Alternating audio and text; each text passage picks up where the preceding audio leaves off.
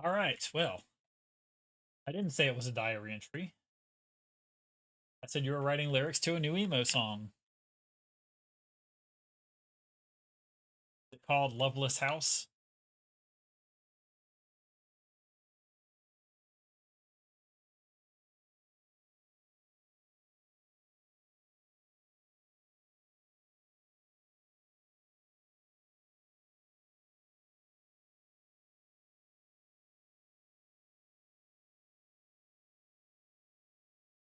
Audio fixed real quick.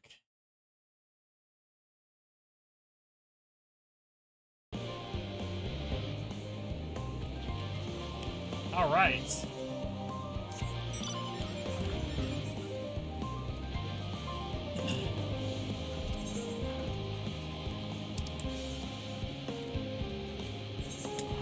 Actually, I think it should have gone there.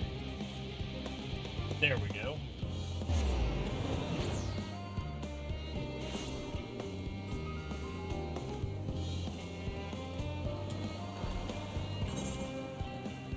$360.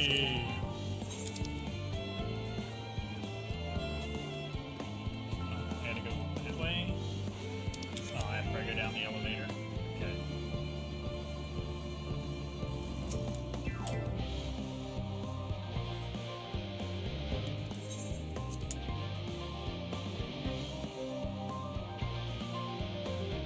You accidentally paused the video? Yeah, well, I'm still getting into position to start the quests. I ran around and did, the Jesus was because, I made a loud noise come through the computer and it about blew out my ears, and I thought I did it to you too. When I tried to click off of around a dialogue box, and it did the Windows sound really loud in my ears. That's what the Jesus was for.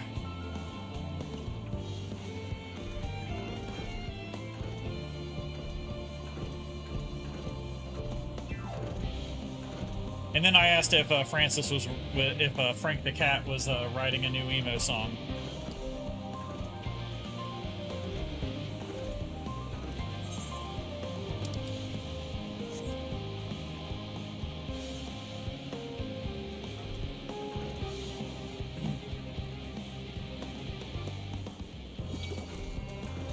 Not yet, but stay tuned.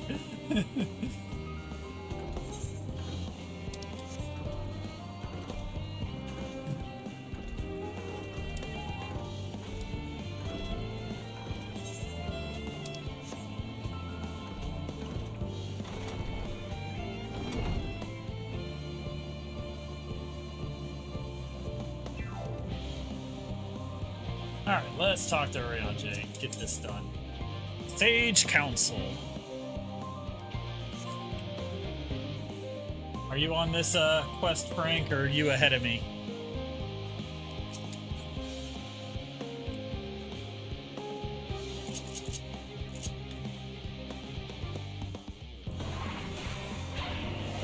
Yep, I'm on Sage Council too. Did you pick up the quest already?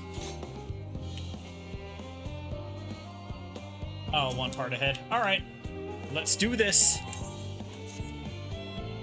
Magnomus, I trust thy time at Marial Ergonomics did bear fruit. Our own efforts too were rewarded. We now possess an embarrassment of educational riches. No doubt our guests' relentless pursuit of knowledge could occupy them, and us for a fortnight. Alas, time is of the essence. Let us return to Charlene Hamlet forthwith. I shall gladly attend to each and every lopperet there. Should further questions be within my power to answer arise.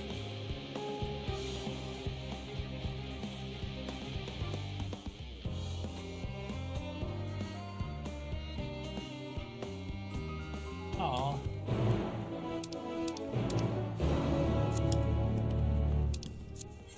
Alright. Teleporting back to the hamlet.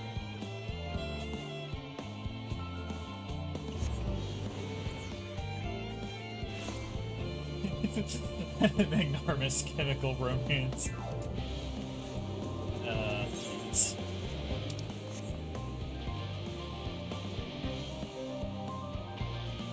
There he is!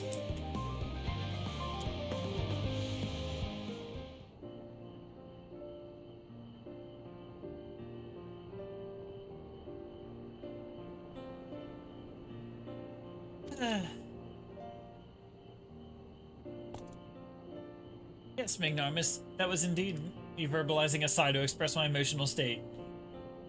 Do you want to know why?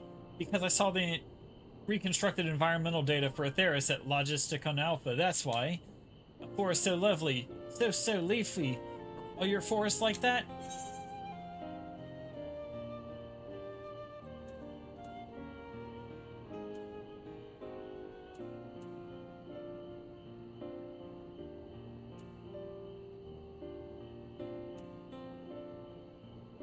They're verdant, at least. The trees of Gravania. Gasp! Gasp, I say! With a star so wonderful, it comes as no surprise that you're reluctant to leave it behind. I was a fool to think otherwise, to assume that the moon was something worth being proud of. How ridiculous we must seem to you, trying so hard yet achieving so little. Not at all. Thy works are no less worthy for their uniqueness. Thought I heard tiny voices. Dankrid.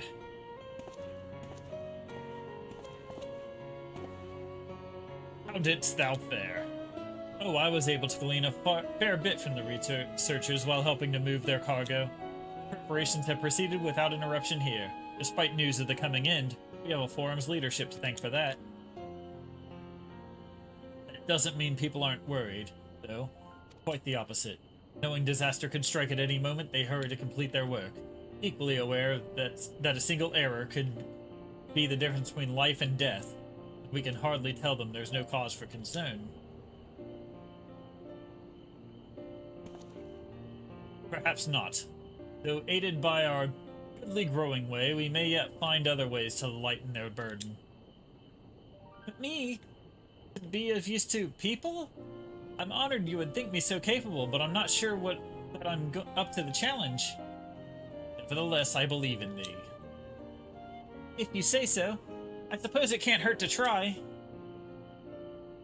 I passed someone moping in the western plaza that looked to be in need of a helping paw. Perhaps you might start with him.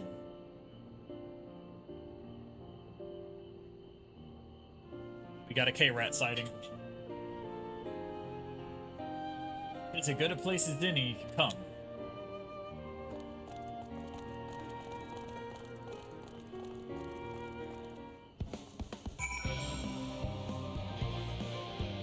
He's got a cat. Anyway.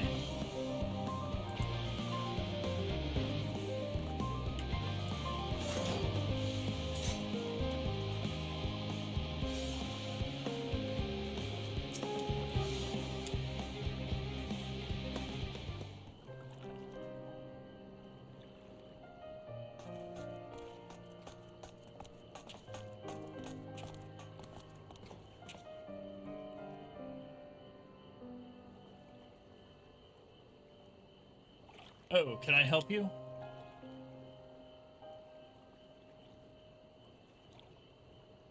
It is you who would help me? Is my anxiety truly so obvious?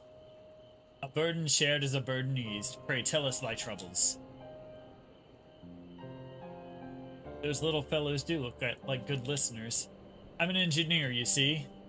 And what they say of the ship, that is the sum of decades of Charlian ingenuity, that is built with peerless Allegan technology, it's all true, but I know. That's none of that's a guarantee. We've never before launched a starfaring vessel, let alone flown it into the great expanse. All the tests we've run have been on the ground. Only operational personnel and cargo will be aboard the first voyage. But even so, if that fails us, then what can we do? And if it doesn't, it could fall apart on the next flight, or the one after that. We've done everything we can to prevent that from happening, but it hardly matters. We thought the Aether Burner's design was flawless, too. And look how that turned out. Thou art familiar with these most daunting technologies, and thus dost thou hold the power to allay his fears. Oh, I'm not sure about that, but well, maybe we can. you could tell me if there are any aspects of the ship's design that you're especially worried about. Our ability to walk and perform our tasks, for one. I've devised a means by which to employ gravity, a spatio-temporal spell to regulate the environment, but what if it's not strong enough? What if everyone floats away and begins crashing into the things as soon as they've left the star? Aha, gravitation! Maybe I can be of help after all. Up there is not so different from down here, you see. The same rules apply, and if you consider them as part of one of the great big cosmos rather than separate places... You shovel. I suspect both parties shall find comfort in this conversation. Yet if Thancred's tale be true, still others would benefit from insights born of experience. Might it prevail upon the Loperates to attend to them? An excellent idea, if I do say so myself. There's naught we'd like more than to ease the hearts of the fine people of Aetheris, and learn more about them while we're at it.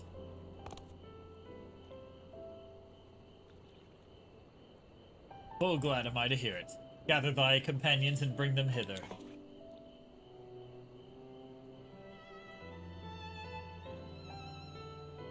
Ignomus, thou hast a gift for finding souls in need of succor. Pray seek thee out the distressed and the apprehensive, and inform them that help is at hand. I shall await them here, that I might introduce each to a suitable Loperate.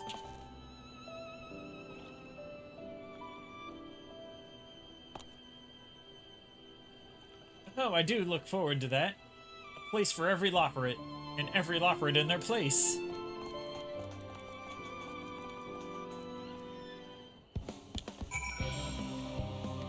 Alright, find people. Found one.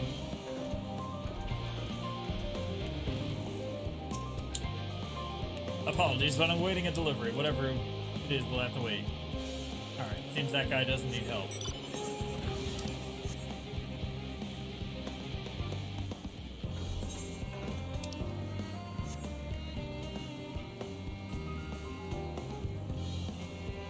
Tired Gleaner. Let's talk to the Tired Gleaner. Is anything bothering me? Well, I've been loading cargo for bells now, so my back feels like a void since played it as a piano. My feet and knees as drums and cymbals too.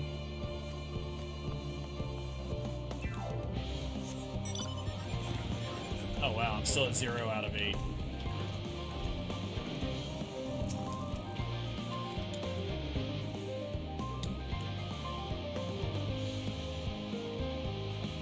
Consult our collaborators. I suppose that would be more effective than sitting here brooding.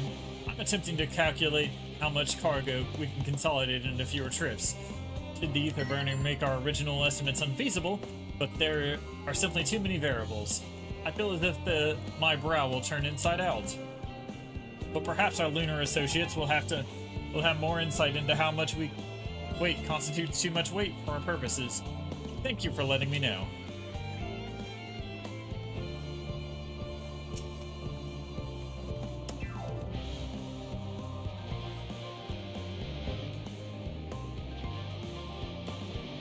Face? What's wrong with my... Oh, perhaps I'm a bit tense. I was tasked with ensuring that the proper fauna, and only the proper fauna, are brought up with us to the moon. However, suitably, a few species still is under debate. I can hardly make the decision myself when I know so little about the environment up there. Including the Loperates in our discussions is a wonderful idea. I absolutely will, thank you. Perhaps their biology itself might offer some clue as well.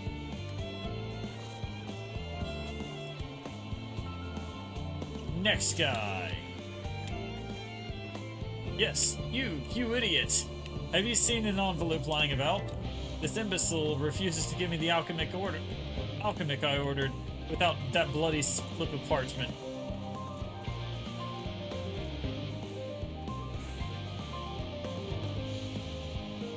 Unless your friends have a spell to make me remember where I dropped my damned envelope, I doubt they'll be more help than you, and you've wasted enough of my time already. Alright, that guy doesn't need help.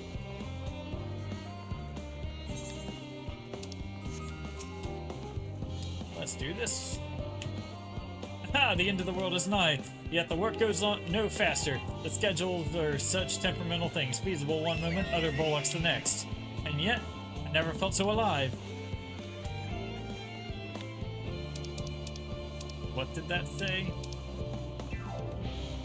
This one is beyond your help, only sleep can save her now. That's great.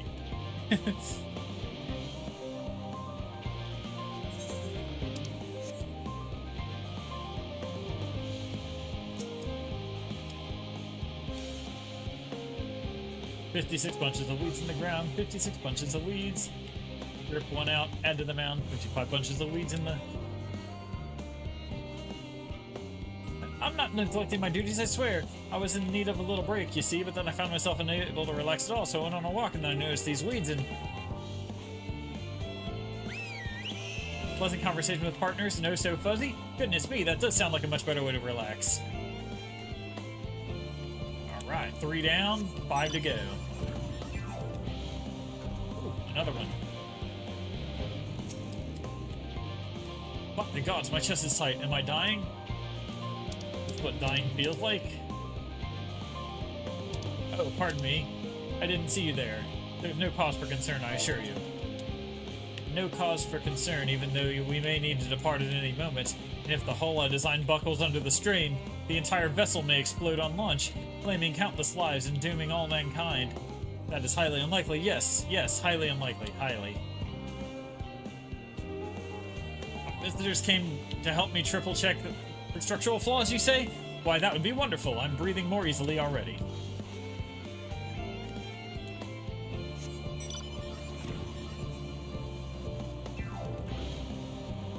Alright, let's go up top and see if I can find it.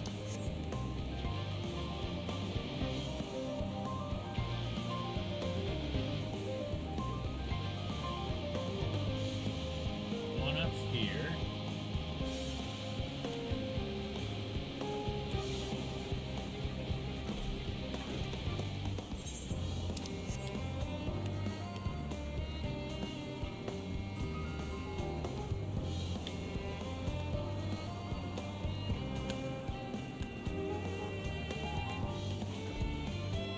Aha! Another one there. How might I help you? I think I might have a rabbit that'll help you. Oh, what a lovely idea. I too noticed people becoming rather tense. So I rushed out to pluck some fresh, fragrant tea leaves. Now I need only track down 100 or so cups, but don't you worry, I can manage. I hope your plan to cheer everyone up goes well. Woman's doing better than I am, apparently.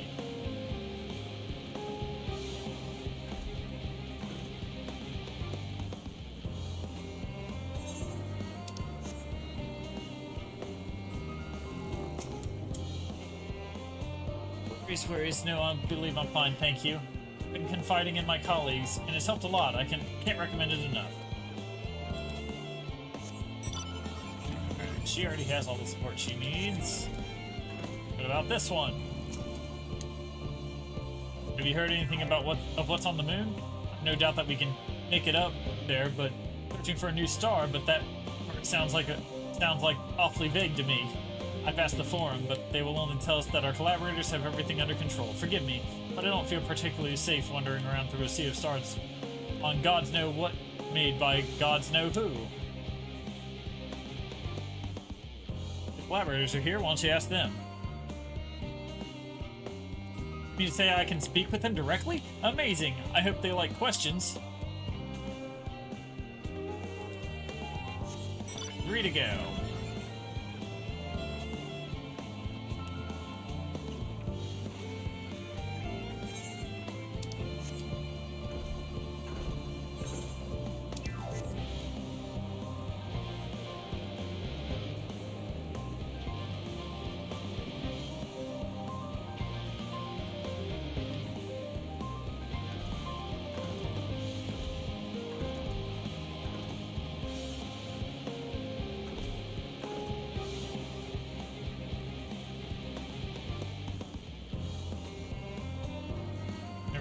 Got one. Concerns? Nay, there's no point in worrying at this stage. It'll only make the work go that much slower.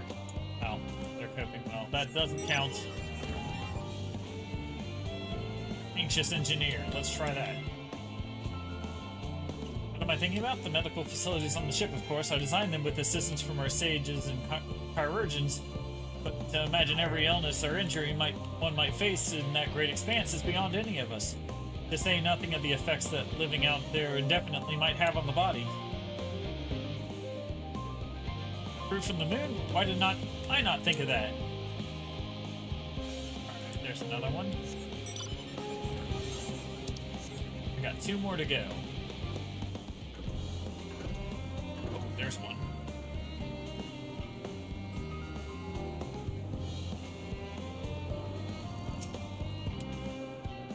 Blasted assistants, where have they gone off to at a time like this? Beg pardon, but I have not the time for idle chit-chat. I need to confirm that ether levels are consistent through the vessel's machinery, and it seems I still have to do that single-handedly, I swear, when I find those assistants of mine. I know someone that might be able to help.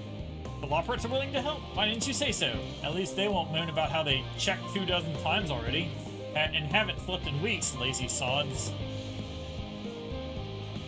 Alright, 1 more to find.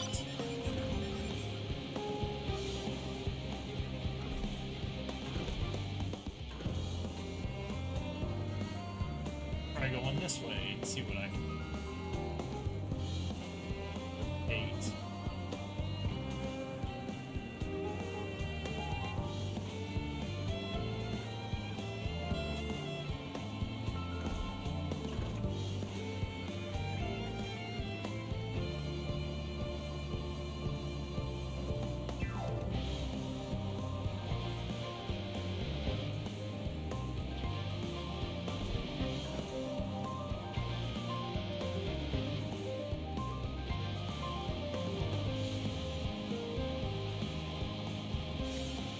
Ah.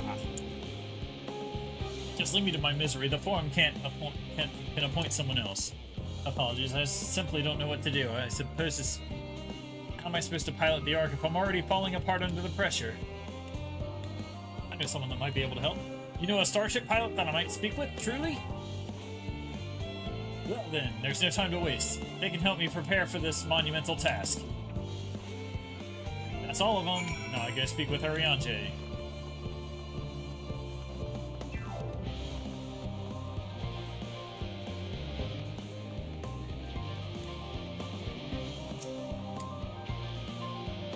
Behold, Magnomus, through thine efforts the word hath spread throughout Labyrinthos. Verily, to a far greater number than we anticipated, living way gather more Loprits as we speak. I shall assign each in accordance with their skills, that new bonds of friendship might be forged. The greater matters require not thine intentions. Watch over them, I prithee.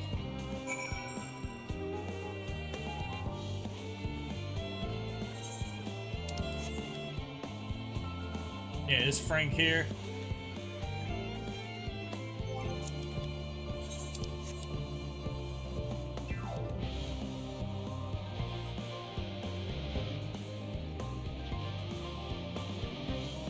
I'm gonna refill my water real quick.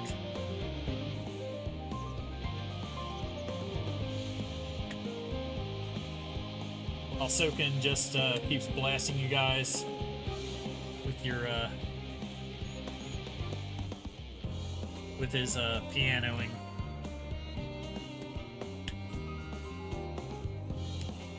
You need 1 more?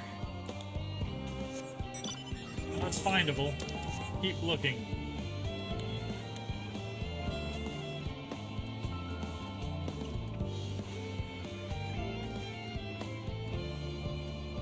Yep. Did you click the thing up to live? You can while I'm awake from keyboard, because you won't miss anything.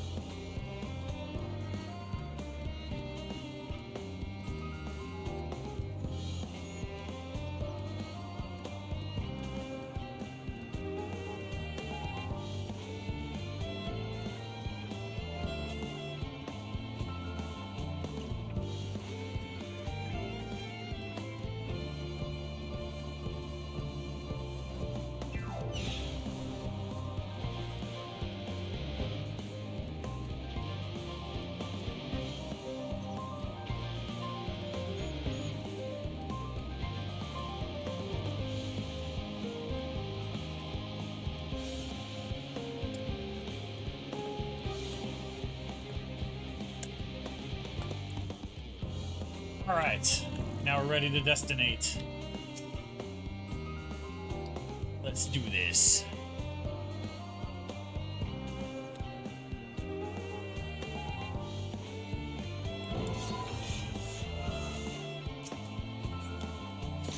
Alright, let's go.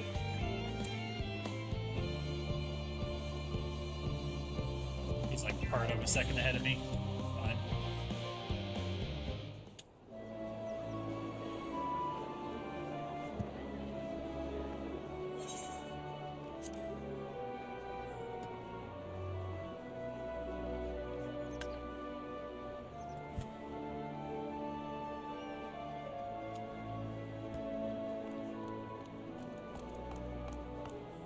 Phew!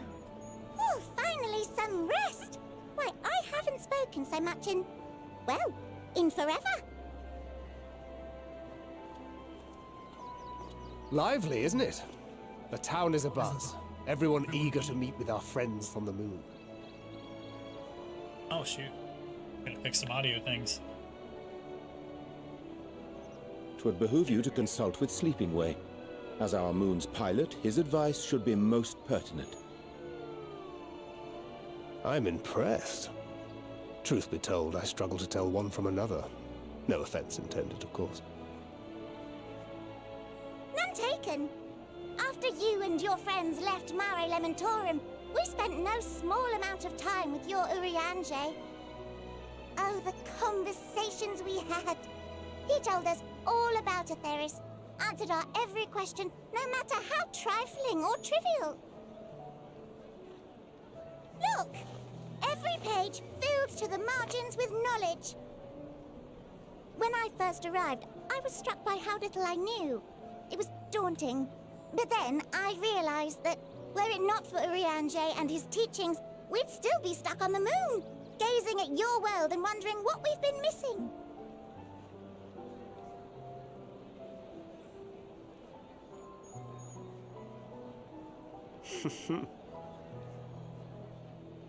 What would they think if they could see Urianger now? I dare say they'd be more than a bit surprised. And impressed, no doubt. Master Louisoix, Minfilia, Papalimo, and not to forget...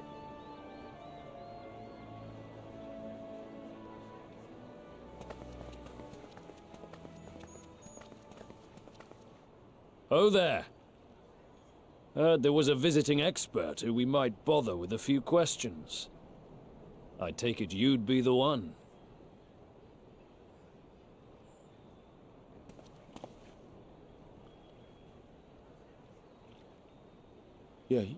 Yes, I am.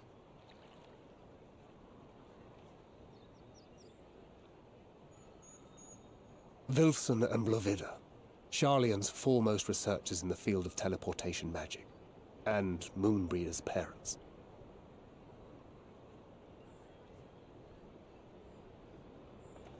It hath been some time. 'Tis good to see you in good health. Likewise, old friend. Blovida and I were most honored to answer the call. Never expected this reunion, though, did we, dear?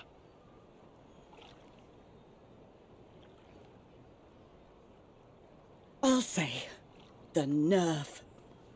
Sending that letter, then running off to the gods know where.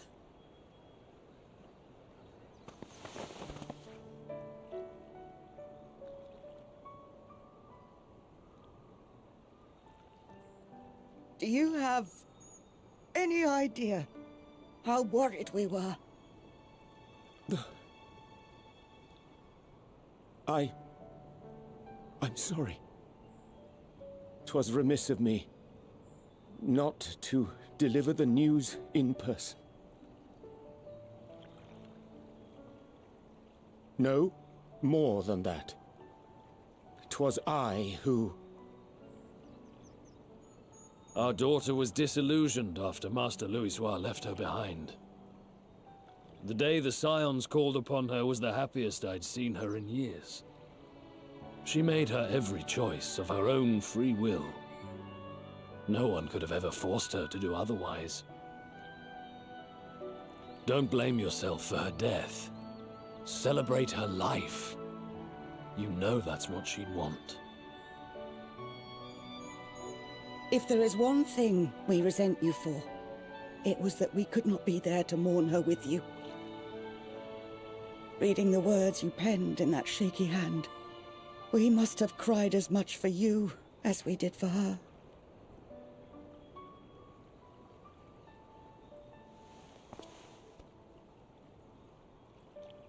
I'm sorry. I truly, truly am.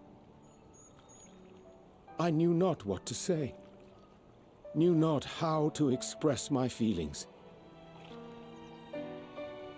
The poems and platitudes of wiser men, musings on sadness and loss, studied and memorized, and meaningless in the moment. Silly boy. We are all powerless before such grief. Even now, try as I might, the words escape me. But in our hearts, we know, we always know.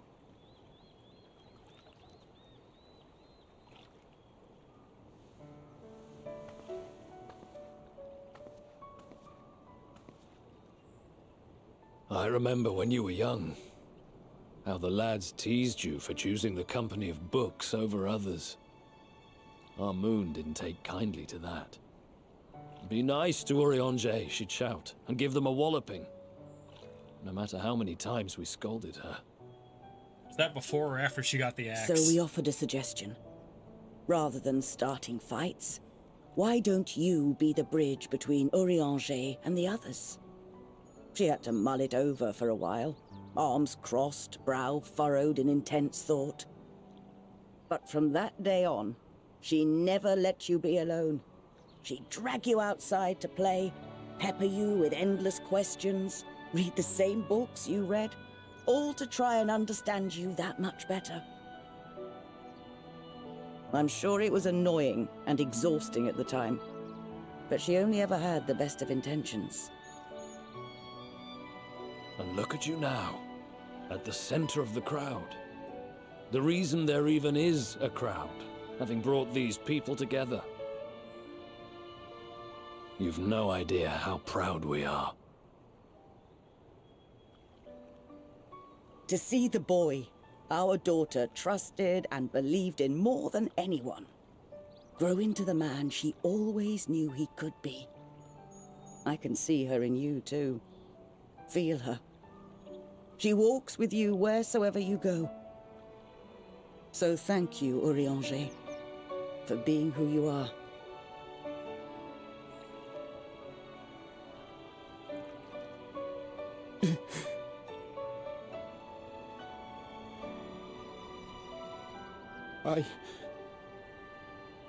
I think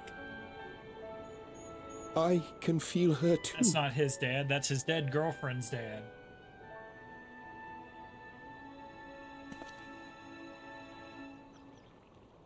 The truth of her life. Not sorrow, but hope and love.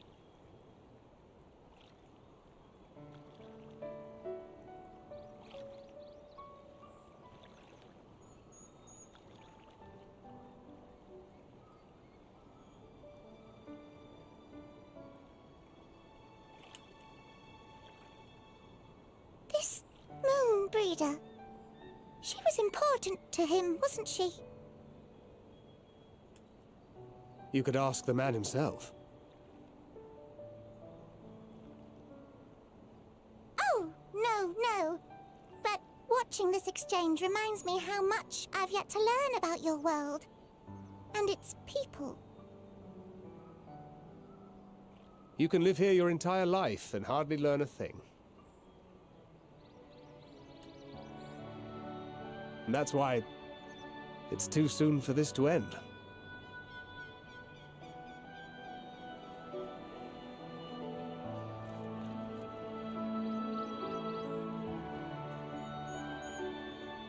And Burrito's dad makes me think of Endgame Hulk.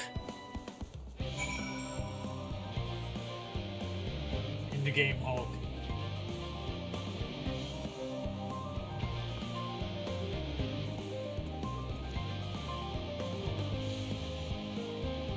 Yep. Definitely.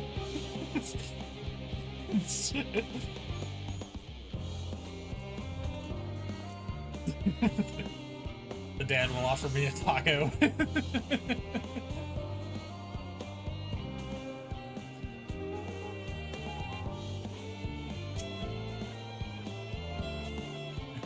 Anyway. Magnanimous, be assured that I am fine. I am. Well, glad to see them too. After so very long, gladder still it was in your company. As difficult as it would be to accept their kindness, could have been even far harder had I faced them alone. Wow, I'm out of inventory spots. Let's do...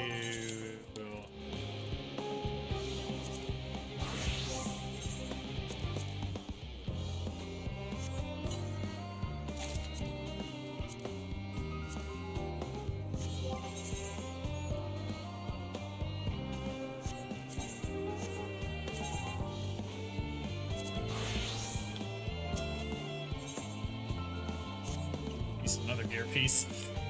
Thou hast my gratitude for lending courage to the Lockworth.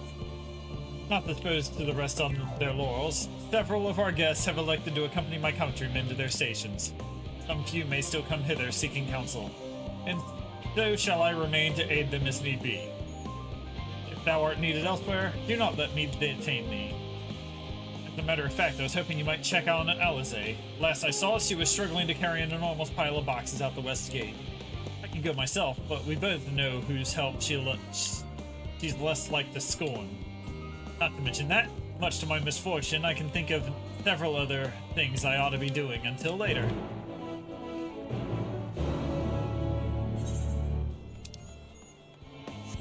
And thus, that unlocks the last two, current quests that I haven't done in this area.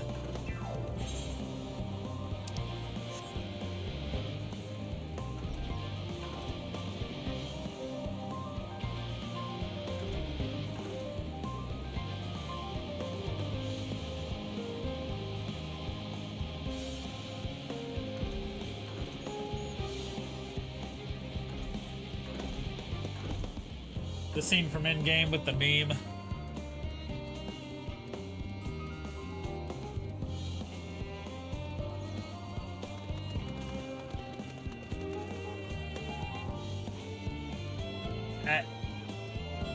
Wait, is he holding two tacos? I think I see two tacos there.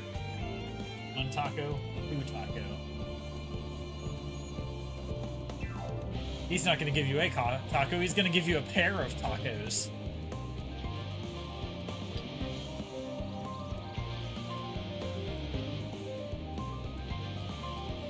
There you go.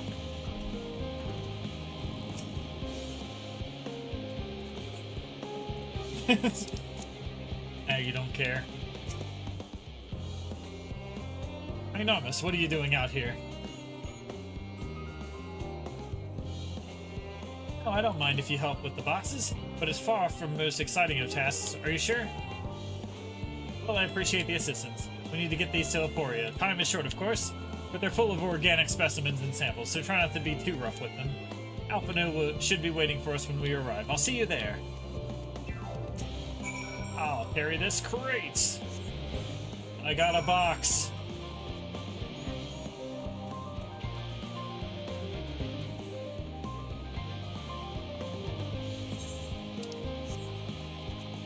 I got a box and I'm not afraid to use it.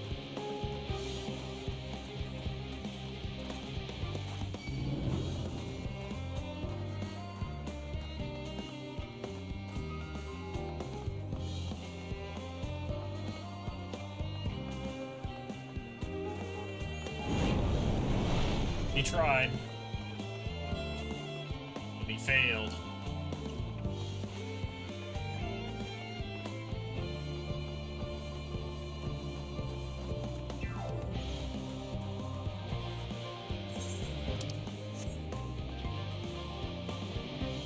This is such a long walk.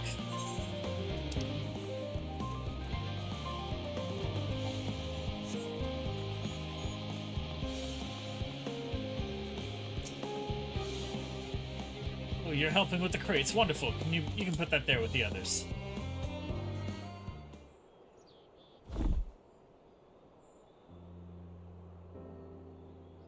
You have my gratitude. But how did you come to be involved in with this? Then I suppose I have Thancred to thank as well. If you're wondering why we're tasked with bringing these boxes to Aporia to begin with, so was I. It turns out that this base is a base of operations of sorts. Those with final say as to what is included in the ship's manifest can be found here. Father included, I suspect.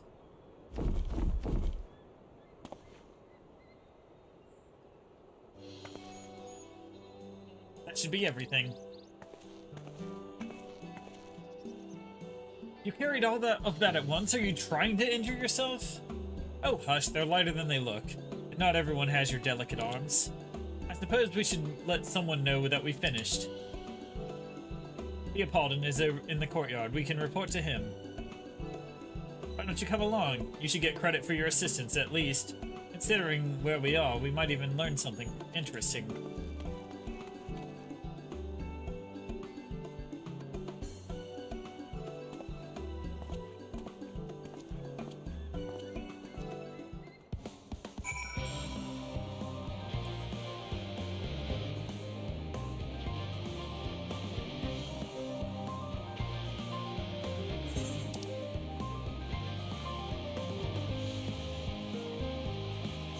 I've already grabbed this one while I was coming through with Ether Current quests.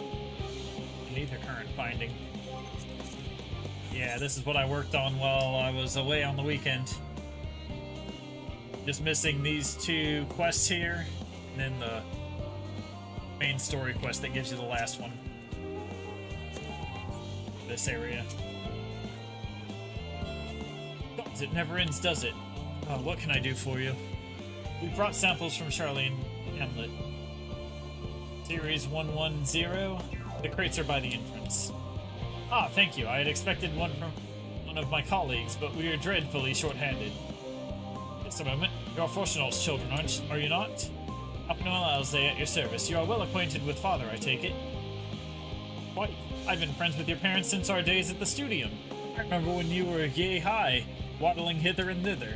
Lately, it's been quite some time since we've met. It is good to see you again, wielding your father's newless, no less. You knew our parents when they were young? What were they like? Pray spare no detail. I should like nothing more than to regale you. Alas, I am meant to be in charge here, and reams of paperwork want for submission. You can help with that in exchange for the shorter stories our parents would never willingly divulge, of course. Very well then. There happen to be 3 sets of documents in need of delivery, so how about each of you take one?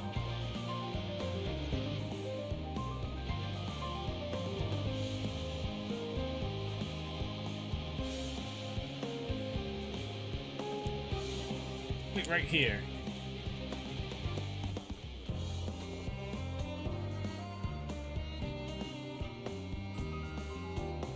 You'll find a farm representative waiting to collect those near the southernmost structure. I hope you haven't kept her waiting too long. Never mind, Alphino and Alizé. I'm certain they will be back soon enough.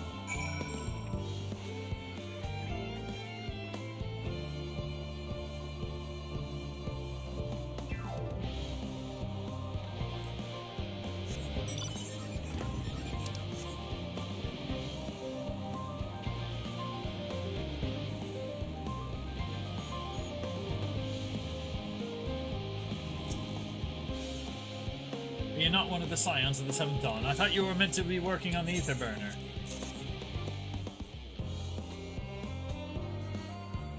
The Apollon's paperwork. I was beginning to worry he had misplaced his quill. I appreciate your help in seeing these documents into my hands at last. As for your other task, pray keep this between us, but I sincerely hope you Scions succeed. The Exodus is without a doubt the most monumental undertaking in the history of the Forum. be circumspect in all respects. Risk is a privilege we cannot afford ourselves. And its heart, however, Charlayan, it's been a nation of the curious. 'Twould be a tragedy indeed if we were the ones to stymie your pursuit of truth.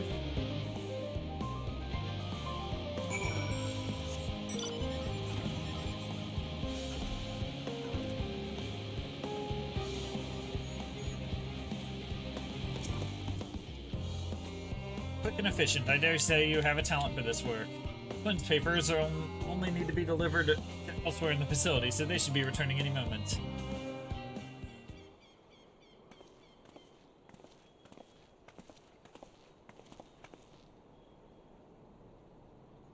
We return with not a scrap of paperwork remaining on our purposes, you will note. You both have my thanks, and my apologies for sending you on an errand far below your ambitions. Why, even as a babe you struggled out of your swaddling clothes and... That's quite enough of that, thank you. It was compromising stories of our parents that we had asked to hear, to reiterate. Of course, I've known your father for so long. I must have something. Well, as you know, part of why your name was garnered such respect in Charlayan is your family's storied history.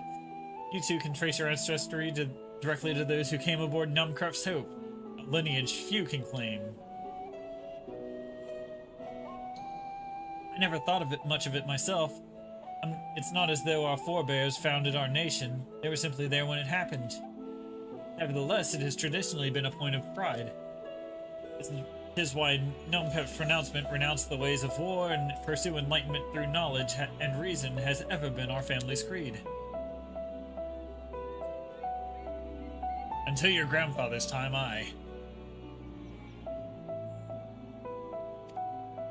Archon Louis Swall looked not to Numcraft's words, but his deeds. He asserted in defiance of his peers that choosing to save the great and the small from the rising tides was the true mark of our founder's virtue. Perhaps it was his expertise, his knowledge of ancient prophecy, and the fall of civilizations that led him to conclude that askew conflict of every turn was to consign mankind to his doom. There will ever be conflict and calamity will follow, thus, to ignore the plight of those one might conceivably save is not wisdom, it is indolence. You remember his words well indeed. Archon Louis Swall lived by that personal creed, and used every means at his disposal to bring succor to those in need, Charlayan or no. No one loved and admired your grandfather more than his son. Yet Fortunal could not reconcile Louis Swall's deeds with the philosophy of the forebears and his peers. A philosophy in which he believed so fervently, yet made a pariah of his father. Fortunato agonized over this contradiction for much of his life. Oh, his father. A son may carry his father's blood, but his choices are his own to bear. It is not always thus. Is it not always thus? Gods know Fortunate's a cranky old goat, but I'm sure you butt heads often enough. Yet even so, you must know that you are consistently in his thoughts, every moment of every day. And not an exaggeration in the slightest. You should have seen him when you were born. Barely recognizable he was, with a kind and dumbfounded grin I had not seen since he first took a fancy to your mother. He was practically skipping when he told me the news. Take my word for it, he loves you to an embarrassing degree. But he is also frustratingly single-minded. Once he's decided that a given action is for the best, he will stay the course no matter who or what opposes him. A profoundly annoying habit, and when you're on the other end of it, I'm sure you will agree.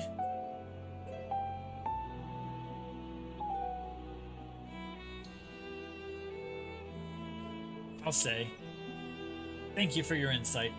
Next we meet our parents, I shall mention that we spoke. Try not to get me into too much trouble now. I need the forum on my side. Speaking of which, I ought to be getting back to work. I have to make sure those specimens you brought make it to their proper places, or the cranky old goat will have my hide. We can speak again later.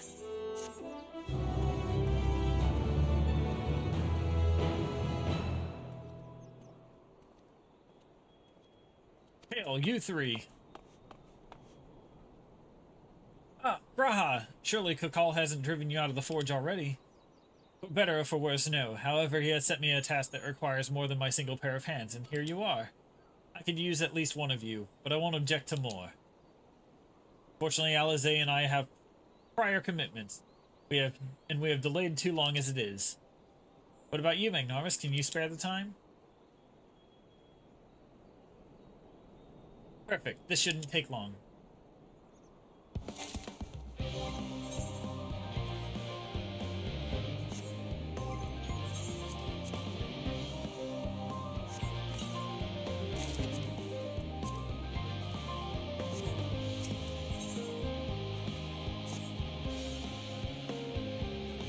In the events that our, and I quote, promised heap of adamantite falls out right out of the bloody sky and into my lap, Master Kukal wishes to be ready to proverbial hammer to anvil at a moment's notice. To fabricate these parts, however, we need the flames in Kukal's forge to burn hotter. He sent me to increase the amount of ether being funneled in his furnaces. The flow of fire-respected ether in Labyrinthos is regulated by an elemental reactor south of here, to which I have borrowed the key. The adjustment will require 2 people to carry out safely, but I can explain the process when we arrive. This is where we part then. We'll see you in Charlayan Hamlet once the adamantite arrives, if not before.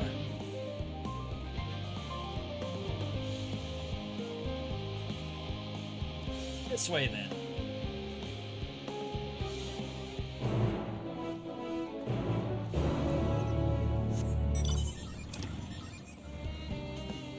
South.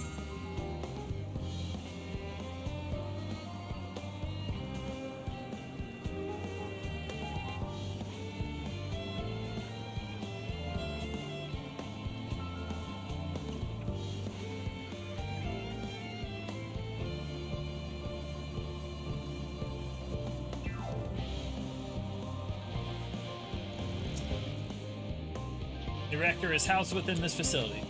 I'll be the one to go inside and adjust the fire ether output. While I do, a large amount of water-respected ether will issue from the vent at the top. I expect this will attract at least a few elementals, which we will both rather not be drawn into the reactor itself, trust me. Can I ask that you put down any that draw too near? They pose you little trouble, I'm sure. Wait here, if you would.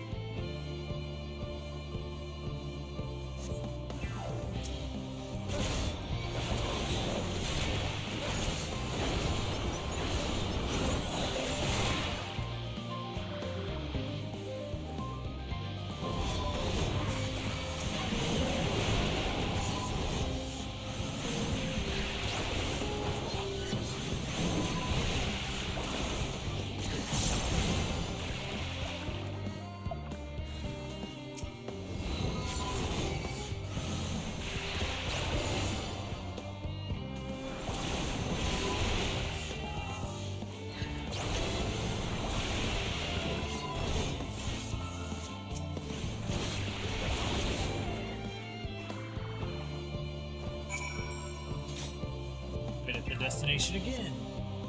There we go.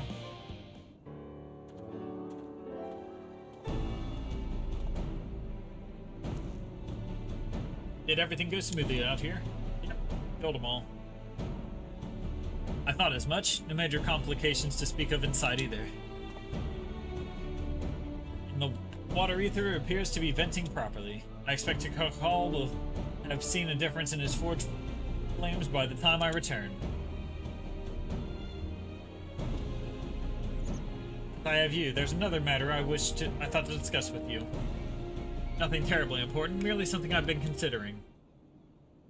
Part of this I shared with everyone, yet you and only I've shared with everyone, yet you and only you have been to help us. As we have established, refined adamantite is a process of Allag, the Empire's twilight years, in fact. It was a material which saw much use as part of the Allagan's effort to extend beyond the bounds of this world. Galamut, of course, being the most prominent.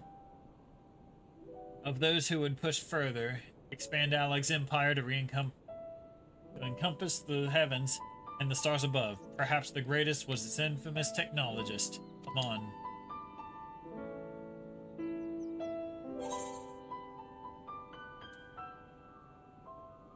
Do you remember his life as Hermes? I believe that he had his own reasons. There is no evidence to suggest that he retained memories of his former life. He only joined the Asians once the Empire was all but dust, as you know. Not his memory, though, what drove him to pursue the idea with such fervor. This may seem far-fetched. What if souls like minds have a personality, so to speak, a natural disposition towards which they are inclined?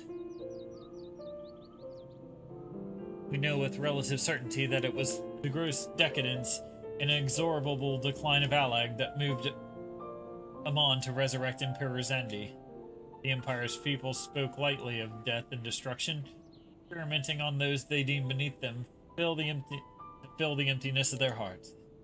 In facilitating Zandi's return, Amon provided these languid souls with the means to free themselves from the mire of their own indolence. Or would have, had not Zandi been convinced by his own death that life itself was meaningless. Amon's desire for his countrymen to conquer the heavens could only be a means to the same end, to instill the people with a new purpose. Like Hermes before him, Amon was appalled by those who around him lived. He could never bring himself to believe that those lives were devoid of meaning, and both of them sought meaning and that hope in the distant stars. Such is my theory, anyway. Ultimately, it is the consequences of their actions which matter. Their motives are of no moment, and yet, to reach those stars on the wings of adamantite, to travel to the ends of the creation and beyond, the promise of hope everlasting, that much I do understand. But enough musing for now. Why don't we see Kakal, how Kakal is getting on?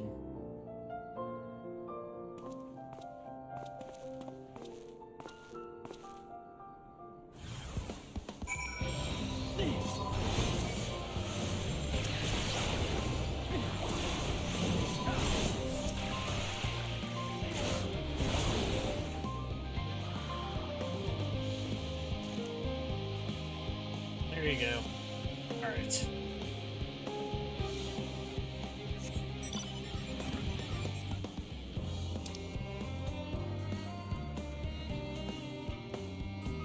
Get through that cutscene and we're going east.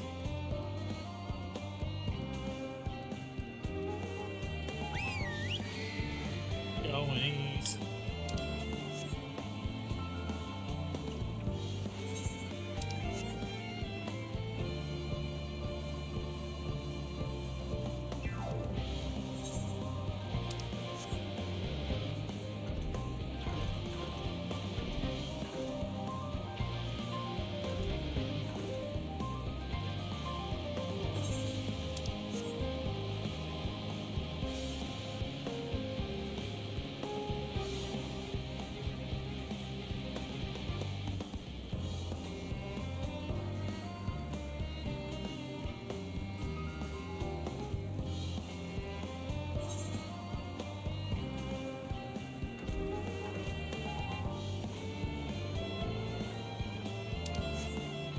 Alright, the call.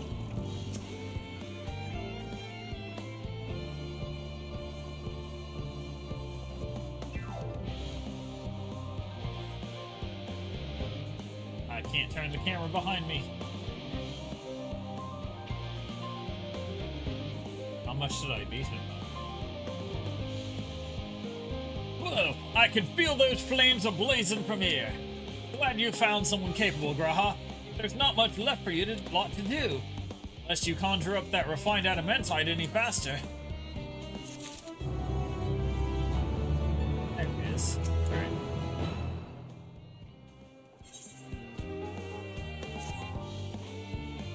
Alright. I do trust you to deliver on our promise, I do, only I hate waiting. I want that adamantite, and I want it now.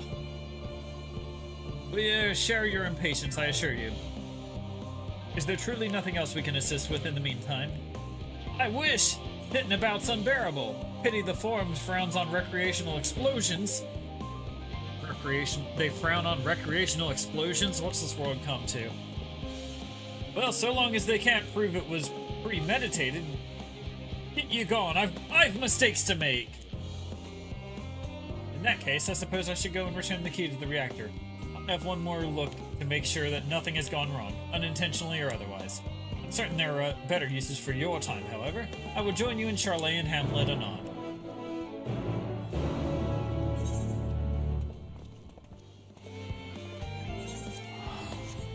Charlotte and Hamlet.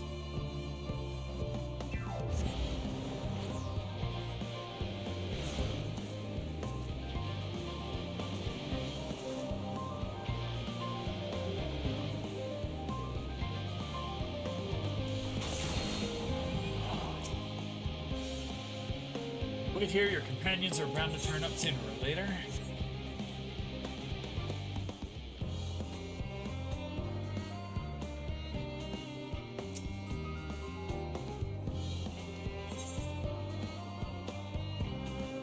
Yes.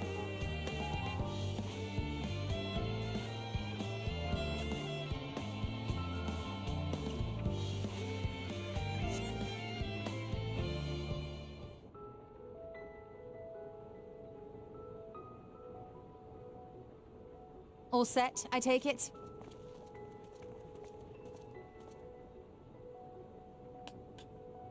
Oh. We finished what we could. Delivered supplies, tracked down escaped animals. Trivial tasks as they may be.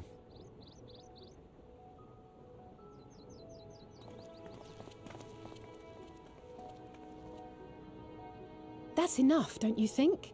If there was anything more important still undone, that would be a problem in itself.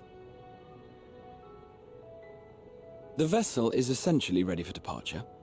All that remains is to load the final batch of supplies and see everyone on board. Once we've readied the ether burner, that is. Ah, had a feeling we might find you all here. Our consultations with the Loperites, too, have run their course. Pleased I am to say that our researchers' concerns have for the most part been allayed, though some insist on making adjustments to the very end. For their part, Livingway and her peers have graciously offered to stay and keep the people company, lest any lingering queries go unanswered. All that remains is to wait for the refined adamantite. Alphino, are you there? It's me, Kryl. Your special delivery has arrived. Round up everyone and come to the harbor at once.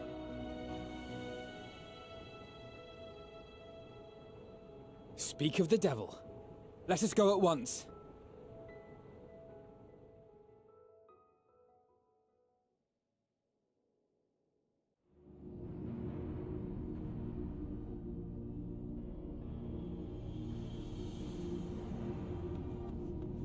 Forgive the intrusion, Master Fortuner.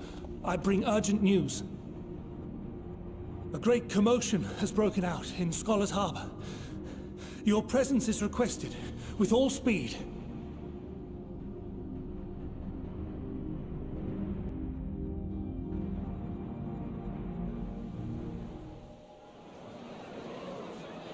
Now, where might this delivery be?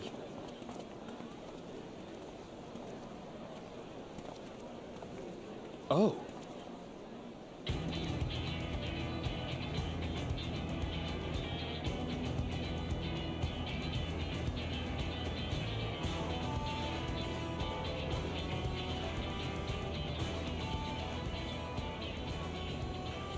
I'm sure it's very important, but we cannot accept these without the proper permits. By the 12! Surely, these can't all be...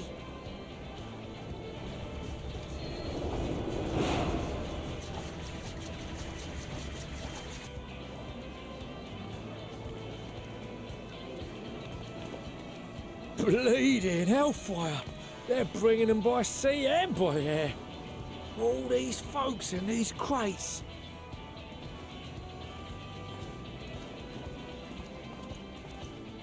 And more on the way.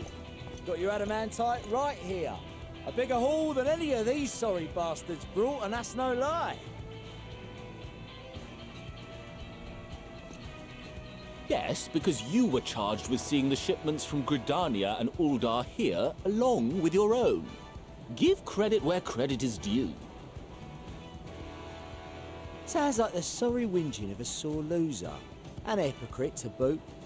Ain't no way a scrawny whelp like you took a dozen steps inside a Dalamon shard. I'll have you know I went all the way to the entrance. Furthermore, 'twas my contacts that enabled us to enlist the cooperation of the Sky Pirates. Left you outside so you wouldn't get anyone killed, did they? Well then, credit where credit's due, you did a right fine job sitting on your ass. Take that back. Make me. I will not stoop to your level.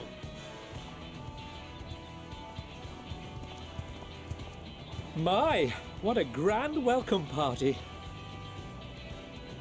Hancock and Soroban. We come bearing relics both sacred and elegant, as well as a few other gifts that may be of help, to be presented with best wishes from the Eastern Alliance.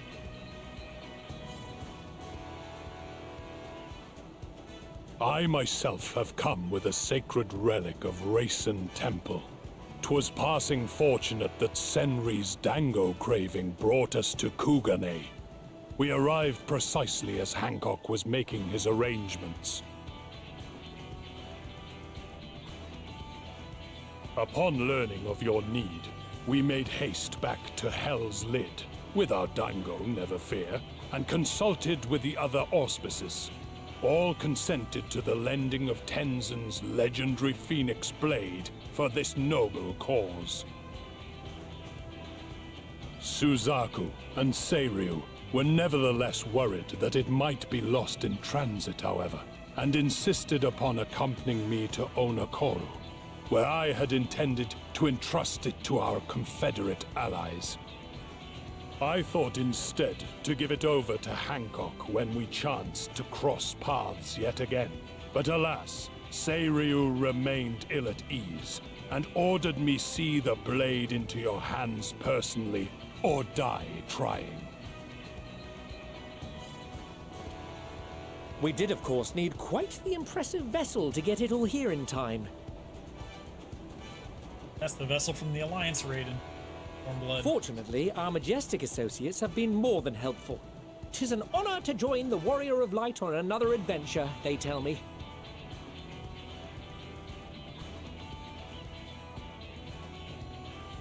That is all wonderful to hear, but what of the extraordinary cost? I shudder to think of the ransom we must pay for such a bounty.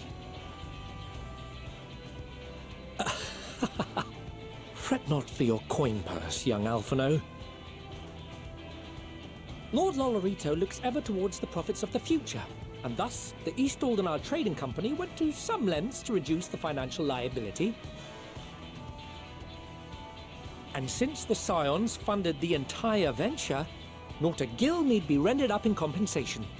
Everything is already yours. We funded the venture? When? Don't let the name fool you. This coin keeper knows a thing or two about spending.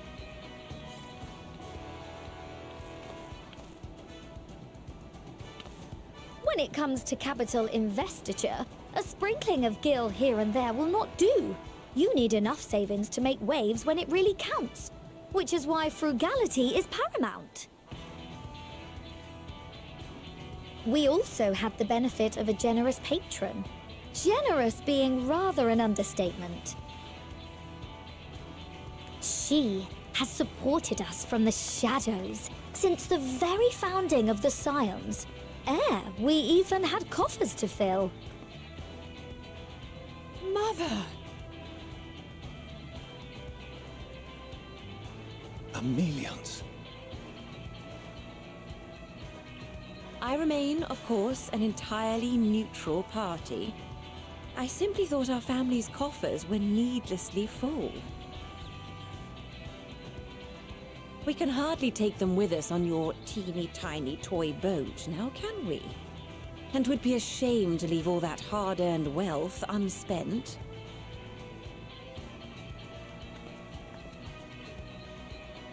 Waste not.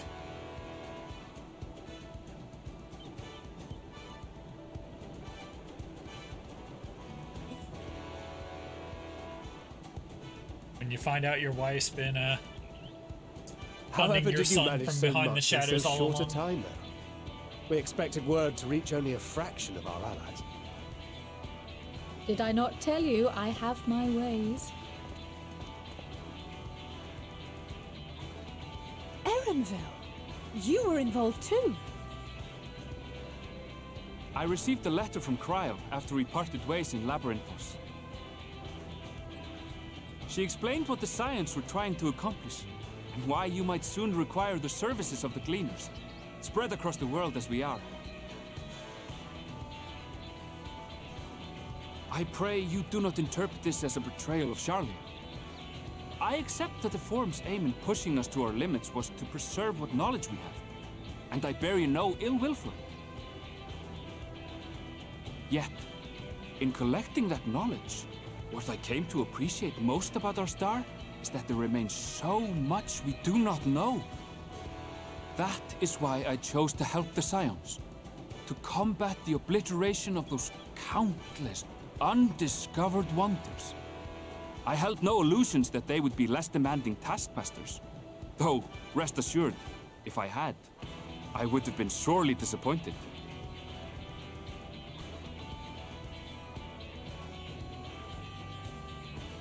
To make a long story short, the whole of the guildship cooperated to ensure your call was heard far and wide.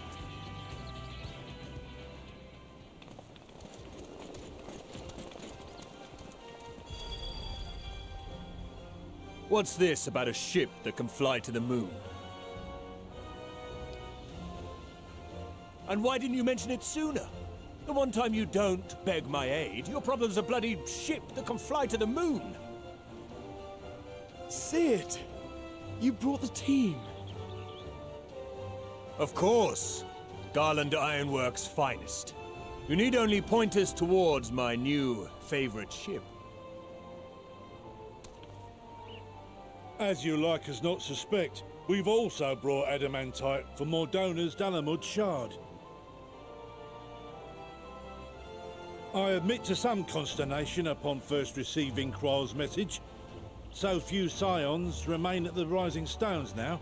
Far too few for such an expedition.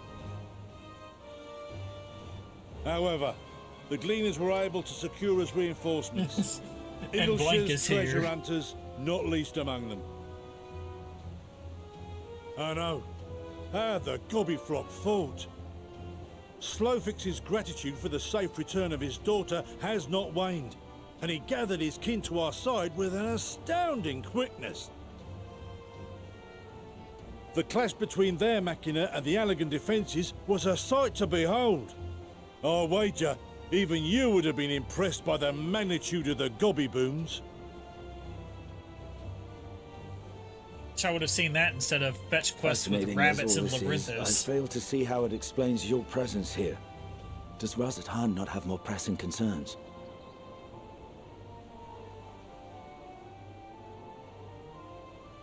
We do. Yet averting the final days would be the most expedient solution. That, and I am indebted to you.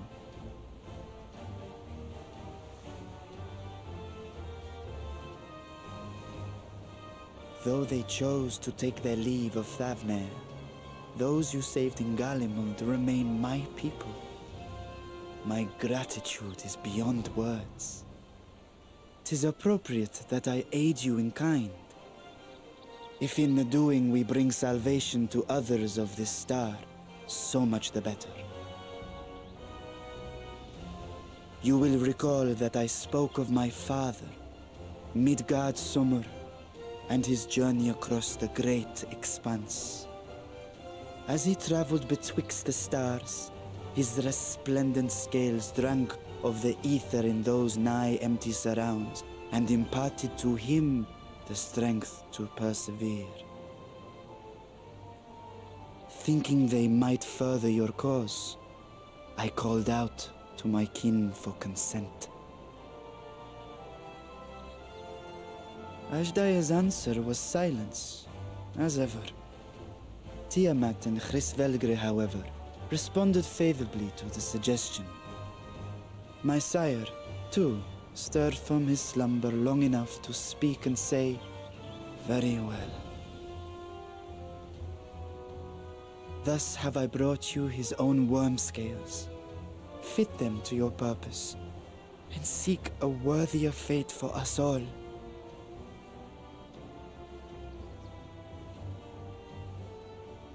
You'd be hard-pressed to find someone else so familiar with the unique properties of dragon scales. So I invited myself along.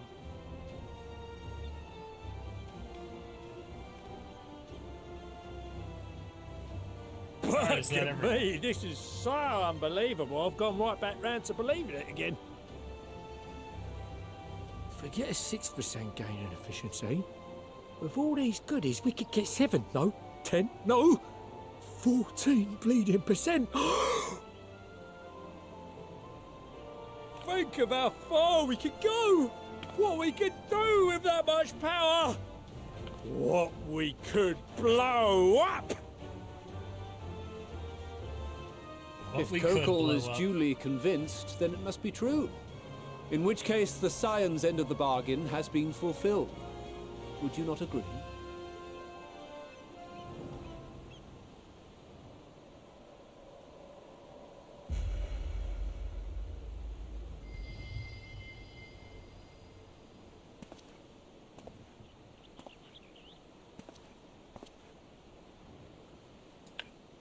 Yes, Father?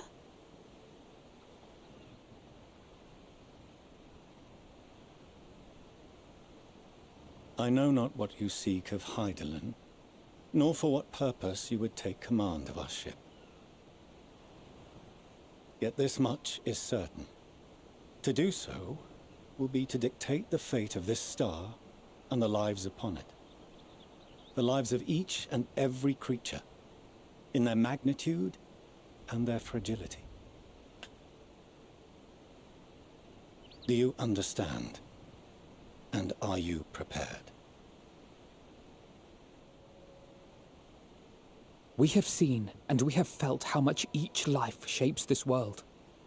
And so we are determined to abandon none. We understand what is at stake, and we are prepared to bear this burden.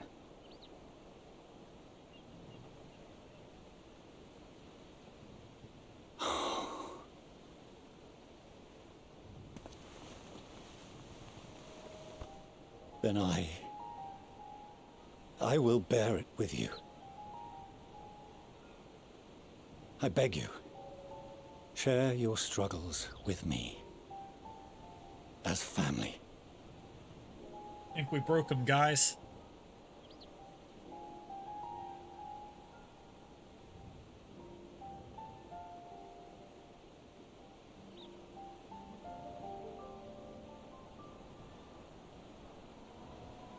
You grasped my fingers with such tiny hands the day you were born. I thought my heart might burst. It was love and happiness beyond expression. Overwhelming, and a conviction so powerful that I trembled with something close to rage. I had heard the final days foretold. I swore to myself then and there that I would not let them steal your futures.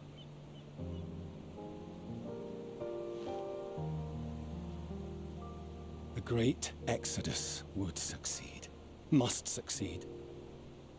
No sacrifice or sin was worse than the alternative. If anything gave me pause, 'twas mine own father.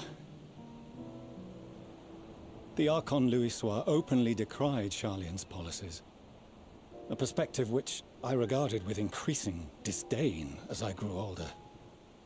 Yet even as part of me thought him a fool, perhaps I also hoped that he, of all people, would devise a brilliant means to save my children. A naive hope, but stubborn enough that I could never bring myself to keep you apart.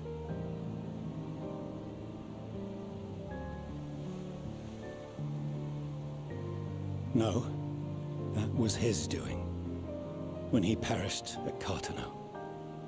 As we pulled that twisted slab of Dalamud from the sea, I remembered the warmth of your newborn touch.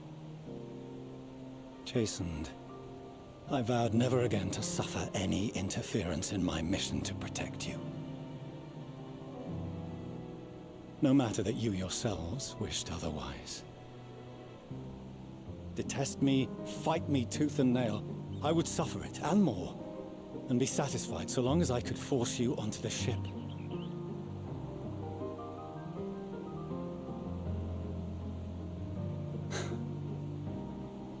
I was wrong. You two have grown so much stronger and so much wiser than I dared dream. You have earned the right to walk your own path, and already begun to do so. Good. Because there are things we care about, and people we love, and none of them is replaceable. Not a one. It cannot have been an easy journey for you to have come so far. We shall be glad to acquaint you with the finer details someday, once this danger has passed. All that we have seen and heard, that we have felt and learned in our travels. Ours is not a kind world, but it is beautiful. Always. Oh no. Are you quite sure that's wise? After all, someone turns pale and flees the room when he sees so much as an envelope containing word of your adventures. Whatever will happen if he learns what you were really up to? Amelians.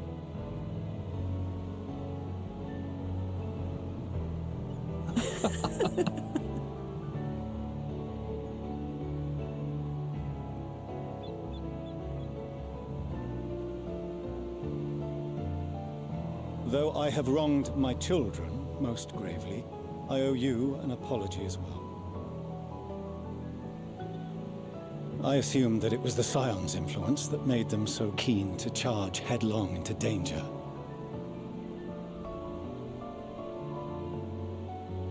Yours, in particular.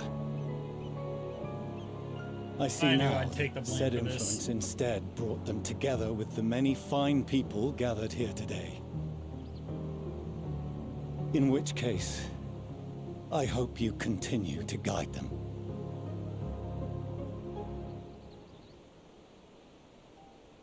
If we've finished loitering about the harbor, might I suggest we put our plans into motion? People are beginning to look confused. Perhaps you can spare a few words ere they resume the tedious lugging of cargo. You've no small number of friends and admirers here, after all. Do I sit?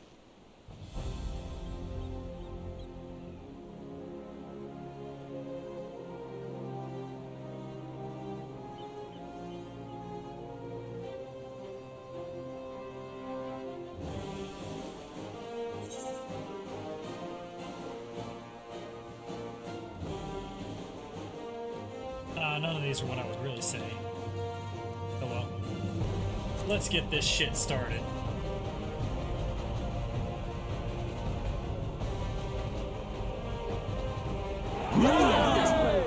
Look more like he mouthed that than with me anyway.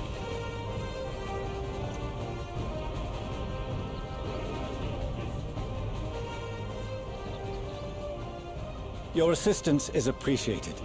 Now, in an orderly fashion, if you please.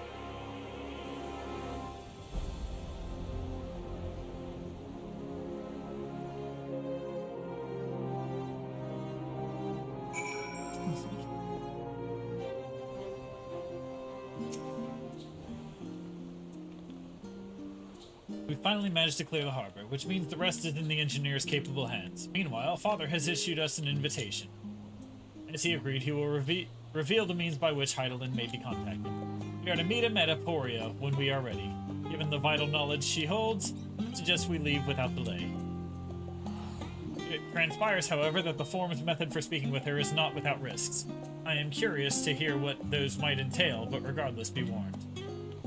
Most of those who arrived with the adamantite have been offered to stay and see any remaining tasks that need doing. The Forum has already asked for my assistance in overseeing the process, so you needn't worry about a thing.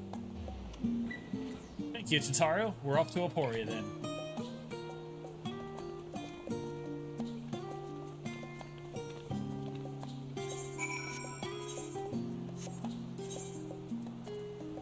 Aporia.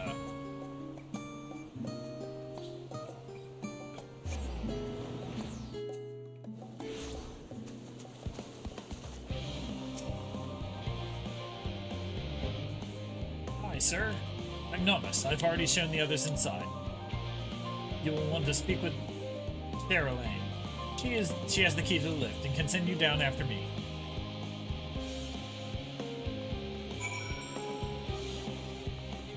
Yeah, I wouldn't want to be awkwardly riding the elevator with you either.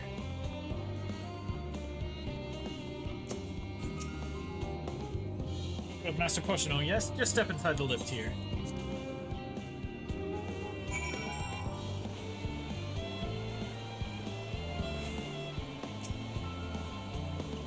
From here, we proceed to the heart of Labyrinthos, and its most closely guarded secret, Thomazine.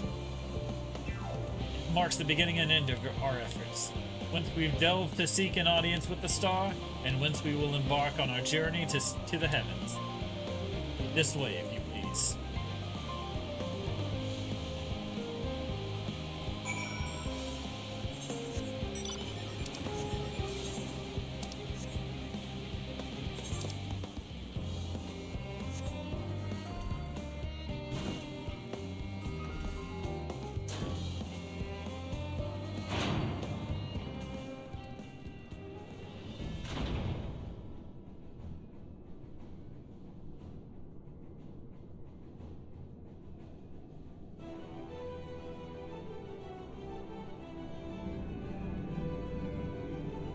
Well, my very own Mass Effect ship.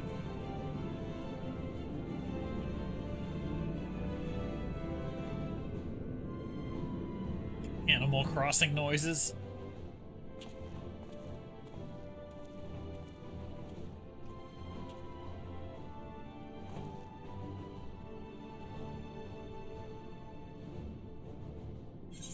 I bid you welcome to Thomazine. Direct your attention towards its center to behold the Ark, over which we have long labored.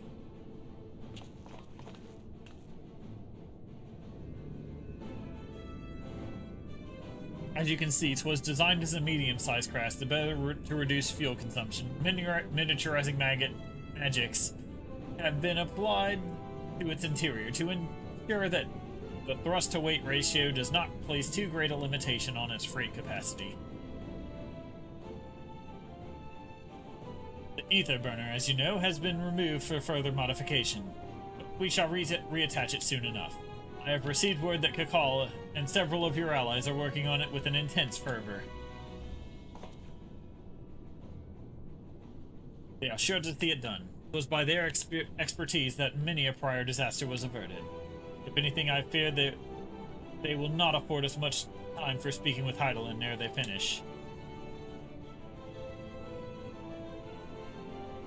Point taken. Let us move on. I must warn you again, however, that even with the benefit of your art of vice, to treat with her is not a simple feat.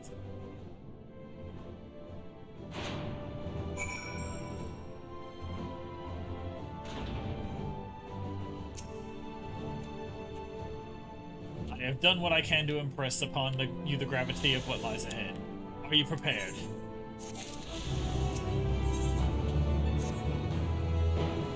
We make for the lift at the center of this chamber. Come.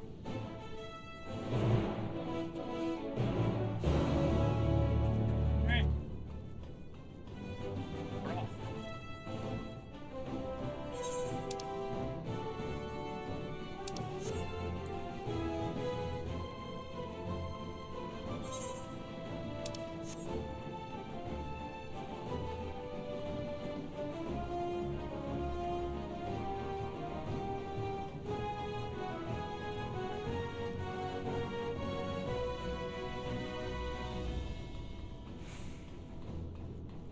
It almost kind of looks a little bit like an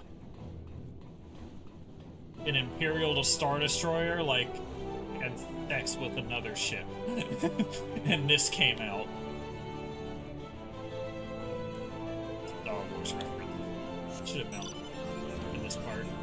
There we go. We got a cutscene.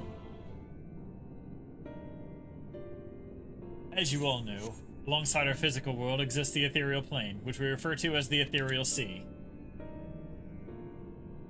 At the heart of the star, the physical and ethereal are one and the same. Thus, the deeper we go, the easier it becomes to pass between said planes. We utilize this principle in constructing the anti-tower. And once more, here in Thomazine. No sooner did the Forum decide that an exodus from the star would be necessary than it began to work on its facility. Our work culminated in a device that allowed us to peer deeper into the ethereal sea than ever before, in search of Heidelin's ever fainter echoes. The Aetioscope. And you communicate with her through this device? For a time, yes, but since the Seventh Umbral Calamity, it has been rare to hear even a whisper. If you wish to reach her, you must journey closer to the center of the star than we had ever dared, beyond the Aetioscope. Even so, I make no guarantee you will find her, nor of your safety, not so deep in the ethereal sea. We understand, but if we are to deliver this world, we have no choice but to try.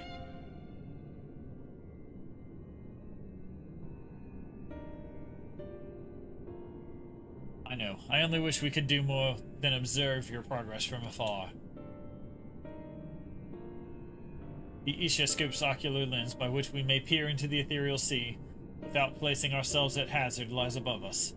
Through it, we can watch you and guide you. In those swirling depths, there are pockets of ether so dense and turbulent that they can unravel one's soul. If we determine that you are at risk of coming into contact with such a pocket, we will recall you with teleportation magics. To that end, it would be best if one familiar with the composition of your souls remained here to assist in assessing said risk. Otherwise, there is an increased probability that we will extract you too early or too late.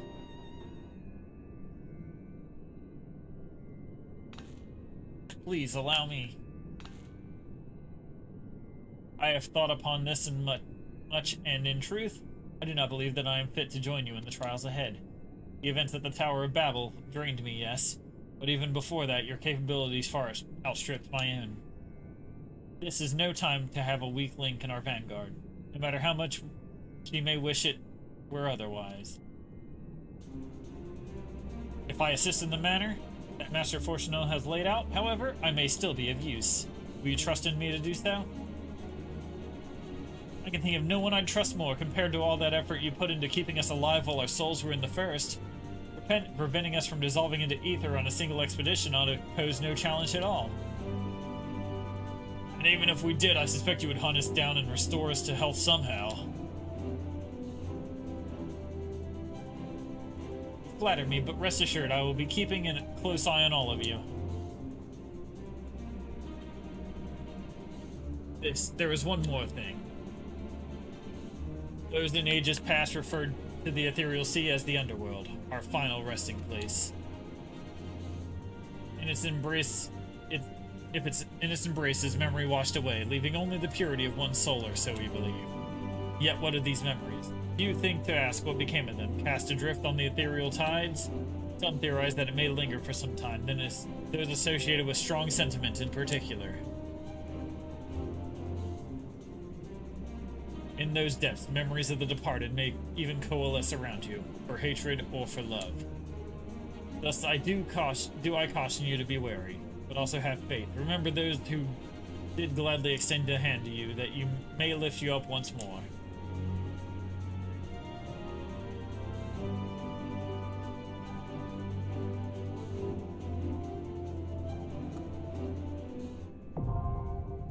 Aetioscope is now accessible.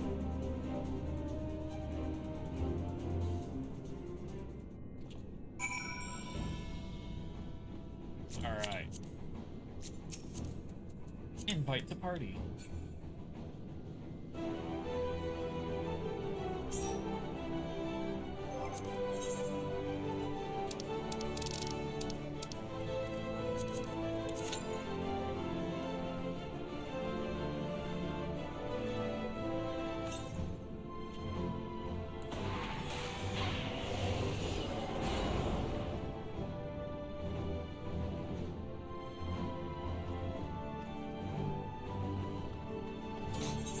I wait for that.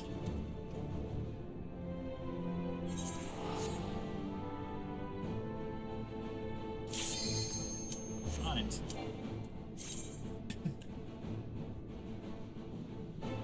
Waiting for that, I guess.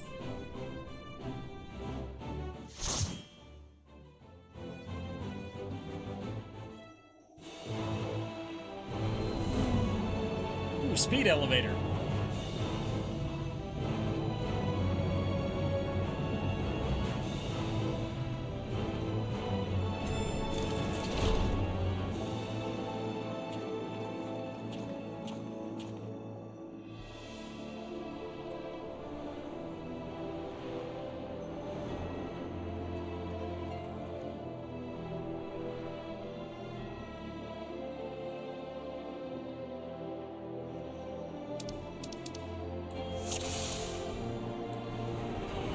All seems in order with the lens, and I trust you can hear me.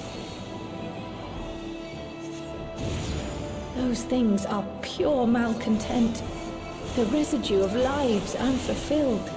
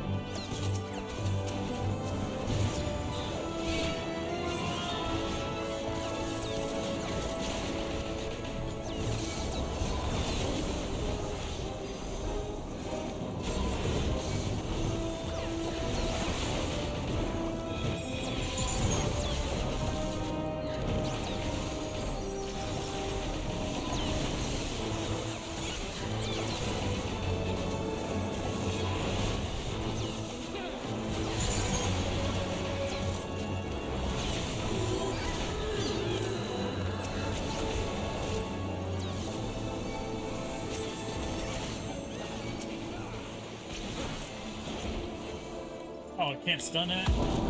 Damn.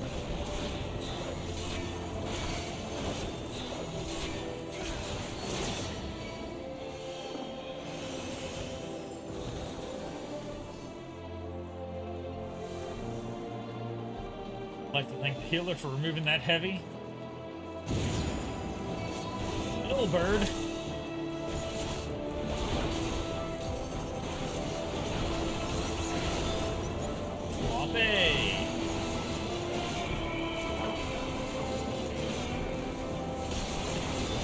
Mr. Sloppy himself.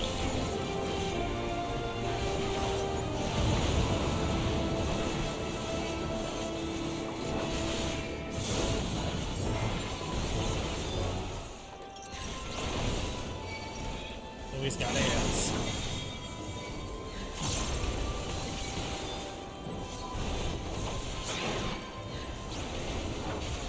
Ooh, Papalimo's doing something.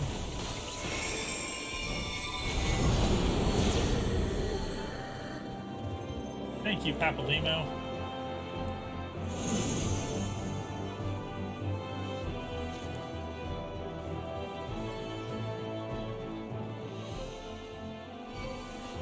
Alright. First boss. Olivia.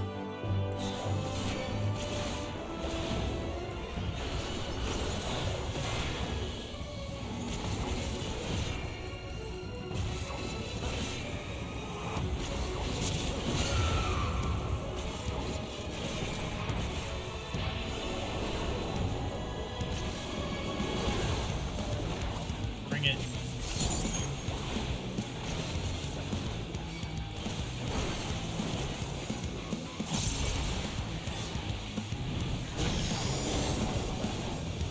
Stay away from the glowy arms.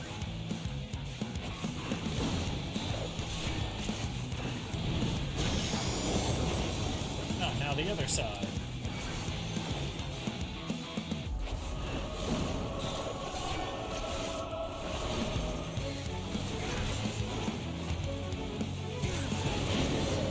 Okay, there we go. There's that.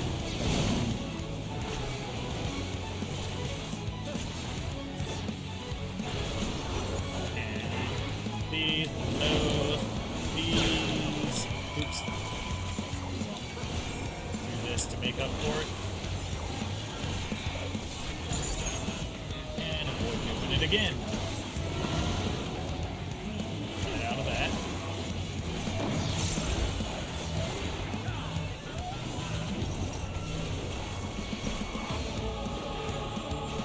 That's a magic one. So I will use Dark Missionary next turn.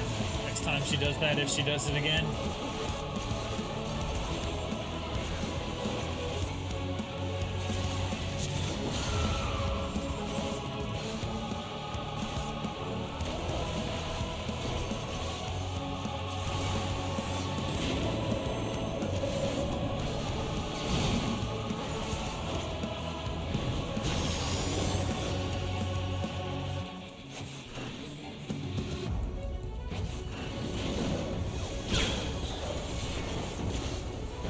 My bone stacks, there we go.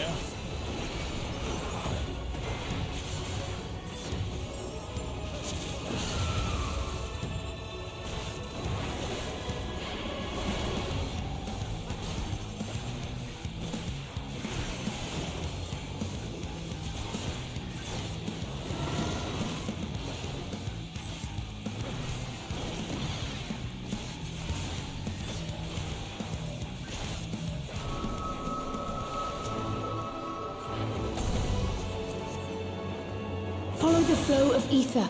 It will guide you. Look, I'm the thing in the middle of the arena. The ether is too dense. Ah, I'm losing you.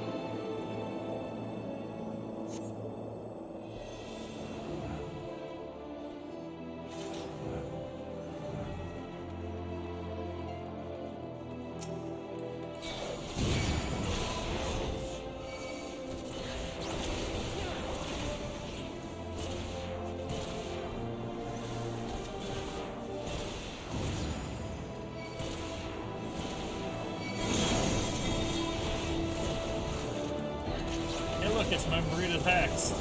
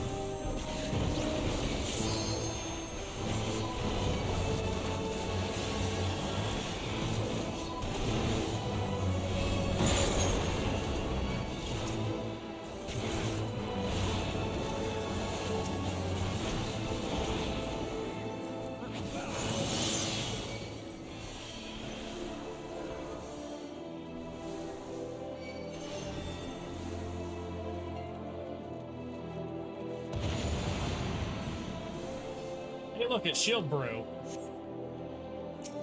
Before.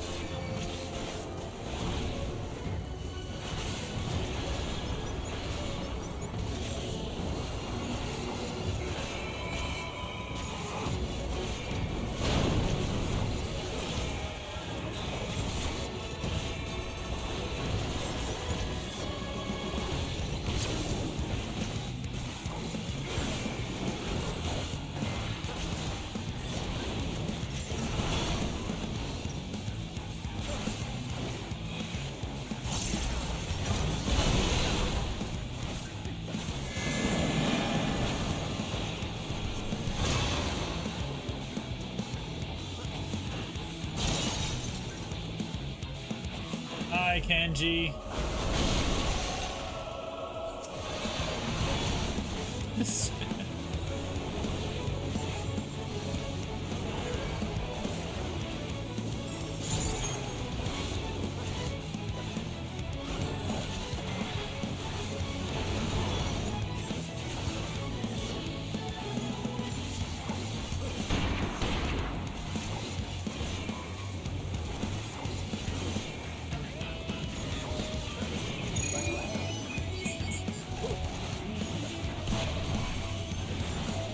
Dodging all that.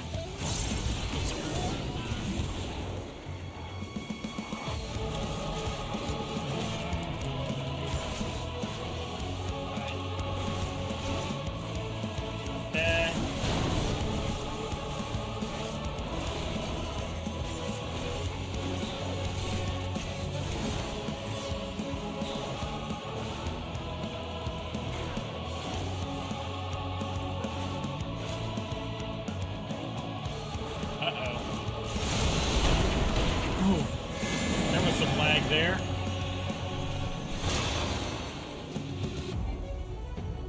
I'm gonna go first.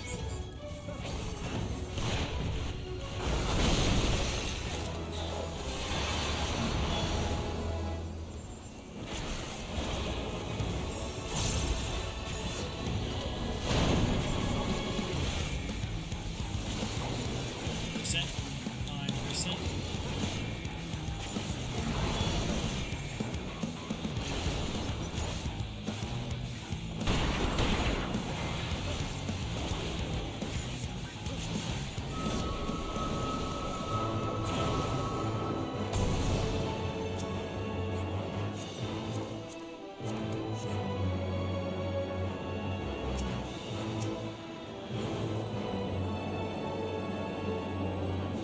Flying.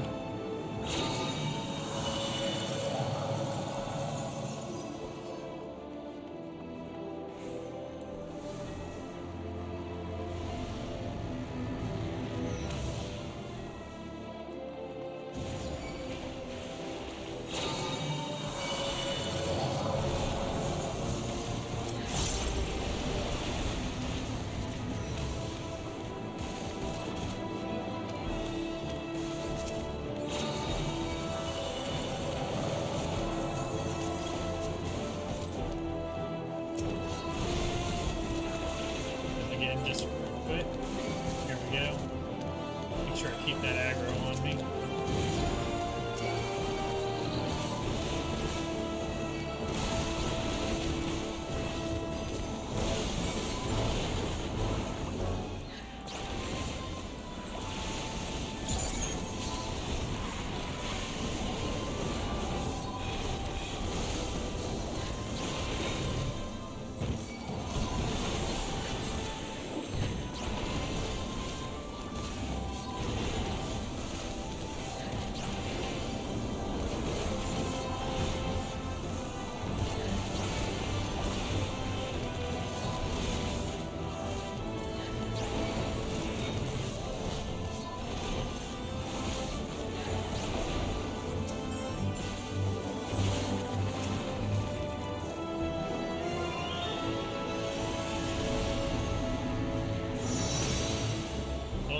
Look who it is. Zelda. As Crash and Bash likes to call her. The ghost of Zelda is upon us.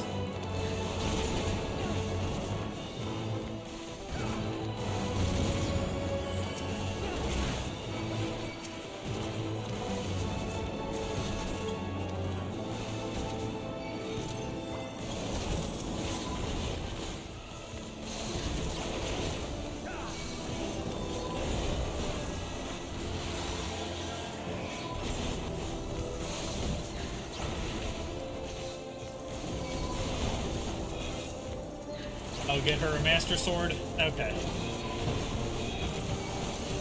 There's a whole dungeon full of ghosts. I really should have brought a shovel, though.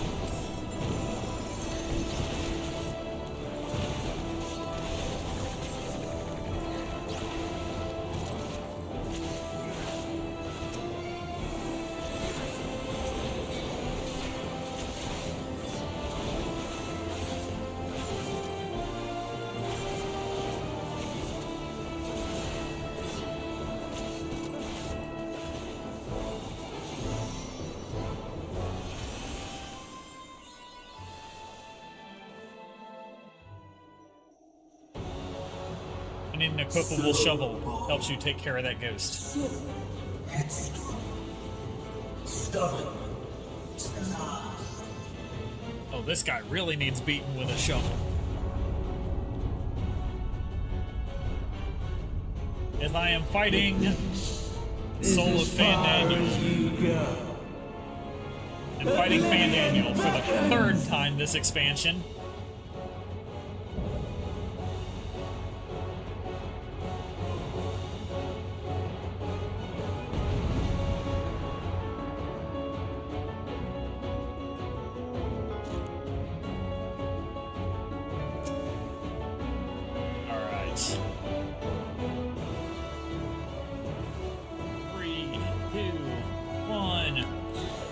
Many faces have I worn, but this is my favorite by far.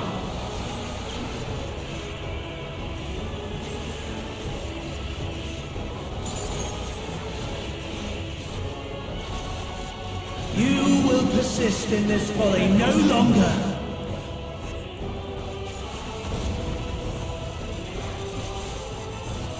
Alright, looks like this is the right spot to stand. Now it's the wrong spot to stand. There we go. The stage is set.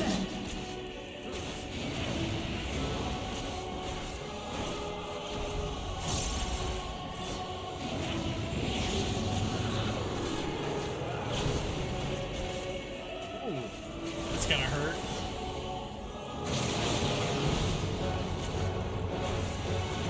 Turns around to watch Frank get blasted by it.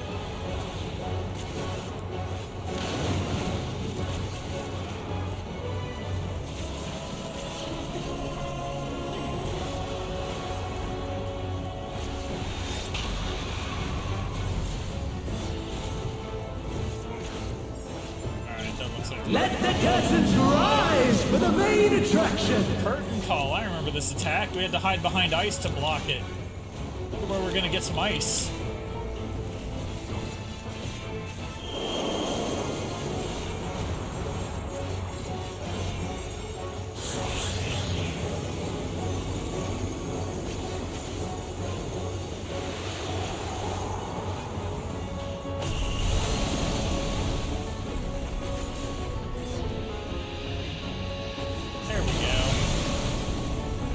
My, what a boorish audience you are!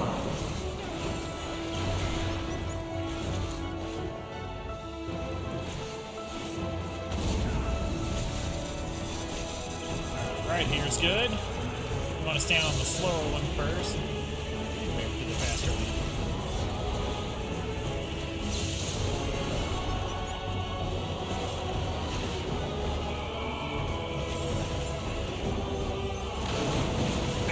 That sucked. That got with me and Frank.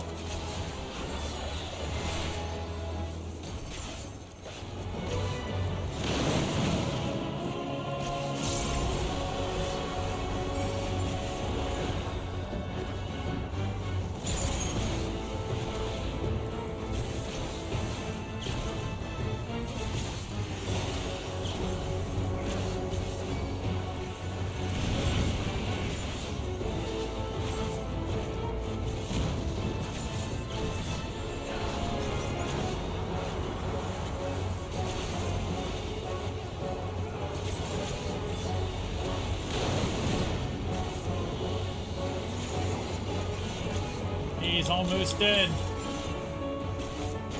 And he's dead.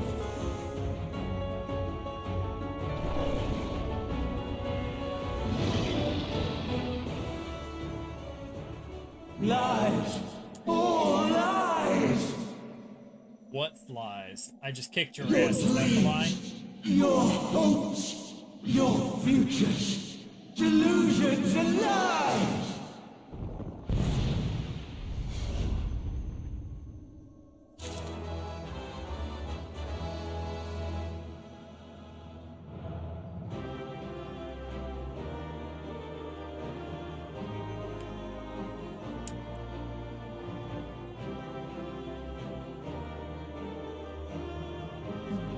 All right.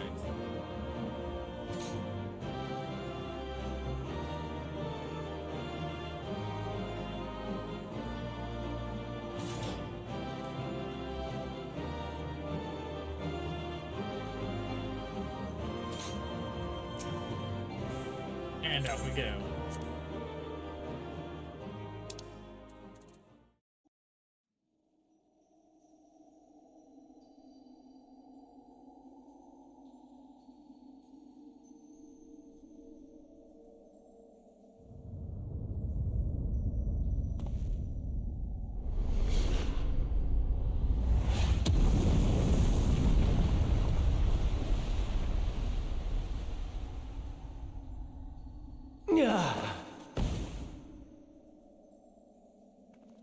My very essence begins to wane.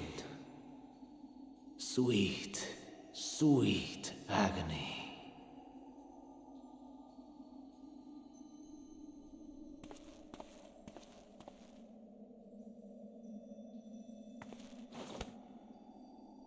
Leave this to him.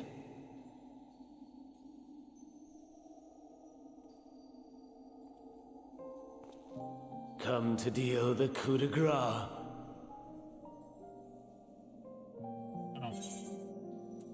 Good. Watching you struggle against the inevitable is bad comedy. Erase me from existence, soul and all. This is like the second to last boss in Circus Tower. If you remember, he's the guy with the hat.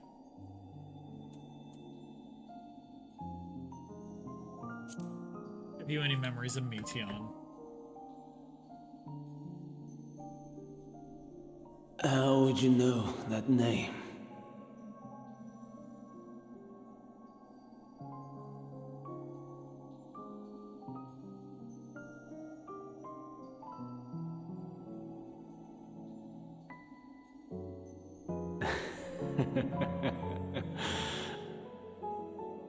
Then it was you.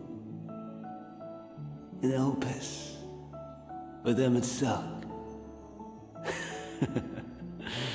The final pieces fall into place.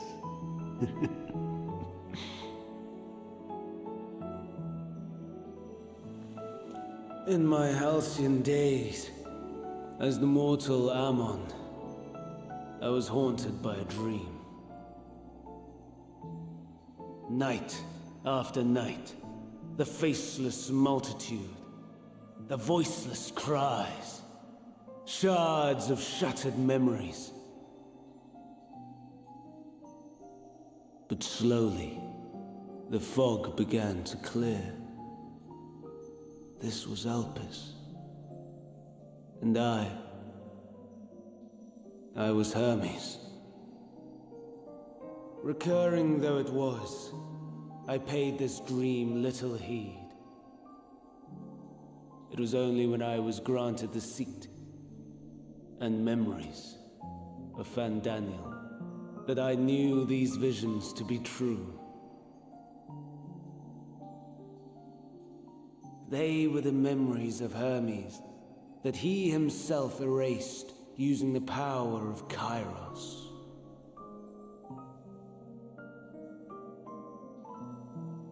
Or so he thought.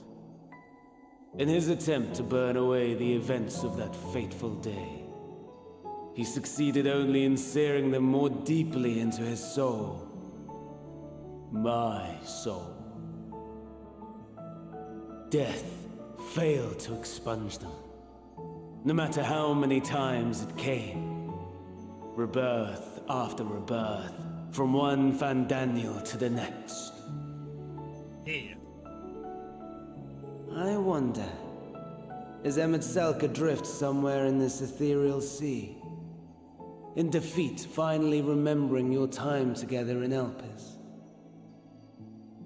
How it must gall him to be entrusted with knowledge of the final days, only to be rendered powerless to act upon it. So many lifetimes dedicated to restoring his beloved Amarok in blissful ignorance. Oh, folly! But make no mistake, my life as Hermes is not the reason I invited the world's end. I have lived. I have struggled. I have dredged the very depths of despair. And in the detritus of existence, I found the truth. I served a great ruler, powerful beyond measure. The world his dominion. Yet even he and his vast empire were destined to fall, to become one with oblivion. At the end of life's journey lies only death.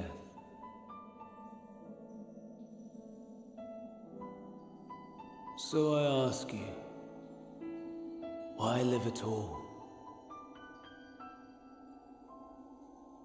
We betray, we torment, we murder.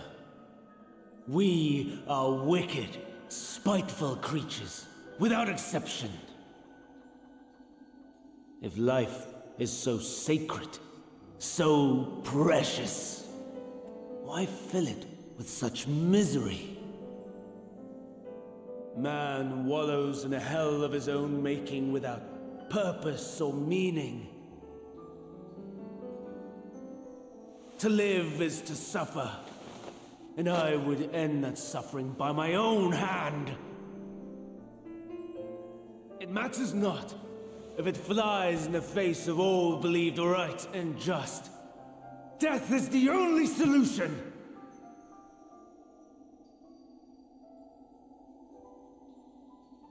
That is my truth, my answer to the question. And yet, even as the words pass my lips, I am filled with doubt. Has my search reached its end?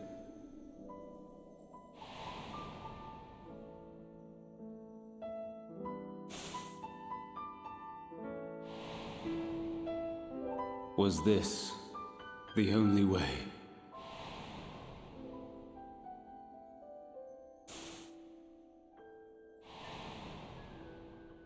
After all these years,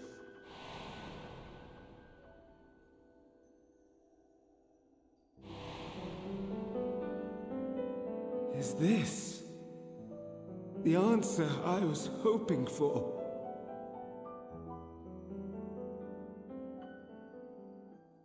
The lamentations of the damned. How it vexes me to see your conviction falter at the last. Vandana, still clinging to existence, I see. You, who champion death so fervently, unwilling to accept your own, refusing to be purified and swept into the sea of souls. As do I. We prisoners to men, watching as the world turns.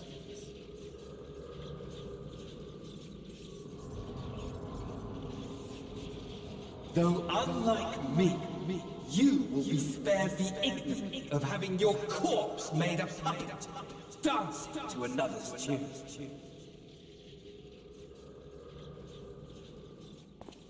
Is that Arsahi?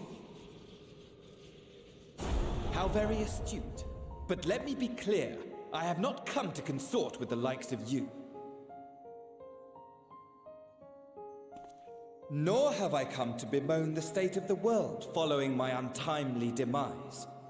In fact, I delight in mankind's downfall and the anguish it brings the savior of the savages. If I played some small part in the chaos, all the better. Not that I was in any position to resist. But to be made accomplice to the betrayal of Lord Xenos. I would die 1,000 deaths to exact my vengeance.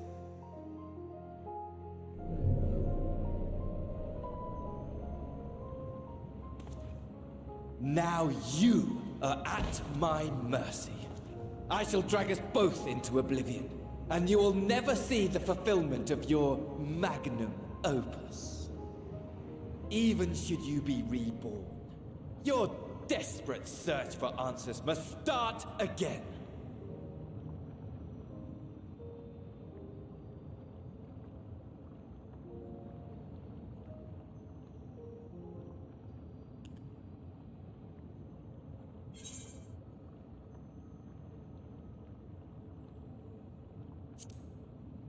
I'll do what must.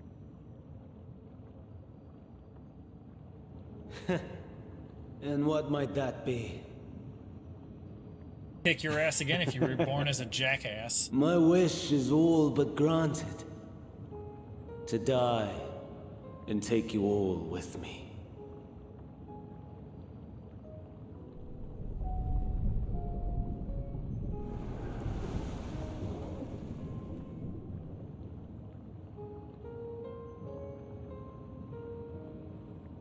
Don't try to follow me. I had more of you people than I could stomach in life. Never mind in death. Feeling is mutual. Likewise. I pray we do not meet again. You tell him, Alphino. The Eorzean way. Better. Go fuck off. Fuck off, Asahi. That's what we have.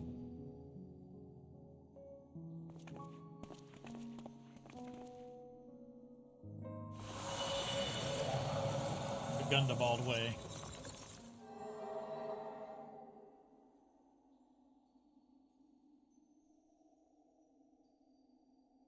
Come. Hydaelyn is waiting.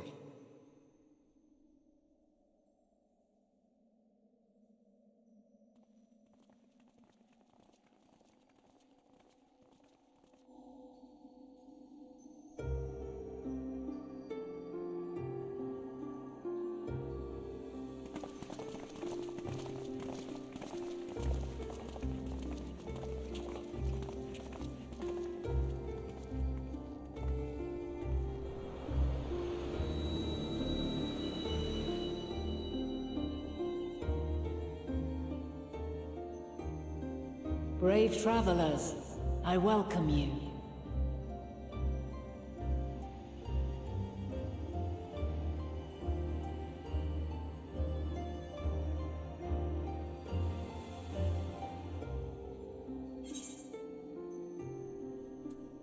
You look different.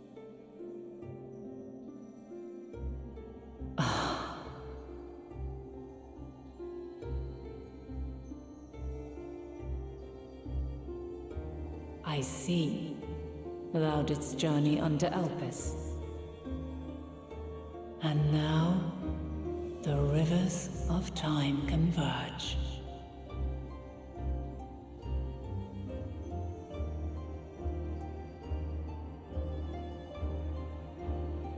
I know why you have come. Yet I would hear you speak your reasons all the same.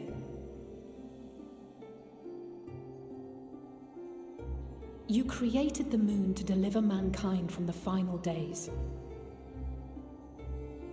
But is that really how it has to end? We do not wish to abandon this world. We want to protect the source and all of its shards. To flee is but one of two paths. The other leadeth to Meteon, far beyond the stars, where she doth chant creation's requiem.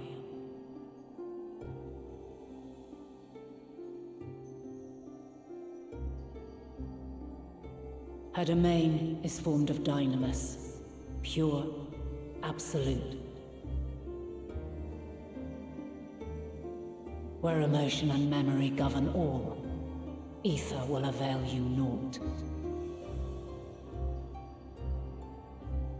Meteon hath gathered the pain and despair of countless stars, and to go unprepared is to go unto your doom. We'll beat her. We'll win. I swear it. Is what I might have said once. After everything I've seen, all the times I've succumbed to my own anger and fear. I can no longer pretend that courage and faith will be enough. But are we truly so powerless? That our only choice is to flee? Far from it, my child.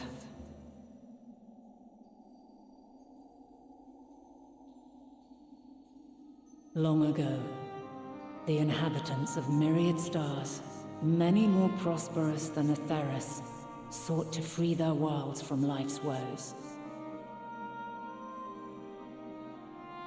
Sorrow and anger, conflict and hostility, despair, and even death itself.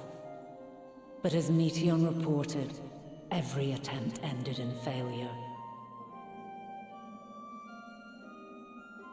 Darkness abideth within every living being, and can never be cast out. Neither reason nor faith can challenge this immutable truth.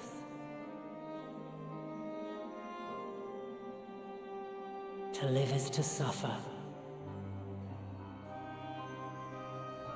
And in suffering, find strength and purpose and hope.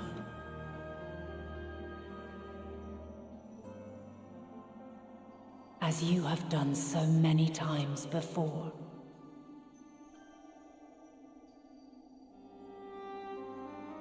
Thou dost pursue an impossible dream, yet knowing this, you pursue it nevertheless. And thou hast learned to depend on others as they do thee.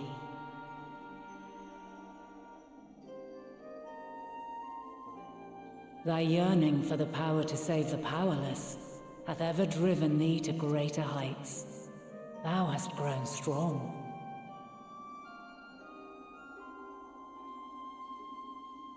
Though those closest to thee no longer walketh by thy side, their love remaineth thy guiding light. For duty's sake, thou hast been bound by truths unutterable time and time again. Yet thy heart hath never wavered, as thy companion. This sounds like the, and you had the courage all along cutscene. In thy pursuit of mysteries great, all thou believest is brought into question. Undaunted, thy thirst for knowledge remaineth unquenched.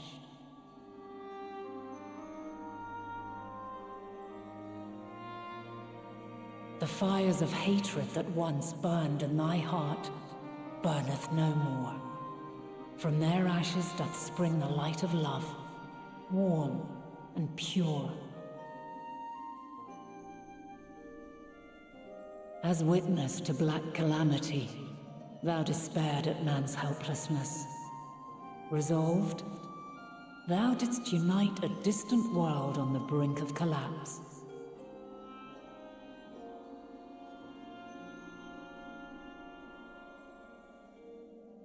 And thou, my champion, when all did seem lost, thou never abandoned hope. Well, of course not. That's where the game gets the most fun. For every trial and every foe that did bar thy way, thou hast proven equal to the challenge, drawing courage from the many bonds forged on thy journey. You have all known despair, And though the end approacheth, you walk on, heads held high. Therein lieth your power, the strength to silence the song of oblivion.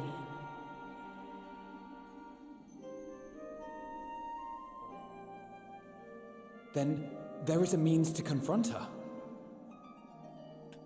Yes, if you should prove yourselves worthy.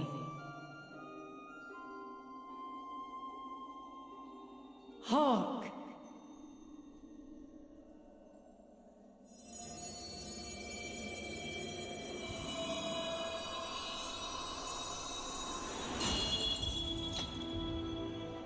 Nigh impossible is it to send mortals to the edge of the universe.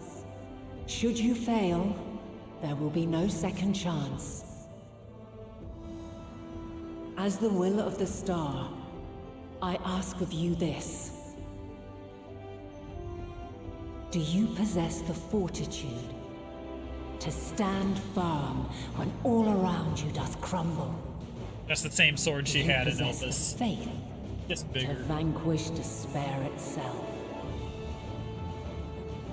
Should you lack the strength to best a supreme deity, I cannot allow you to make the journey. You must leave this star and never return.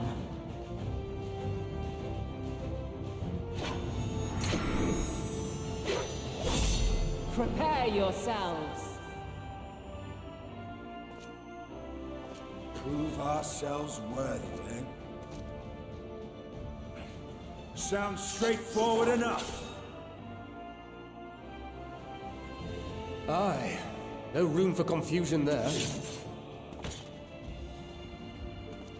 In any case, we've come too far to back down now. I am of the same mind. What power I have, I shall bring to bear.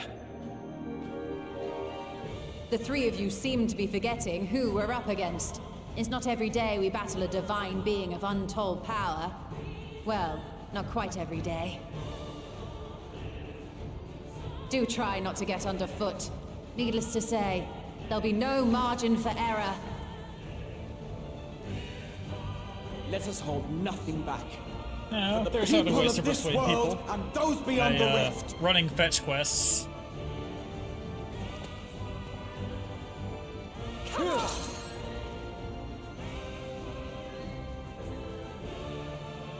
Alas, the question I posed to thee in Elpis hath remained unanswered these long years.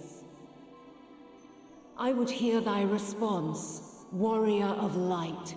Shouldst thou emerge victorious?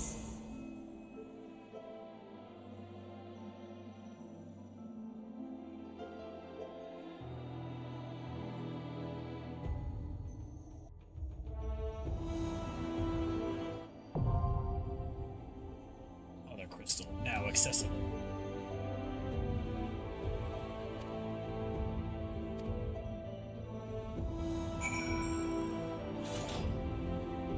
Alright. Do we want to do this as a team? Or do we want to do this with the trusts? Because this is the one trial in the whole game that can be run with trusts. Up to you, Frank.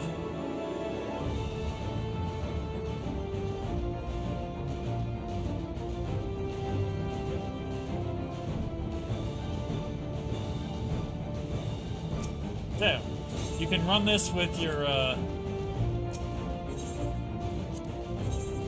you can run this with your allies, or we can run it together.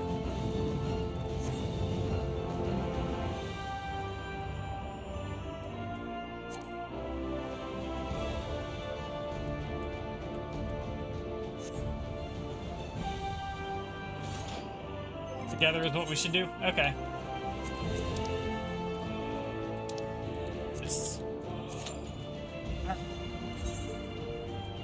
While we do that, going back to the Charlane Hamlet. Go do the do Ether current quest while we wait.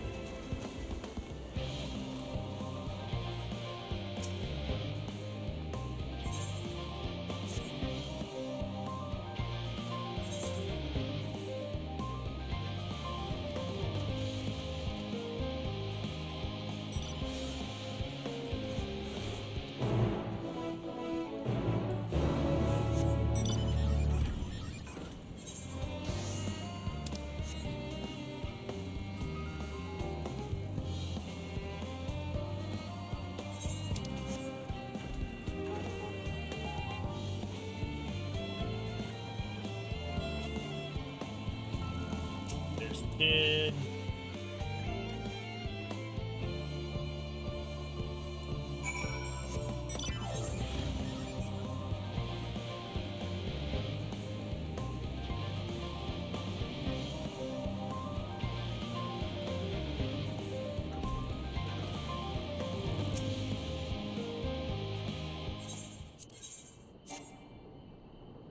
Oh, maybe I can.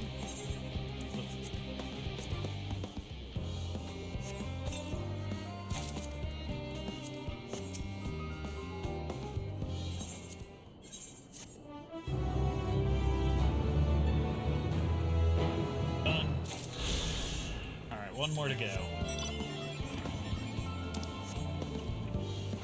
Wait on this, Oh, cool. He's right here.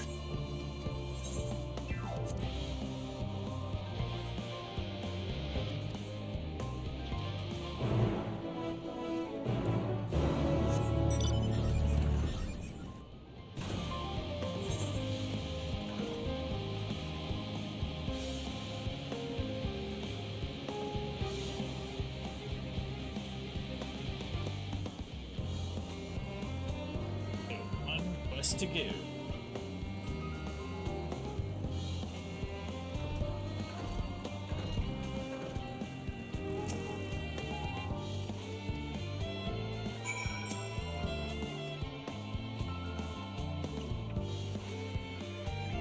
Oh, I gotta pray.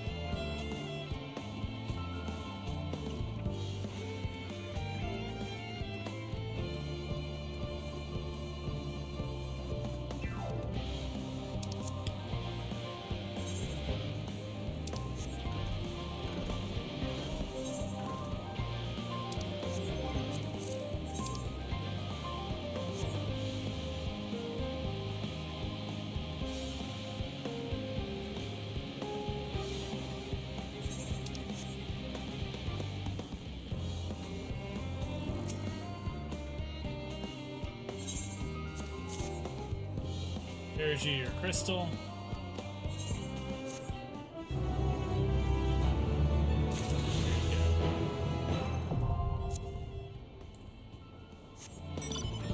I can now fly in Labyrinthos.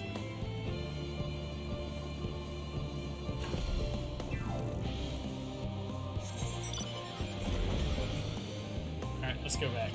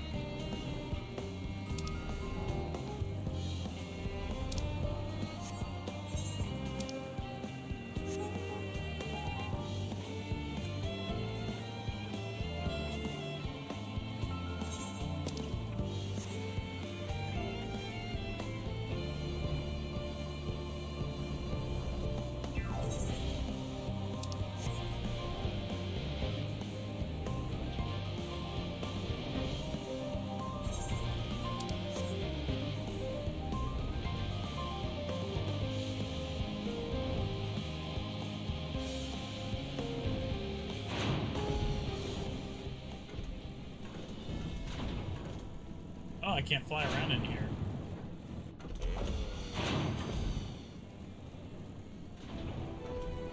Damn, I would have loved to fly around the ship.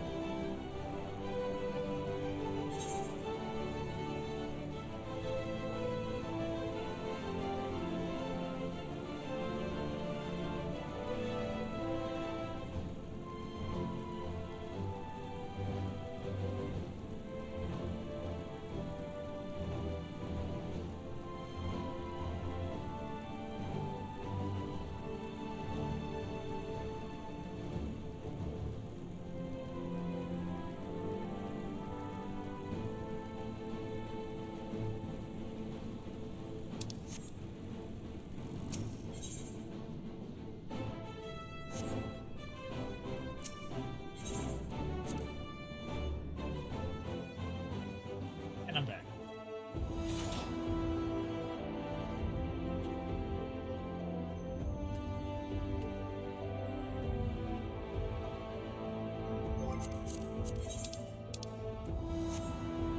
Oh wow, ranks level 90 on Machinist now.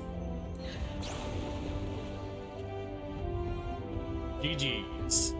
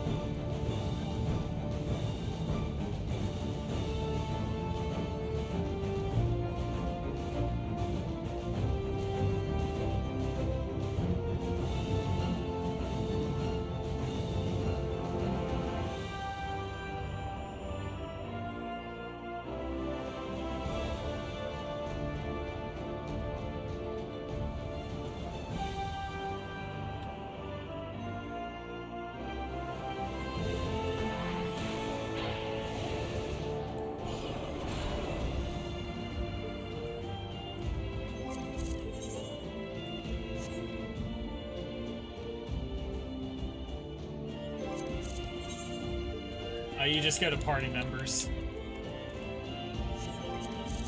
You can see it.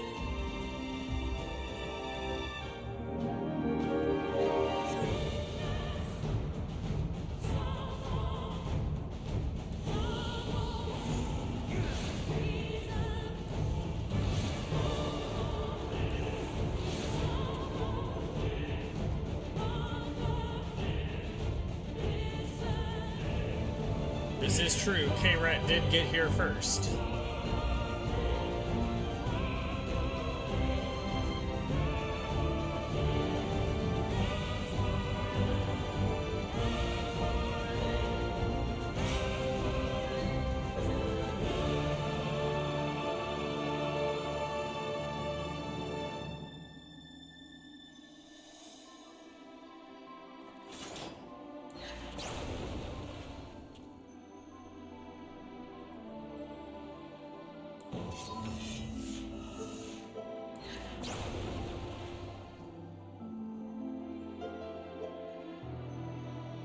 Healers and 3 DPS.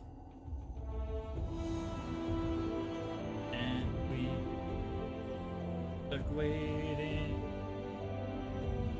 Bye.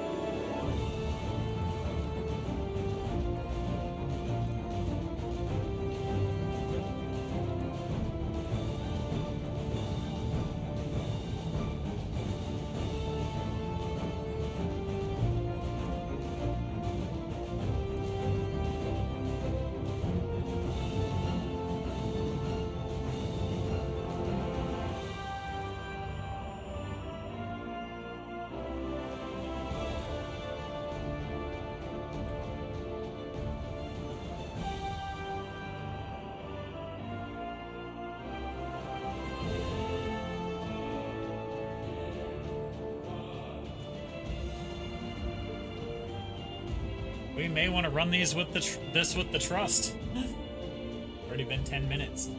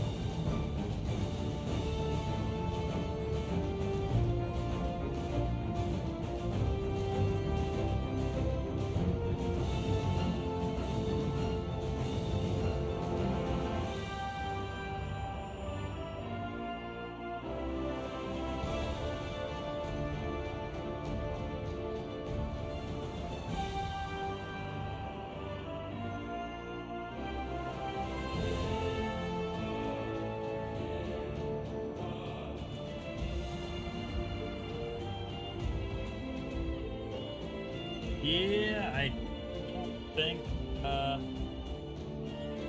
getting in.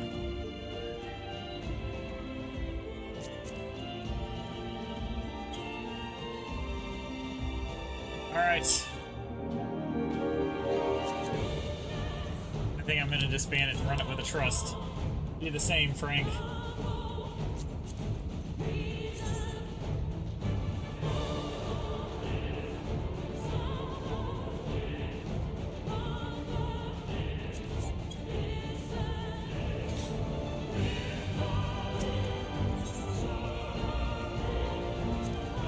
Party and face hiding. My turn.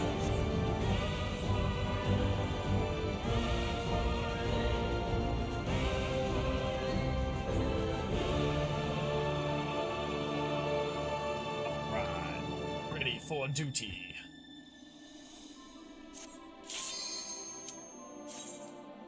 Let's go.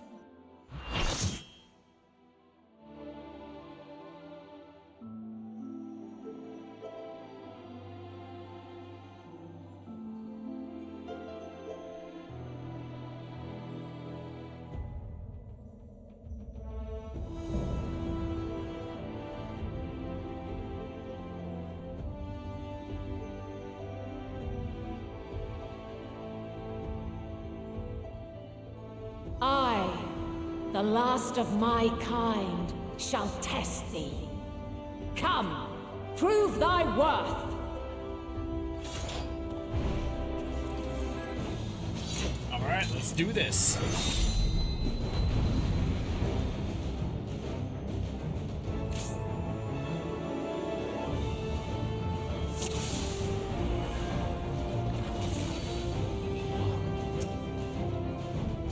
Have you the strength of will to alter man's fate?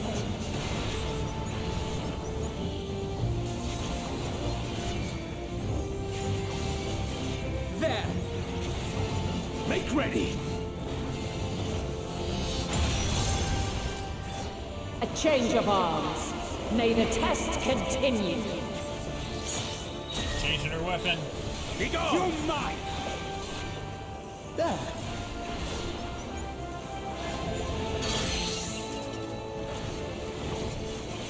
We're near or far. Shit. I will not hold back. Another pink stank. Come here, stank cred. And now this.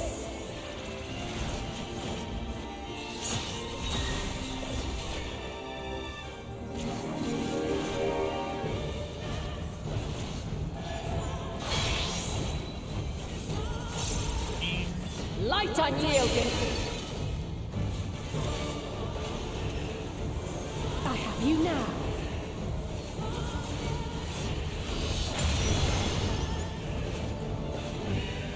So reds get close, greeners get far.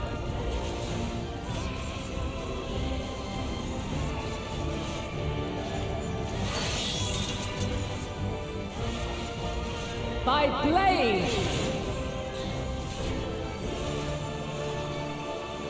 Let's get into inter-party interactions. Alright.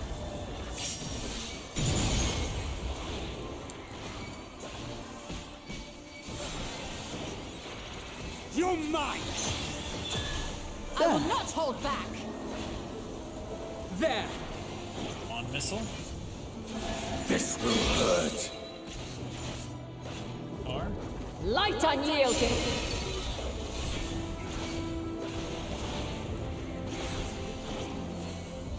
You might!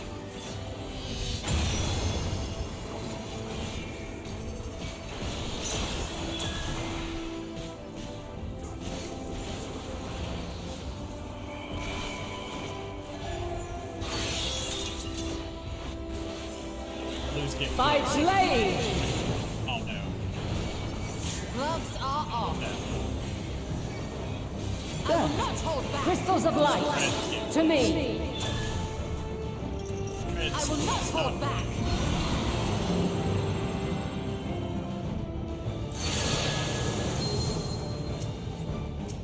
Gloves are off. Break the Here. rocks.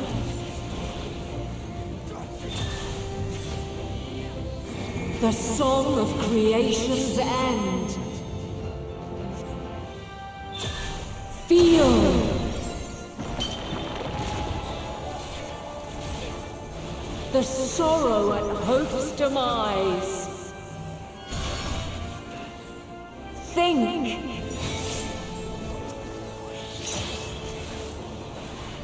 And find your way in the darkness.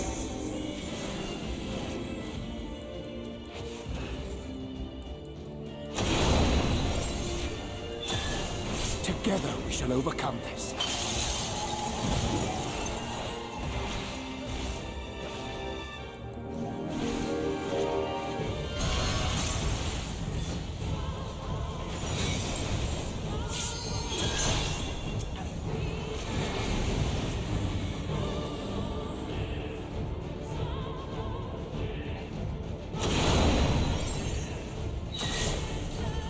All or nothing!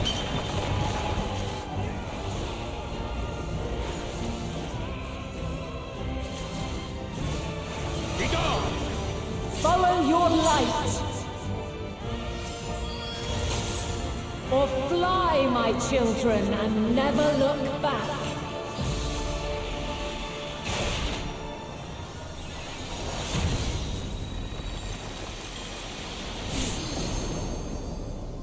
That hurt. Then So, you are resolved. With heart and steel. Away Hold with still. you. But this test is Say, far steal from the over. limit break as per usual. By crystal's light.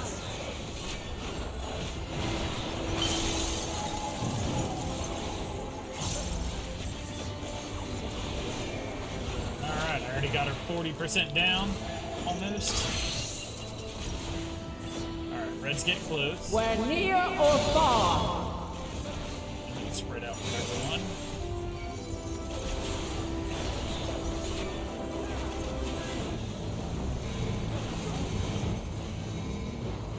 Red get your ass over here. We're going. this. You underestimate me? We're high or low.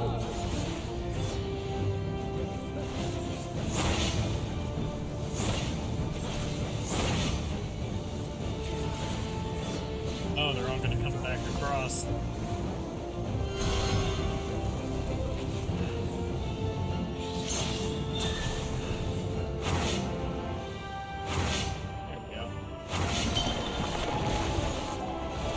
I will not hold back.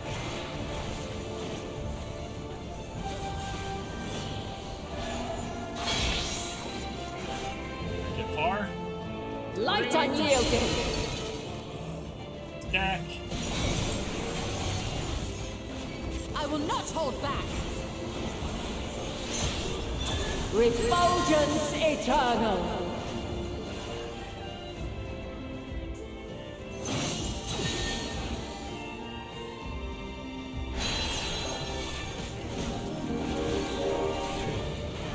You're mine!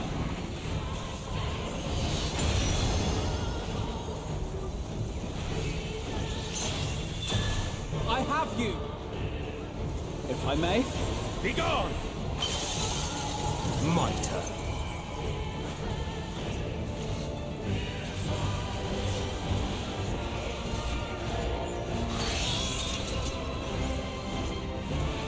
By blade!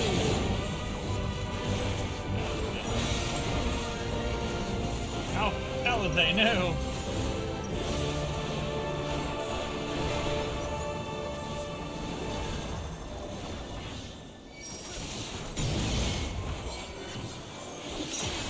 Succumb not to fear!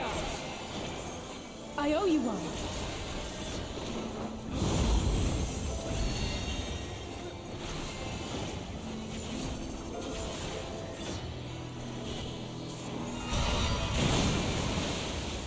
Be gone!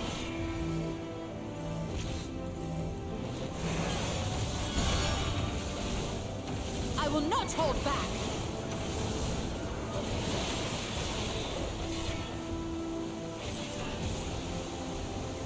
Follow the crew for the waves.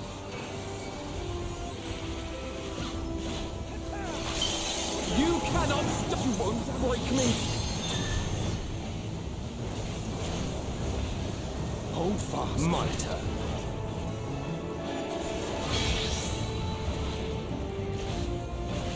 Light unyielding!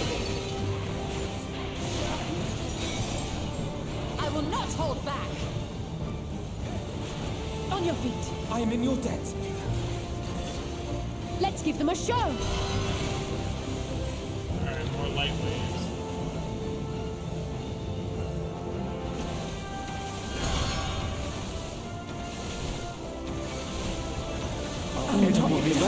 Formidable.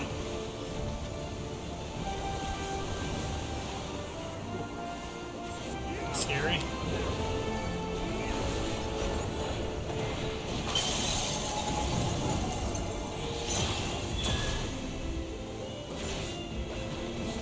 I have you now.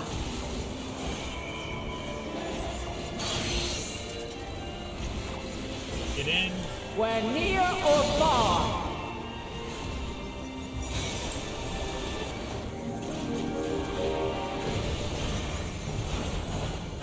15% remaining. Almost there.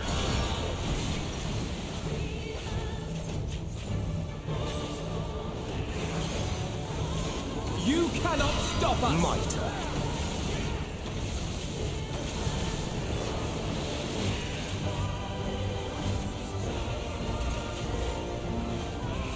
I have you now.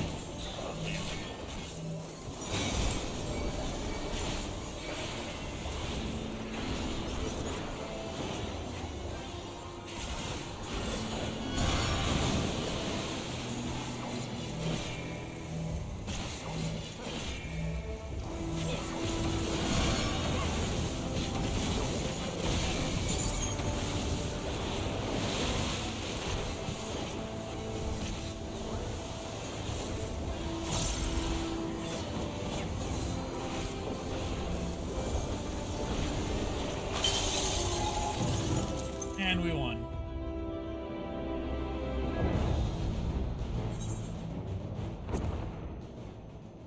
How you doing, Frank?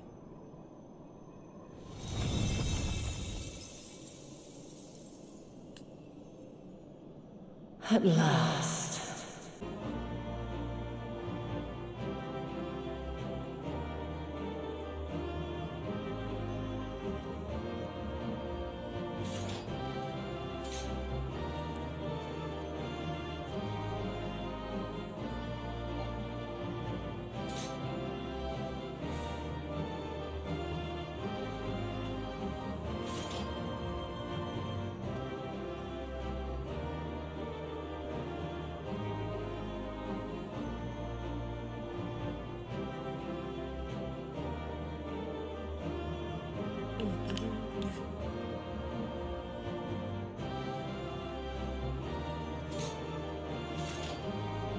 Wish I could see where Frank was on this.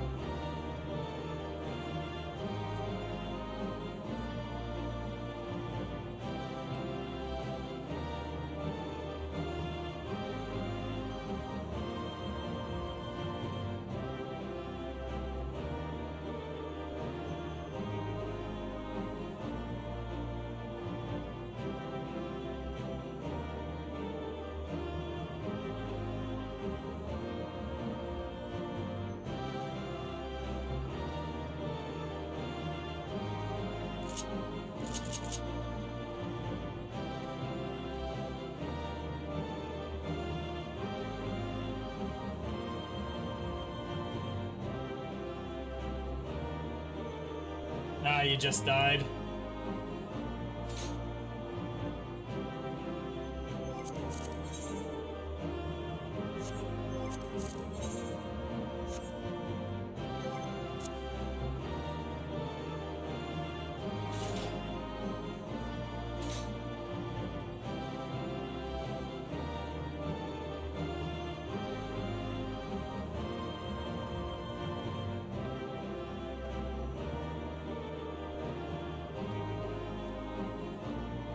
Thought we'd end up fighting Heidelin herself. I hope that'll suffice. All in a day's work. But appear we have proven equal to the challenge.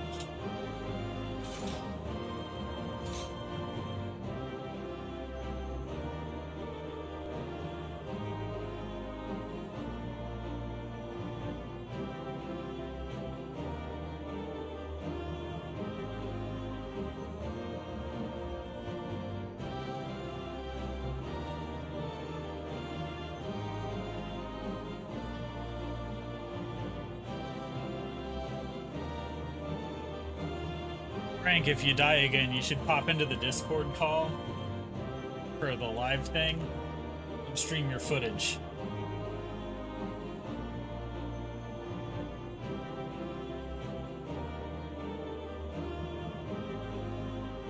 Don't worry about typing back to me. Let's see. What else do we got while we wait?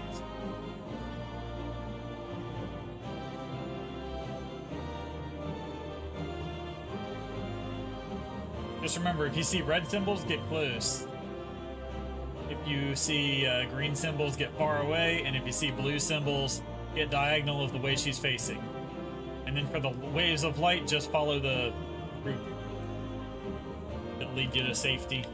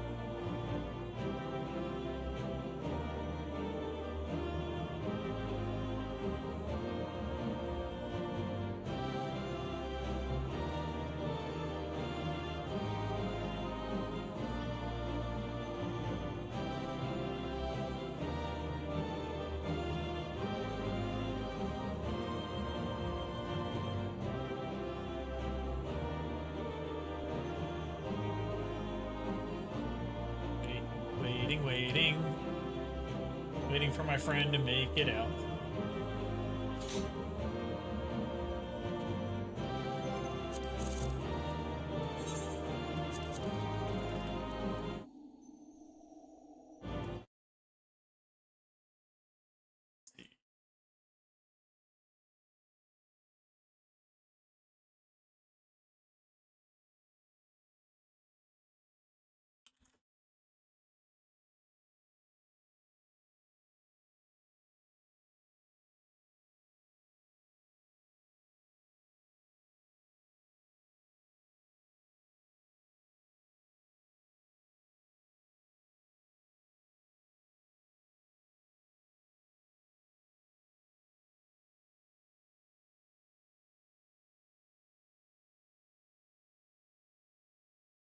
I'm gonna try to bring up something to watch while we wait.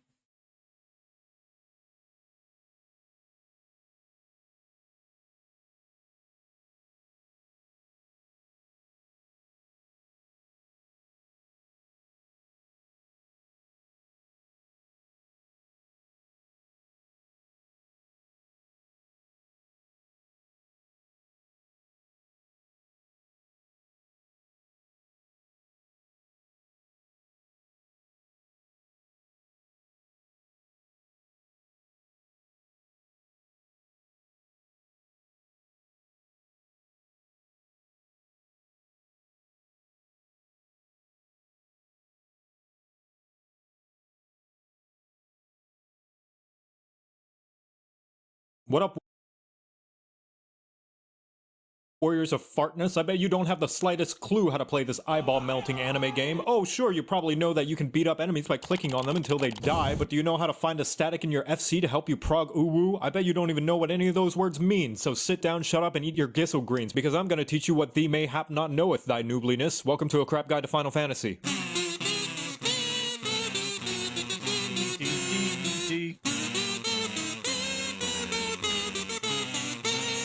The tank is the person in the front lines of every group, leading the charge to inevitable party wipes, which is because you are the most important person in the party, having slap fights with the boss since everybody else is way too squishy to handle the puss-pounding patty cake. You'll never see Jimmy's soft boots eyeing up the cloud of darkness with his 2x4 and scriggly tree branch. But how hard can tanking be? Turn on your tank stance, do your 1-2-3 combo, and blame the healers when you die, right? That sounds like somebody who needs their short Q privileges revoked. Firstly, tank stance. You turn this on to start gaining enmity. What's enmity? It's where you shout at the bad guys, "Hey, hit me!" They'll be paying attention to you so long as you're dealing damage, so you better be dealing damage and not just having a staring contest. If you don't, then they're gonna start indiscriminately charging at the rest of the party like a dog in a movie theater. If you are the designated main tank, or in light parties, the only tank, make sure this is on. If there is another tank in the party and you are the off tank, make sure this is off, unless there's some other bad guys you gotta pull. If you have conflicting stances with the other tank, they will chuck their shoulder pads at you. As a tank, you should make sure the bad guy's ass is facing the party as often as possible, as indicated by the bright, glowing, half-eaten donut underneath the target. This is so that if the bad guy sneezes, you're the only one getting down with the sickness. And also, if your party has anyone playing any jobs that particularly likes to clap them cheeks, you've provided a bright, shiny spanking space. On top of this, as a tank, you are, by Heidelin's blessings, horrible at dancing, which is why you should move as little as possible once you've got the enemy's attention. That way, the party can continue to whap the wumpus without having to chase down the bad guy's glorious booty. Just as well, because you have control of where the baddies are, you control how useful everybody else is. So if somebody puts down a useful AoE, stop fucking running away from it. Now that you have the baddie's attention and are in a nice, cozy poking position, you don't have to worry about anything else, right? Ah, that's what I thought you'd say, you dumb fucking horse. Believe it or not, when you die, it's not entirely the healer's fault, just mostly their fault. That little bit of responsibility you have is based on how well you can juggle mitigation. What's mitigation? It's the buttons that make the bad guy's slaps hurt less that you sometimes press once a subscription and never think about again. You ever wonder why you have several of those buttons that all seem like they do the same thing? Well, that's because you're supposed to space them out over the course of a fight so the healers don't have to sacrifice their entire mana pool and firstborn child to get your frail ass through the dungeon. Remember not to bust your tanking load all at once, or else you're gonna feel a lot of shame when you're all out of juice and the boss still wants to go about 4 more rounds. Every tank also has a press X to not die button that can be used to survive any devastating attacks, or if you're a really aggressive paladin who drew every enemy in a dungeon ever and don't want the healer to hire a hitman on you. As for what your limit break does, tanks are thicker than the average Disney mom, to the point your honky chonky donkey bahonky extends to the rest of the party, protecting them from damage up to a whopping 80% at LB3. The thing is, unless you're a high-end player, you'll probably be using tank LB as frequently as a good player rolls high on loot. Overall, you have 4 flavors to choose from: punk, grunge, metal, and Christian rock. There's warrior for big axes, big anger, big self-healing, and if you like to do fell cleaves, again and again and again and again. If you prefer more brooding than cruding, the Dark Knight is great for doing your best guts impression. You get a huge-ass sword, goopy black energy particle effects, and the literal best mitigation in the entire game, but it's balanced because they get the worst invulnerability button in the entire game. You press it, and then it makes you die. Gunbreaker is called a tank, but everybody knows it's just 3 DPS in a trench coat, as designated by the fact you get a fucking gun and your swings explode. But you have to be a hardcore gamer, since it requires a lot of cartridges. And finally, the Paladin, who tries to pretend they're a healer and caster, but only when the other healers and casters are looking. But fuck all that, because the most important thing is that you get the motherfucking sword and shield, baby! Try getting behind this wall of holiness, bitch! Now you know how to play tank, you're welcome.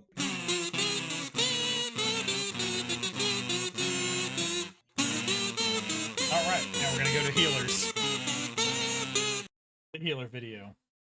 I love power, and I love feeling powerful. It strokes my biggly wiggly and forces lesser beings to bow down to my awesome might lest they taste my boot between their gums. Nothing has ever given me the same rush of adrenaline than knowing that everybody has to submit to my whims for their own safety. It makes my brain do the goody good chemicals and allows me to feel as though I have control over this truly unfortunate reality that the universe is slowly careening into an eventual heat death, and there's nothing anybody can do about it, as we are inconsequential specks in this cruel and uncaring universe. But none of that matters, because look at this, I can pull my party members into a pit that kills them. I find that hilarious. Welcome to A Crap Guide to Final Fantasy.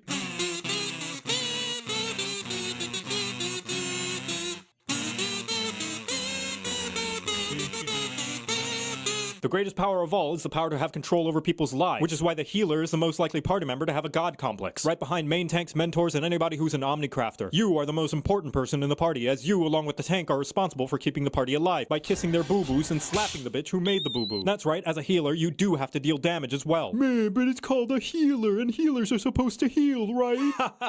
Wrong! A healer's job is not necessarily to heal the party, but rather to keep them alive. And yes, there's a difference. There's gonna be a lot of downtime between heals, and you bet your afflatus rumpus that you're making the fight take longer than it has to if you're just sitting there twiddling your thumbs waiting for your next chance to cast Cure. What do you do when the party's full health? What do you do when the party's full health? Or even halfway up and standing DPS of bad guys. No, I don't pay your sub.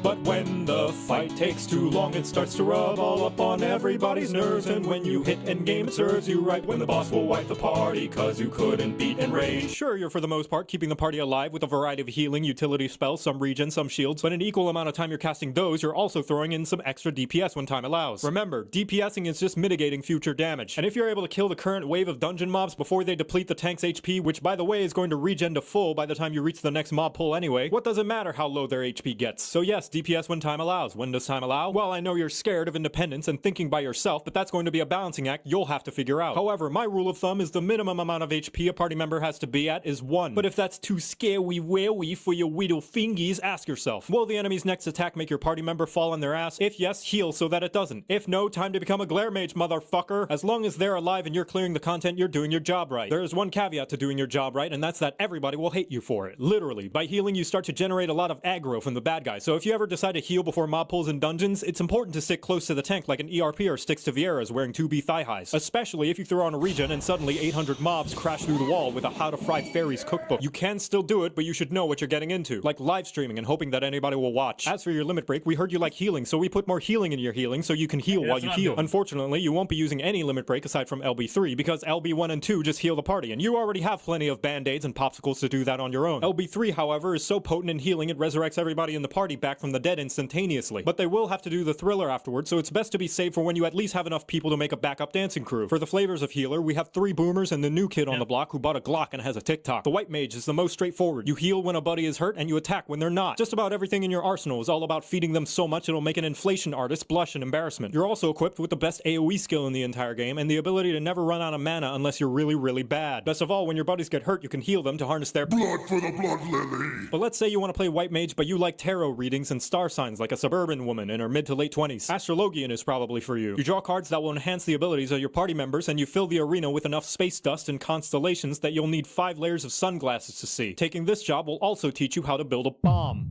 Don't worry, it's friendly. Scholar is a weirdo who used to hang out with all the bad DPS kids, but decided to turn their life around when they met a nice girl who supports them in their new hobby. Only problem is she knows nothing about your hobby and you have to keep correcting her on fandom trivia. They're all about putting shields and defensive buffs that protect the party from taking damage in the first place. That way they can guess what? DPS even more. Also, your girlfriend can get thick. And finally, the new kid on the block, the Sage. A scholar who decided to stop being nice and pick up a gun. That shoots lasers! Like Scholar, they also put shields and protective buffs on their party members so they can spend more time shooting lasers! How do they do this? After seeing Alphino change to the job, my guess is the Nullists are liquefied carbuncles. Rest in peace, Carby. And now you know how to play healer. You're welcome.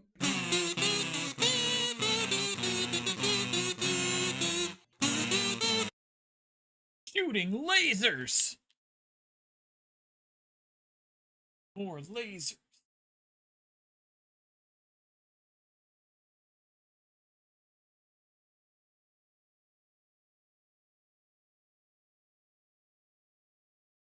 Yeah, I think he's still dying.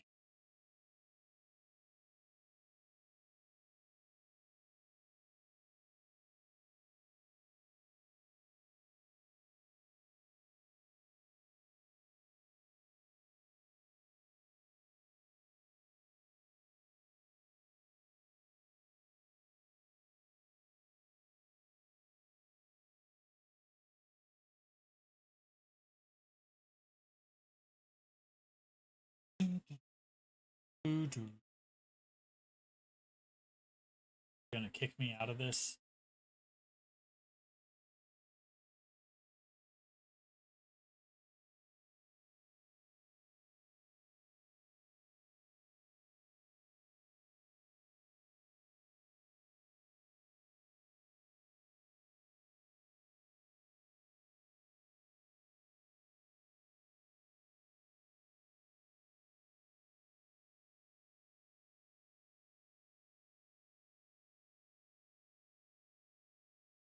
Here we are. We fought Heidelin, a couple feet to the left of the center of the earth.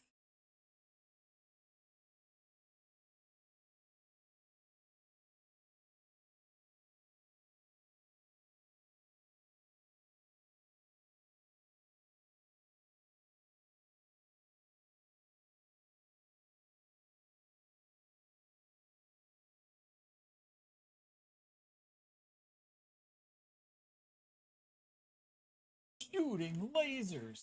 Anyway.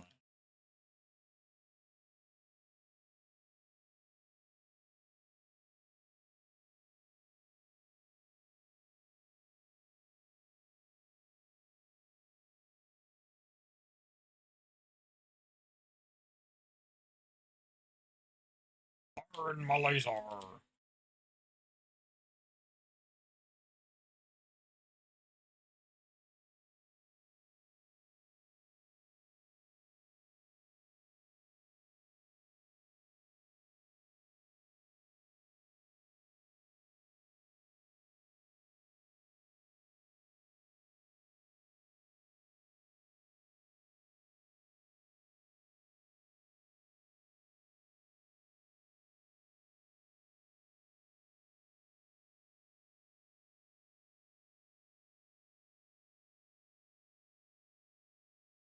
Maybe we should have just waited.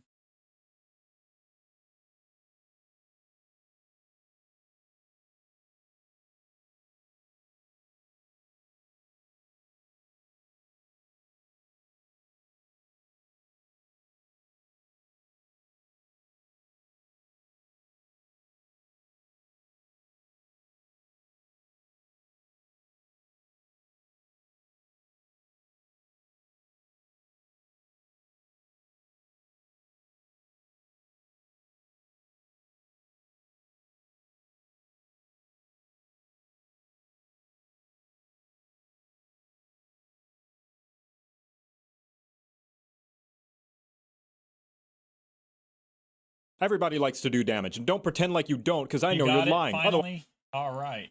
Back out of this. Alright. Having Joe Cat fill the space. Anyway.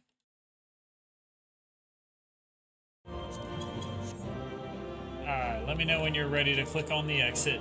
I'll click on it too.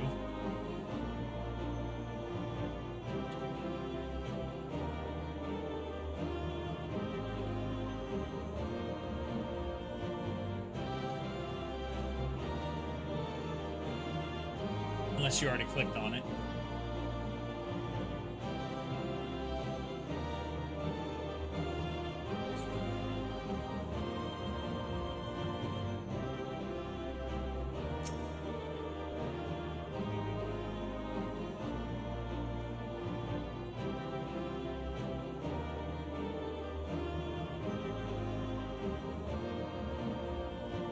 Clicking the exit.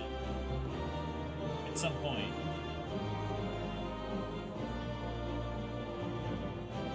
Are you ready, Frank?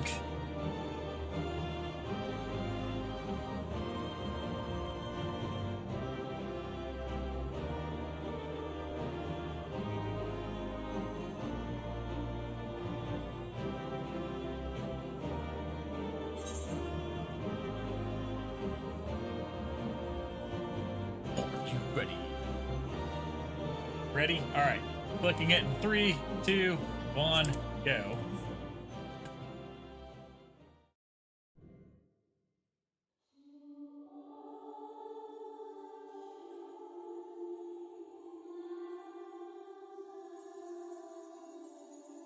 No! This can't be happening!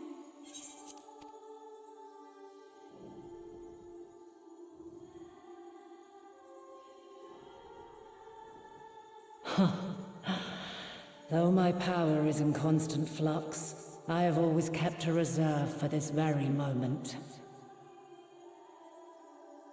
It was a true test of your prowess. You have done well.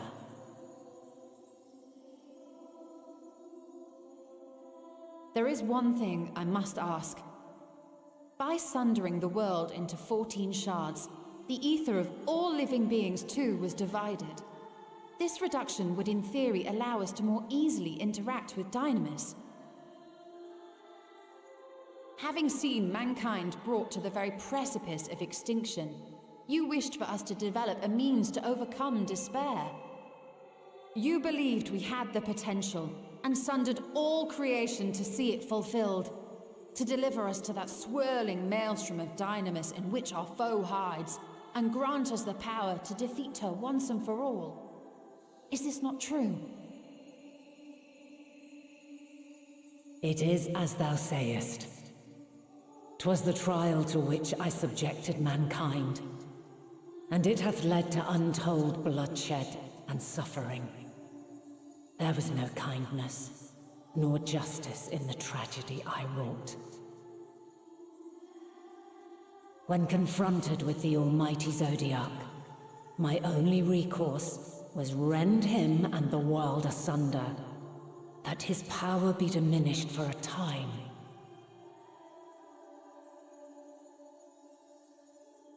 And so it came to pass. Now you, my chosen, have surpassed my expectations, surpassed me. I entrust the fate of the universe unto you.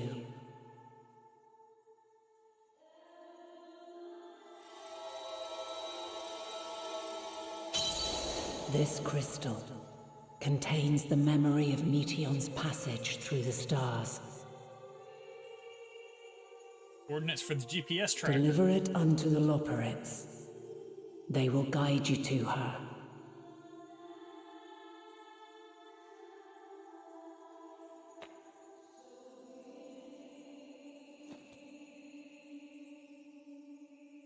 Though they may be capable of crossing great distances, there is a vast difference between traveling to the moon and the furthermost reaches of the great expanse. And unlike Meteon, We cannot simply soar on waves of dynamis to our destination. Indeed. To make such a journey would require an astronomical amount of ether.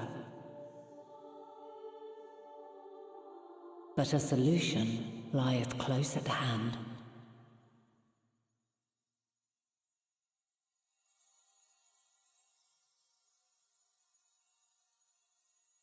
Of course.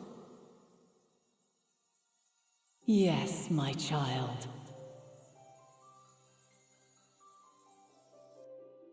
Ever since I became the will of the star, the ether drawn here had slowly crystallized.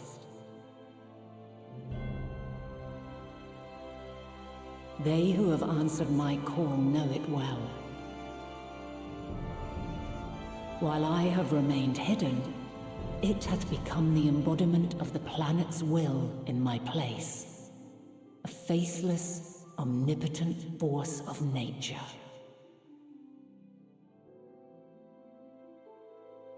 The Mother Crystal, our final hope.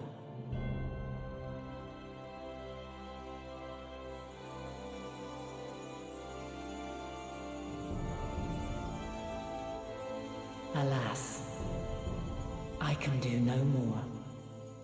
The fulfillment of this task doth fall to you, my chosen.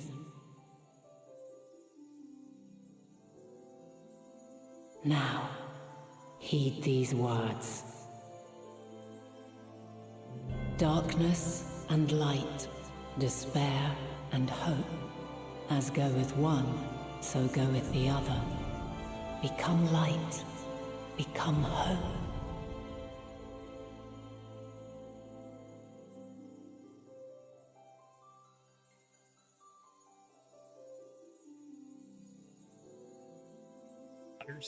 I have a gift for thee. Come closer.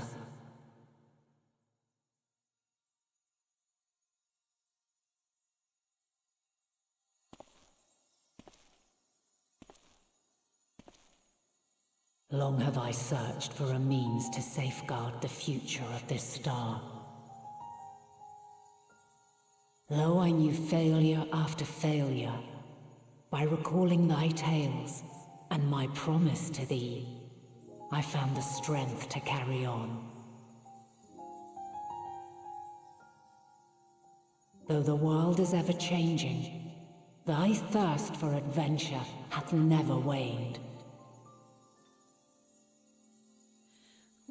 Thine unshakable resolve never ceases to amaze, to inspire.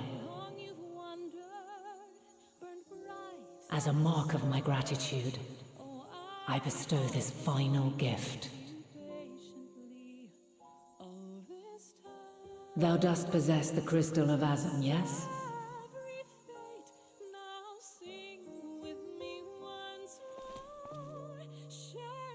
As Heidelin, I reside over the forces of stasis, tranquility, peace. The laws which impart stability to existence itself. I will weave this self-same power into the crystal, granting thee mastery over matter, to give form to the formless. Use it wisely, or it will not last indefinitely. As thou hast seen on thy journey through the ethereal sea, souls are drawn to thee. Mayhap this trait will prove to be a boon rather than a hindrance.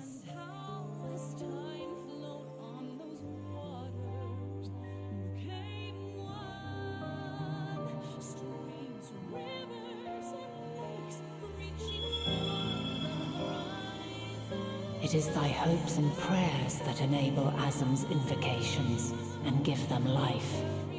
So keep them close. But pray, remember this. When the way forward is hidden, even from the mind's eye, look not to the invocation, but within yourself. These were the words of the crystal's original bearer.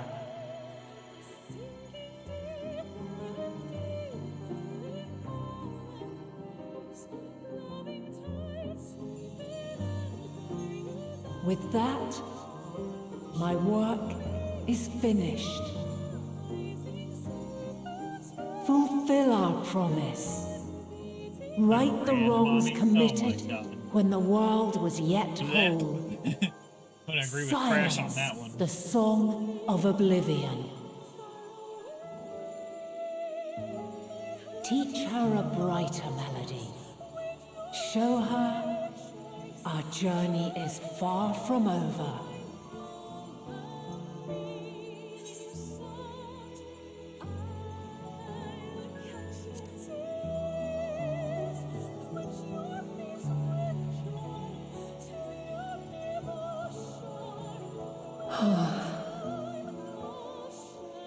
Of this, I have no doubt.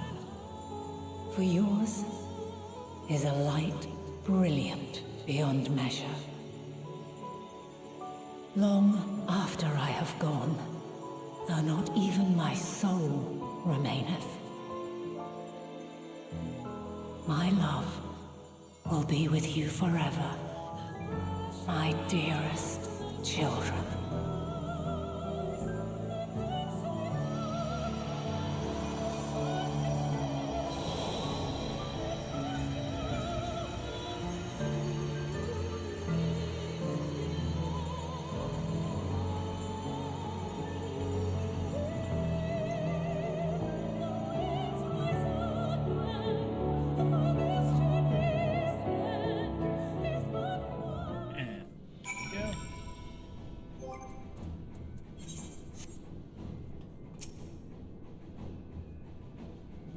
And Fortunal says,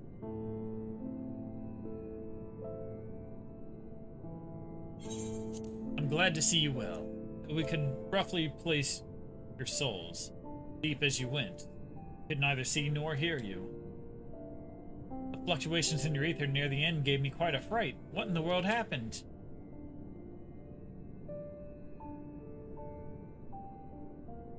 So anyway, made it all the way down to Highland.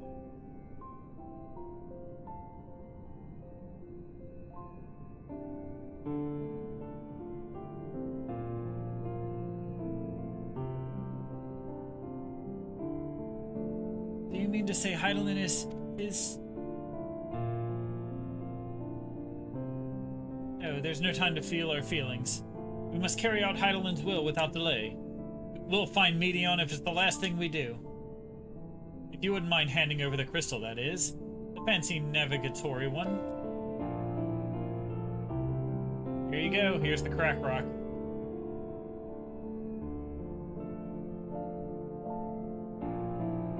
To the edge of the universe, where congregate the despair of countless stars. You are determined to see this through. We are. Should words fail us, we will fight to the bitter end. I know that it pains you to accept this, but would that I need ask nothing. Would that I need ask nothing more of you. Yet we have only two means to travel to the great expanse: the moon and Charlian's Ark. I am all too aware that without both of them, there will be no exodus. But I nevertheless beg you to honor the agreement we have made.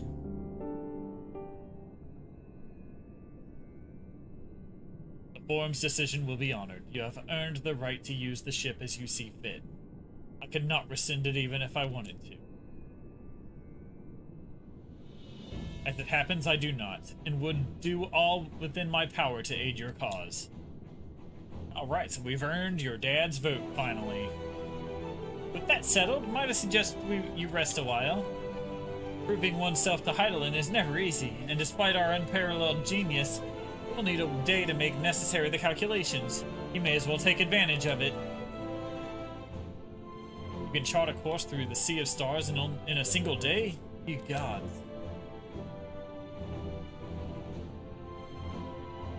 Shall we head above ground for some fresh air then? And perhaps a nap.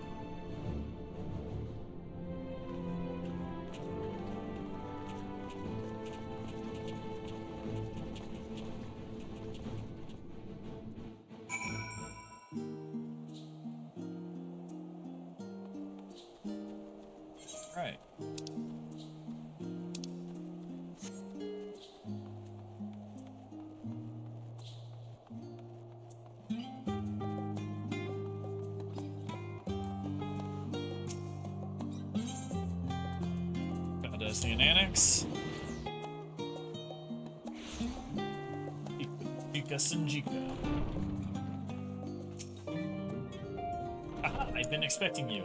I heard about your foray into the ethereal sea. Students have ventured far and wide, but never quite so deep as that. Are you experiencing any after effects from the prolonged exposure? Nausea, dizziness, hauntings? Well, have a pleasant sleep, and if you do experience any unusual phenomena, please let me know. I shall add it to our records.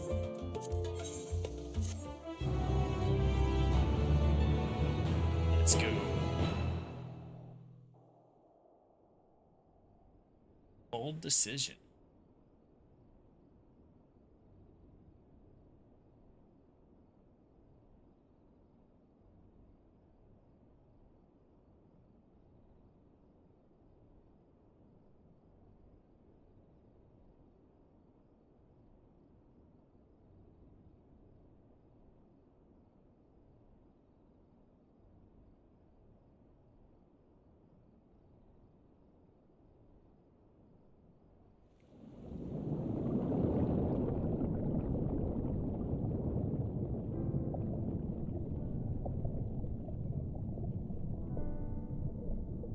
There you are.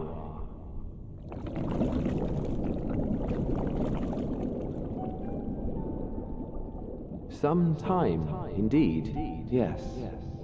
For you, at least.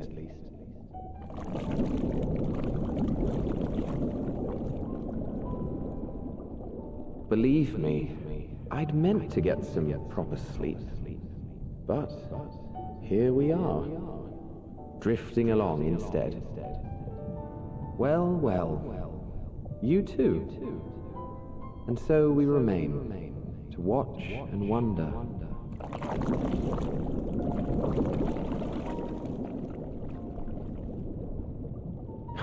Yes, indeed. To begin, we first must see the end.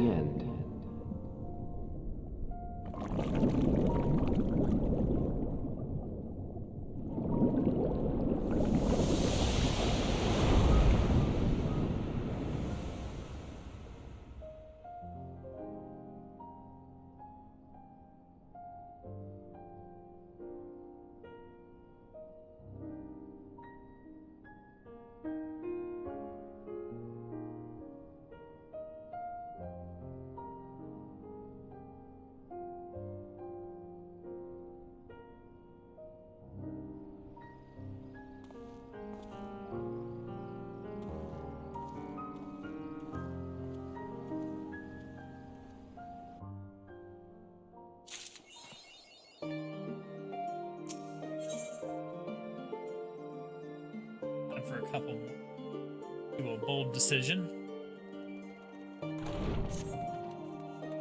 Ignomus, I trust you've had a good rest. An envoy of Master Fortune also arrived not long ago with a message. The Loporits have determined Medion's location. We've been asked to gather at the Rostra. I'll meet you there, along with the others.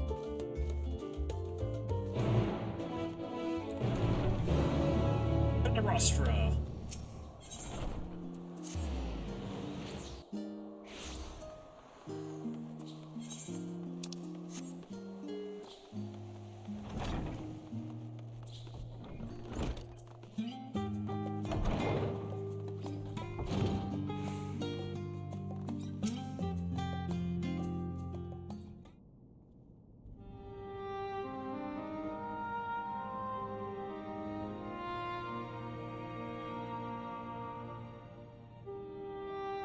Everyone appears to be present and accounted for. Good. As you know, the Loporits have deduced the whereabouts of Medion by means of a crystal bequeathed to us by Heidelin herself. Your quarry's location is a place far beyond the moon, in the farthest reaches of the Sea of Stars, at the edge of creation. A veritable Ultima Thule.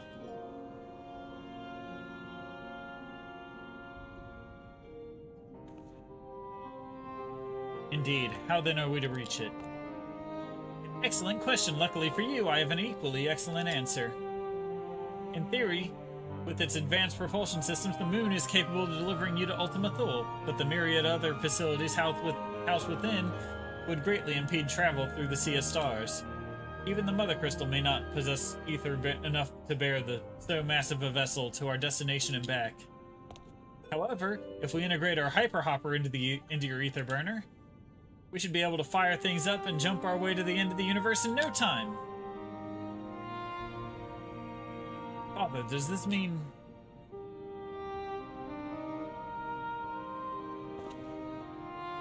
Bear in mind, this decision was not made solely at my discretion, but with the consent of the Forum. Hearing the Loporrit's proposal, the Forum was faced with a grave decision. To commit the Ark to this endeavor would mean abandoning both our plans to evacuate to the moon, and to resettle on another star. Needless to say, the proposition was invited fierce debate. In the end, however, the Forum was swayed by the simple fact that Hydaelyn believed you possessed the strength needed to overcome this crisis. The Great Exodus was, after all, a plan of Hydaelyn's own making. Therefore, if in the 11th hour she would proffer another means by which we may seek salvation, we would be fools to dismiss it out of hand. Indeed, she sacrificed everything, her very existence, to avert the destruction of this star.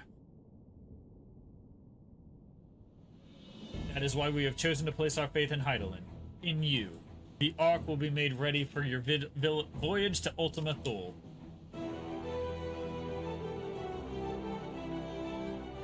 What of all the people that have labored tirelessly to prepare for the evacuation? They must be furious. I would not be so sure. You have not gotten your deeds out on the Magna Glacias. You have not forgotten your deeds on the Magna Glacias. Nor did your instrumental role in orchestrating the delivery of adamantite go unnoticed. No, the people do quite not protest. Quite the contrary. They have expressed unwavering support for you and your mission.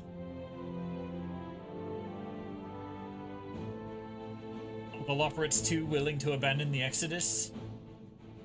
Were you not listening when we said we were born of Hydaelyn's love for Aetheris and his people? If it means your survival, we would do anything to help.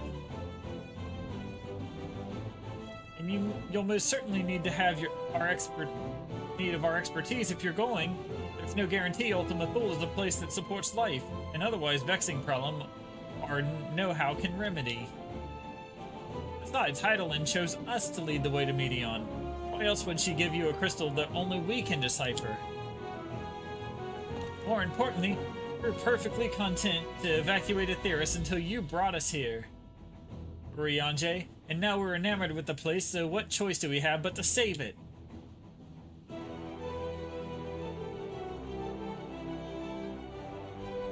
Of course, none of this is possible without you and the science, so I must ask, are you certain you wish to do this?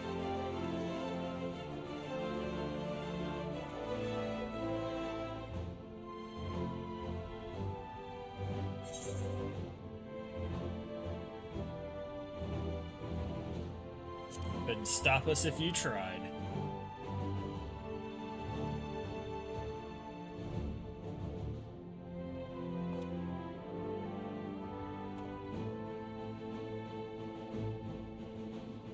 Very well. We shall inform the Forum of your decision and begin preparations to bolster the Ark with the Hyper Hopper. Loporrits will coordinate with the Ilzabard contingent to have necessary components transported via the Tower of Babel.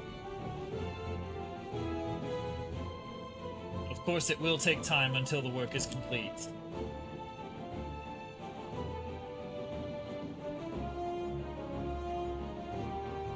For now, pray take your ease. It would seem if there is naught to do but rest and prepare, shall we?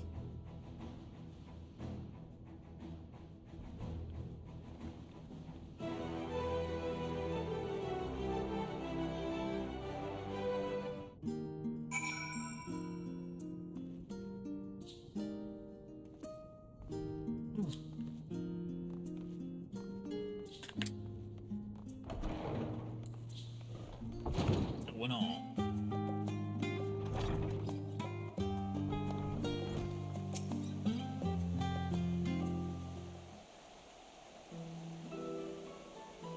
Ere we depart, we must leave nothing undone. Right, though it is difficult to conceive of how one can best prepare for a brave to brave a domain where Dynamis governs all. Nevertheless, Heidelin deemed us worthy of the trials that await. For lack of any other feasible options at this late stage, let us trust in her judgment and face Medion as we are. Which leaves us to the not so small task of coordinating our efforts here to you and Tataru. If all goes to plan, we'll be back before you know it. I certainly hope so.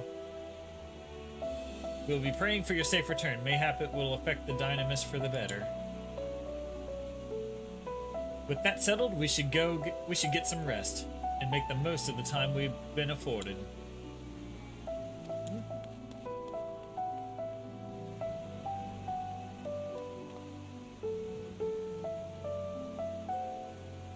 Meeting is over, is it? You were in there for so long I started to worry. What did they have to say? They gave us permission to use the Ark.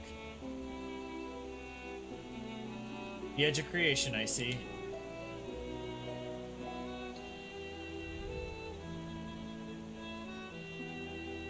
Rest assured, everything will remain in order until you return. And you will return. Actually, Magnarmus, can I borrow you for a moment? Looks like your plans for the interim are decided. When the two of you have finished, meet us back at the Baldessian Annex, alright?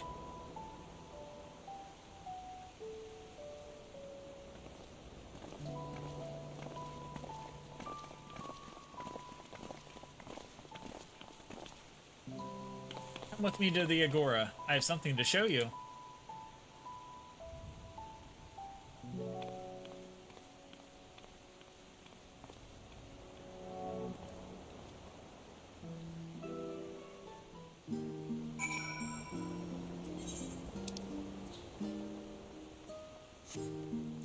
To the main aetheryte.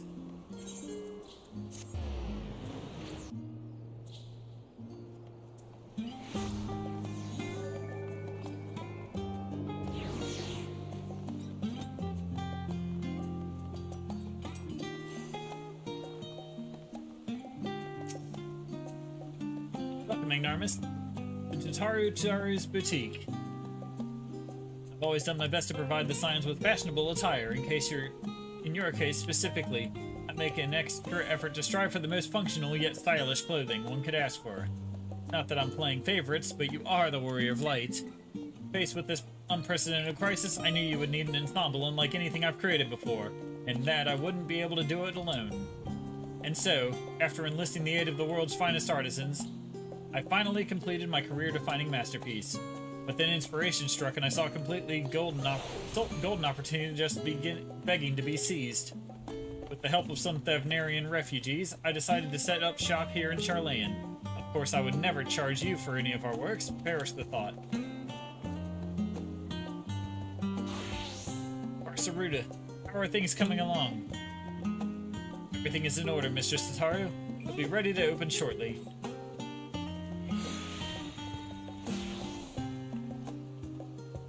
Which is why I brought you here. It would be our very first patron. Would you mind waiting here a moment longer?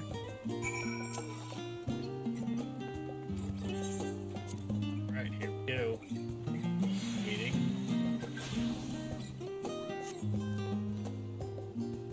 And we got dialogue selection.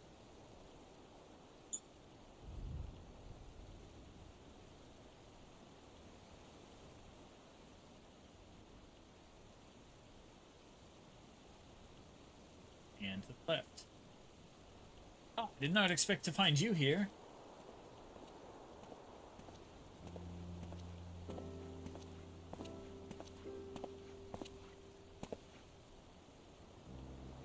I imagined Nidhana would also wish to offer her regards. Alas, after delivering our dragon's tails to the engineers, she remained to assist their work on the ether burner. The simulacrum, too, will stay in Charlayan, while I oversee matters that Rad's at hand. It is a rather convenient means to keep abreast of developments pertaining to the final days or anything else. It also allows me, after a fashion, to watch over my people in this distant land. Rashawn, I was hoping you'd stop by. I can't thank you enough for allowing your artisans to work with me here at the boutique. Please, it is I who should be thanking you. This establishment has restored a sense of normalcy to their lives. You have blessed them with newfound purpose, and a means by which to support themselves in these troubled times. What's more, when they at last return home to Razathan, the experience and knowledge they have gained in your employ will no doubt prove a boon for the artistry and commerce of our land. In fact, I came here to see how your new employees are settling in, and to express my gratitude for granting them this opportunity. It's an opportunity for me as well, believe you me. Your artisans have taught me so much about Thavnarian craftsmanship. Their resourcefulness and ingenuity is nothing short of inspiring. I can't wait to see the kind of wonders that we can come up with. I pray you every success in your endeavors, Mr. Sitaru. Before coming here, I had heard word of the forum's decision of what will soon be attempted. It was only then that I finally understood why my father called this star the last bastion of hope. Indeed, it was the last bastion, for the flame of every other star we encountered had likely been extinguished. In the boundless dark, the light of brimming life must have been binding in its splendor. Your journey into the heavens to protect that light, and may the scales of my kin serve you well. I have faith you will prevail, and restore peace and tranquility to this star.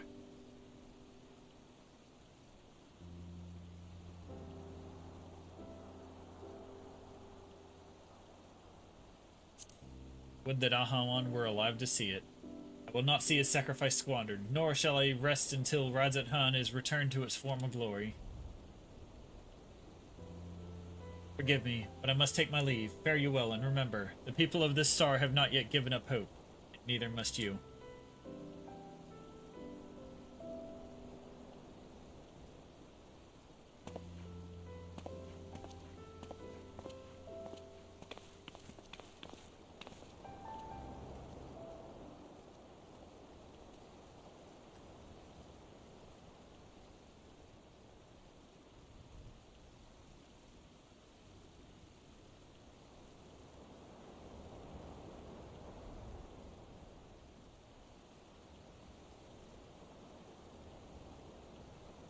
Where must I go to get a meal of some flavor in this wasteland of taste?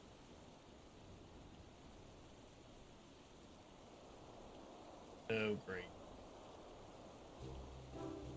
Oh god, he's doing the run.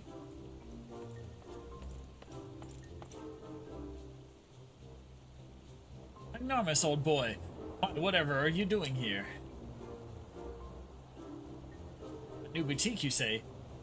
I've been meaning to expand my wardrobe. Yes, something a little more flair, perhaps, befitting a man of my station. Though I have nowhere to flaunt said raiments so long as my confinement continues indefinitely. I, the young Lord Fortom, insisted that so long as there is work to be done, no matter how trivial, I must abide here in Charlayan. Thus do I toil, though every fiber of my being rails against it. Why, I've even suffered the company of that brute Sicard to see supplies transported in a timely fashion. And yet he was the one granted leave this morning to participate in some supposed covert operation. So I suffer instead for his otherwise unwelcome absence, now burdened with extra busy work. And without Honora here, there is no one to prepare my meals. I came here in the hopes of finding a nice cafe, perhaps. Alas, the Charlayan delicacies I've sampled were lacking in every respect.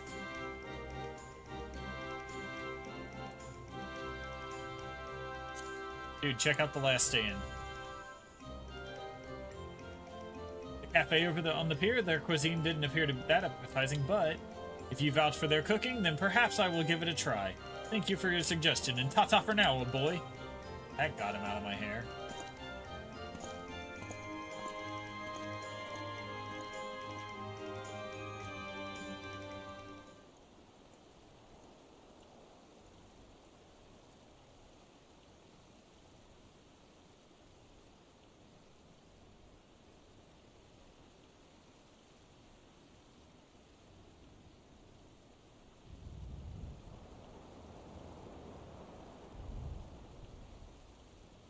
Well, well, is that Magnarmus and Tataru I spy?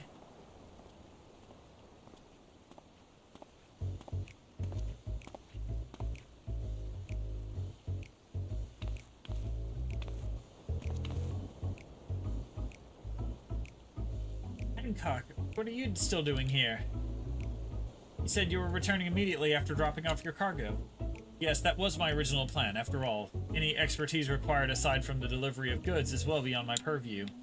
But what manner of entrepreneur would squander an opportunity to study the markets of the northern seas? Worry not. I shall return tradeaways to Kugane once I have finished. Of course you would find a way to turn this crisis to your advantage. She wounds me, the industrious woman running a new boutique. I am not blind to the travails of those who fight on the front lines to deliver us from ruin. Indeed, I have every confidence they will succeed, and I would make myself and my business ready for their return. If you believe in them so devoutly, then why not put your money where your mouth is? Fair enough, Tataru, fair enough. There is not more I can do to help ready the Ark and her heroes for their maiden voyage, but on your return, I shall host a grand celebration in your honor at the Bukairu Inn. Accommodations are quite costly, given the reputation of said establishment, but the East Aldernod Trading Company would be honored to foot the bill. Will there be lemon cakes? Oh man of tart tastes, I see. Yes, there will be lemon cakes and much, much more. The finest delicacies the world and Lord Lolorito have to offer.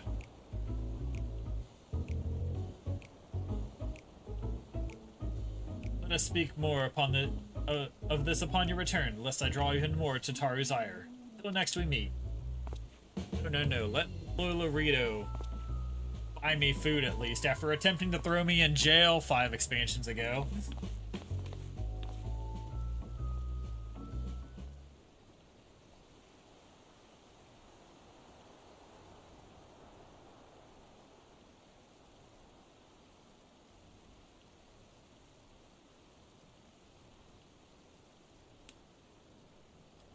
Anyone else?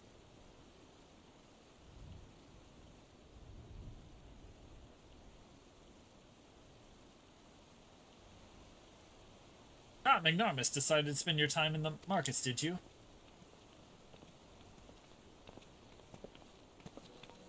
It's Biggs and Wedge.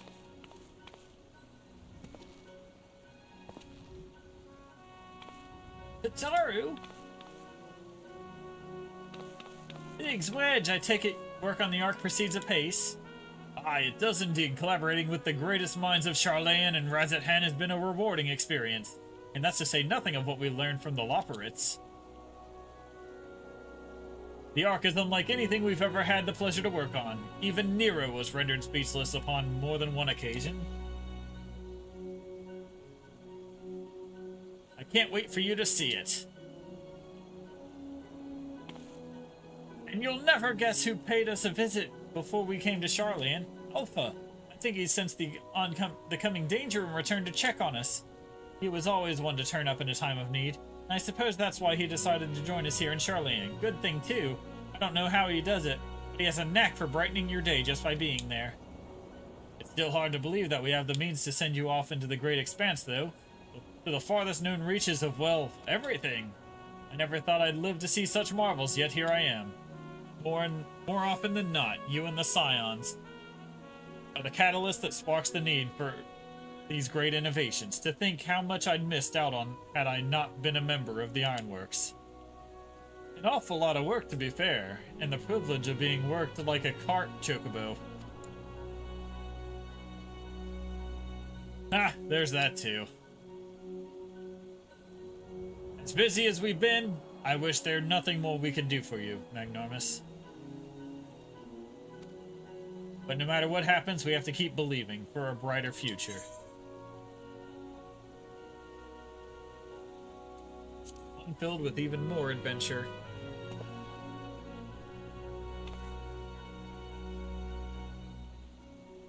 When you head back, would you tell the engineers that I'll be along shortly with refreshments? That's very kind of you, Tataru, but they'll be glad to hear it. And on that note, Wedge and I should get going. Still a few more supplies together before we return.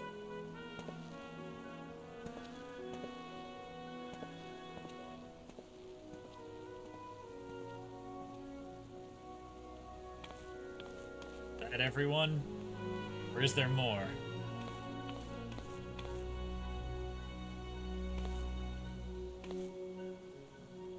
Terribly sorry for the wait. Right this way, if you please.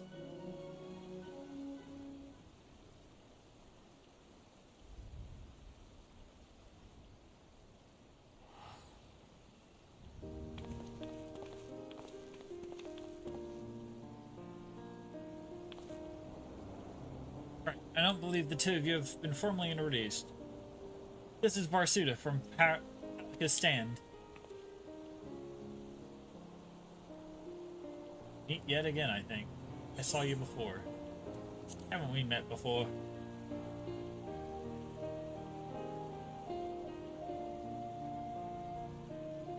Ah yes, it was you who helped us at Perusa, and again when crossing the ice fields, was it not? I doubt we exchanged little more than glances then, but it's kind of you to remember me. Thanks to Mistress Tataru, I and my friends have found gainful employment in this foreign land. It's not only natural to feel fear in the face of calamity, but in such times we must look to one another for the strength and succor. I know not whether we will come to call this place home or return to Thavnair, but we are here today and are glad to have contributed to the cause.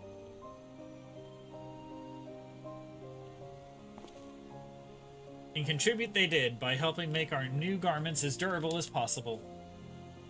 And we put our hearts and souls into them. I have every confidence they'll keep you safe in battle to come.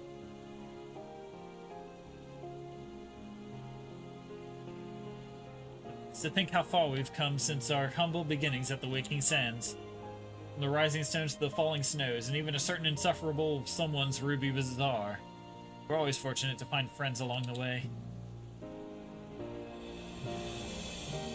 Even when you were swept away to the first, Grahatia was there to grant you sanctuary.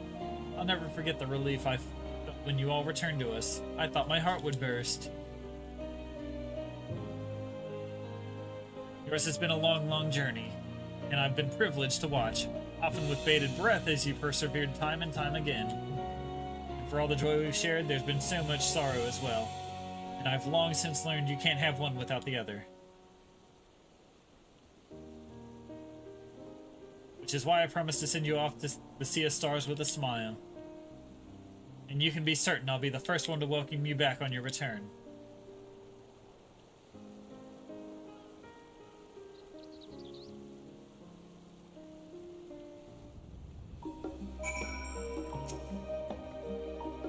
In addition to your new ensemble, we have raiments and weaponry for every need, so please feel free to browse our stock.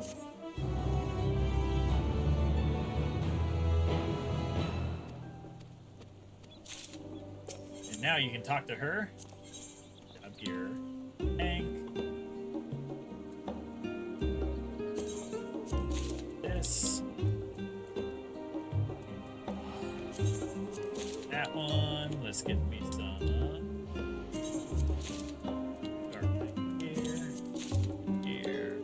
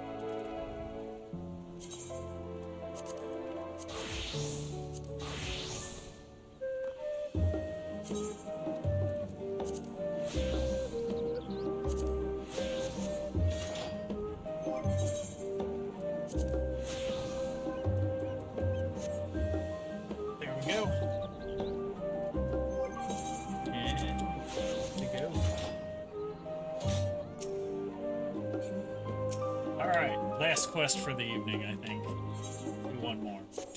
Fruits gathered.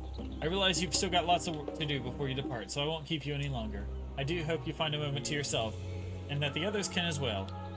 That said, they are returning to the Baldosian Annex, so I doubt they stayed for long. If you decide to go looking for them, I suggest speaking with Cryle first. I'm sure she would have told her their plan. They would have told her their plans.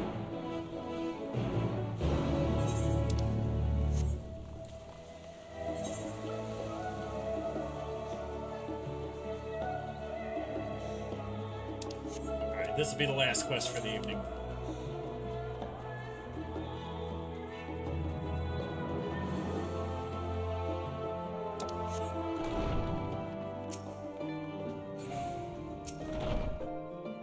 You're back. I take it you received gifts from Tataru. It was a surprise long in the making. With many long hours of fretting to get everything just right. I'm glad to see it realized, and with great success. If you're looking for the others, though, they've already taken their leave. Istola, Thancred, and Urianger have gone to the last stand for a bite to eat. Alize and Grahatia, meanwhile, though their time would be better spent poring over books at Numenon. As for Alpino and Estinian, well, they've elected to pay a visit to the lovely Ur estate. Though Estinian seems somewhat reluctant to go. I'm sure they would all be glad for your company if you've a mind to seek them out. But should you be feeling peckish, I suggest heading to the last stand before Istola and the others finish eating. But above all else, it would be foolish to run headlong into a battle fatigued. So remember to get a good night's sleep. Alright, to speak with Thancred. At Scholar's Harbor.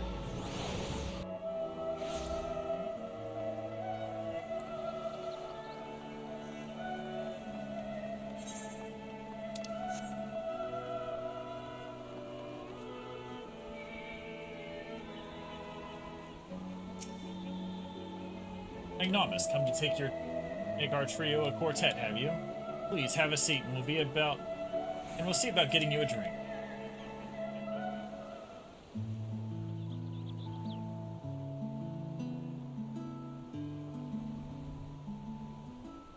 Your business with Tataru was finished.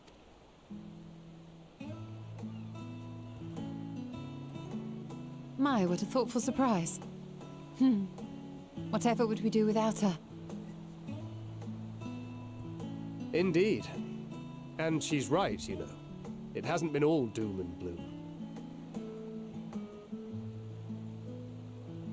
Feels like a lifetime ago that Master Louis Soir gathered us together to form the Circle of Knowing. Since then, we have experienced much. But rather than feeling wiser, the more I learn, the more I find my knowledge lacking. Forsooth. As a student, vainly did I believe that I held the secrets of creation in my grasp. Yet that which I had seized was but an insignificant sliver of what awaited in the wider world. Every encounter, every experience hath served to open mine eyes, enlightening and humbling me in equal measure. Even from those whom I called enemies have I learned many a valuable lesson.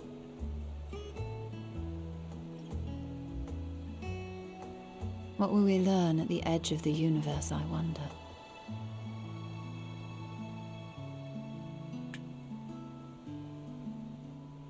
Ultima Thule, where the bringer of the end makes her nest. I, for one, can't possibly imagine.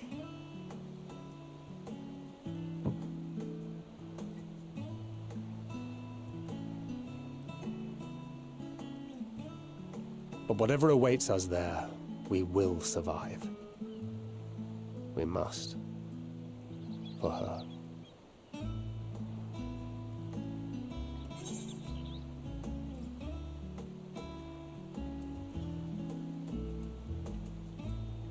Just make sure you bring enough ammunition. We're gonna need lots of bullets. Oh, ye of little faith. I know better than to leave home without ample supplies, thank you very much. Didn't pick up the gunblade yesterday. And to think I used to prefer fighting from the shadows. Gods, I really have changed.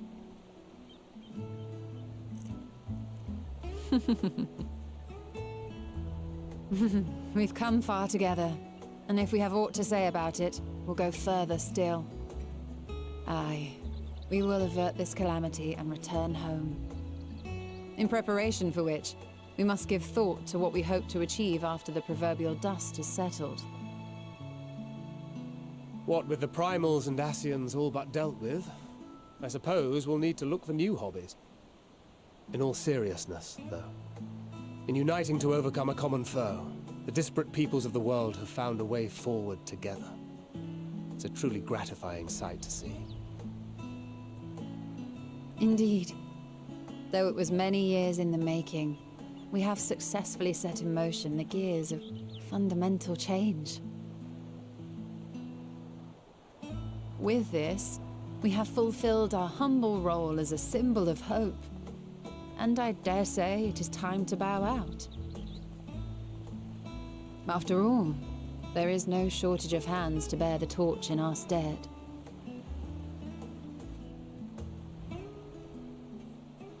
You know, I never really considered I might live long enough to see an after.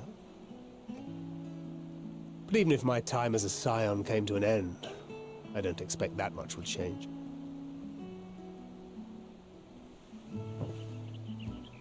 Traveling the world, going wherever the wind blows, lending a hand to those in need. A journey for journey's sake. It doth suit thee well. I must confess, I too have yearned to see more of the world. If thou art amenable to the suggestion, I would accompany thee. Mine ability to effect an air of normalcy through artful disguise is much improved, thou must concede.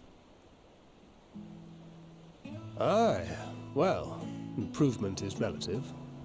You still look suspicious no matter what you wear.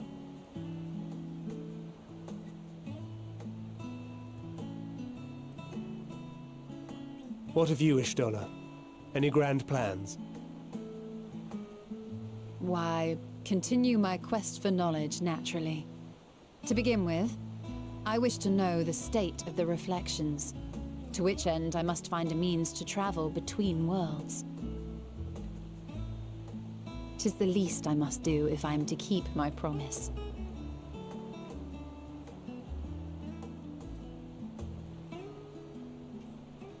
Should my pursuits prove unduly arduous, I won't hesitate to call on you.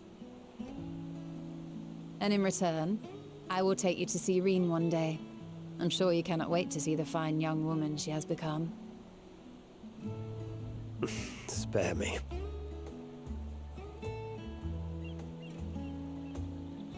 And what of thee?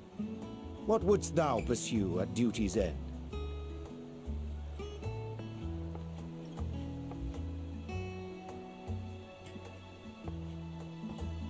Here's yours. My apologies for the wait.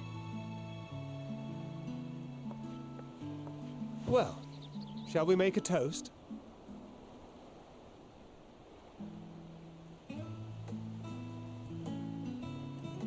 To victory. To our comrades. To the future of the star.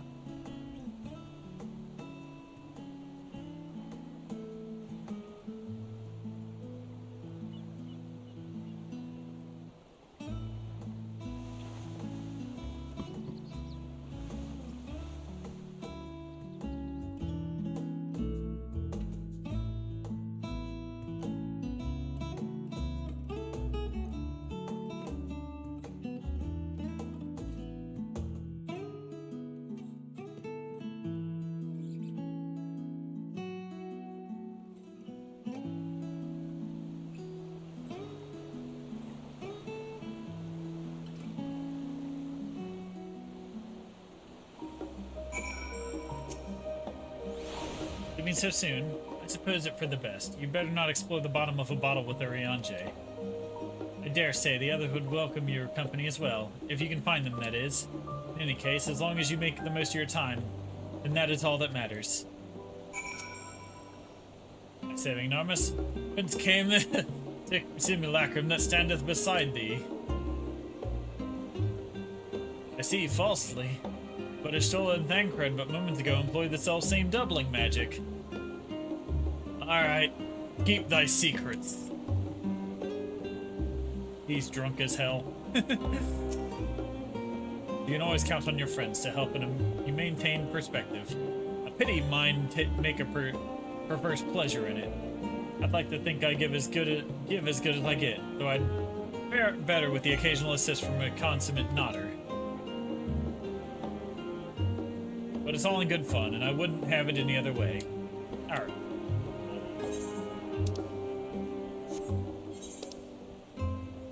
Let's go speak with Alphino. To the level your estate.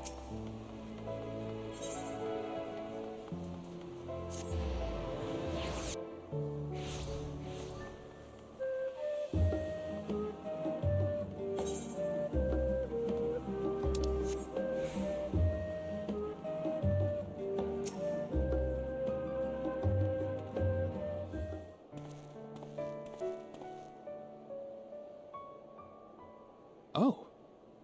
What brings you here?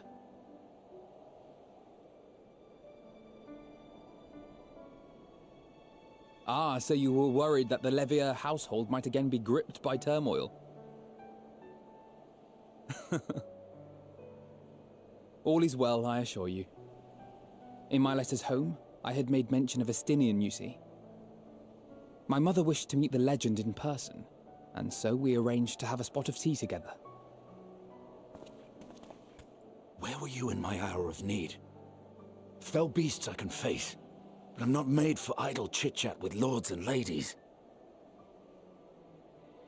Well, I for one thought you held your own. Mother was the picture of delight. I might have been delighted myself, were we in a tavern with more agreeable drink. The thought of fleeing crossed my mind, but what then? I'd never hear the end of it, least of all from Tataru. I'm sorry. 'Twas not my intent to cause you such distress. It's just... it was one of the things I didn't want to leave undone ere we set forth. That's not to say I think we won't be returning.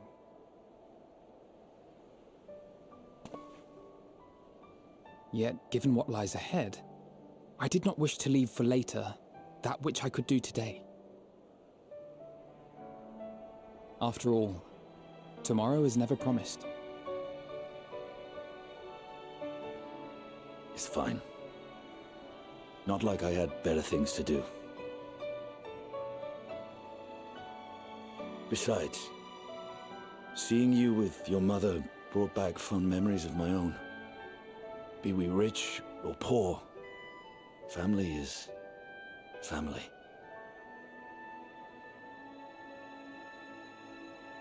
Well, it's past time we were on our way.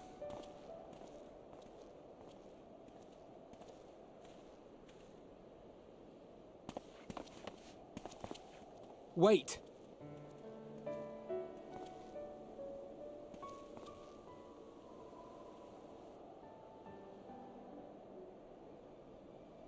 Since I left home, I've made a great many mistakes. Mistakes for which I can never make amends. But through it all, you didn't give up on me. To have returned here with you at my side, it means more to me than you know.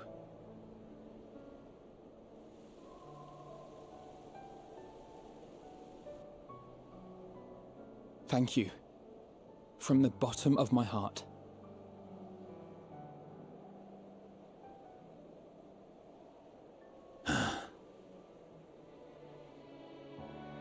Forgive me, but it needed to be said.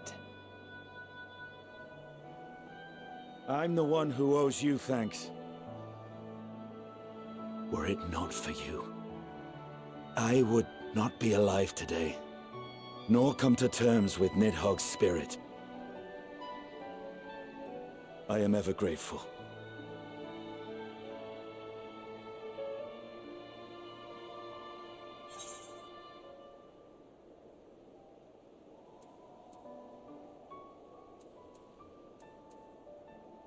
Do this. I just want to wish you both good luck. I'm counting on you.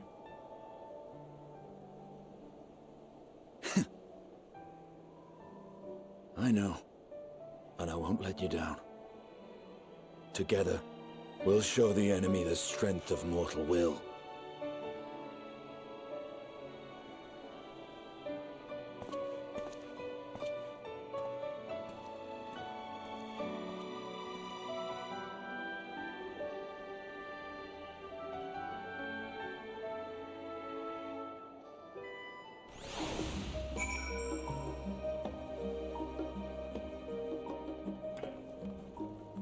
Talk to Alize.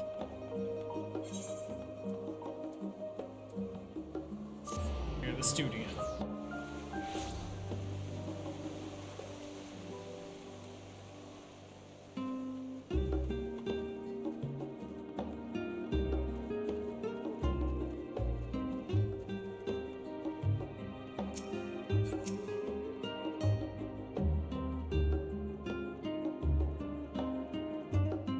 Speaking with Alize, but she's fast asleep.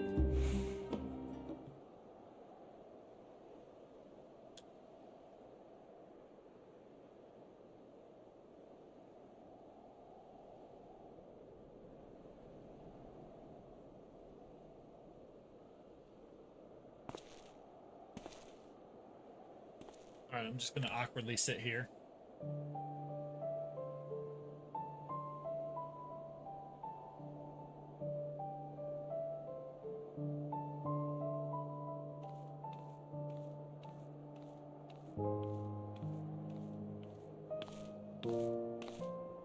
Oh.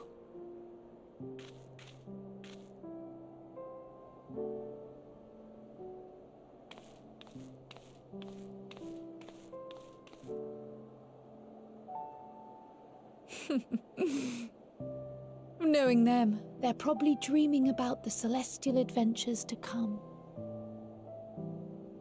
Just as well. They've been running themselves ragged of late. Unlike you and the others, I'm a few steps removed from the danger and excitement. The things you all get up to never fail to impress me. But by the same token, I can't help but worry. Not only for your safety, but for your happiness. After everything you've sacrificed, you earned it 1,000 times over.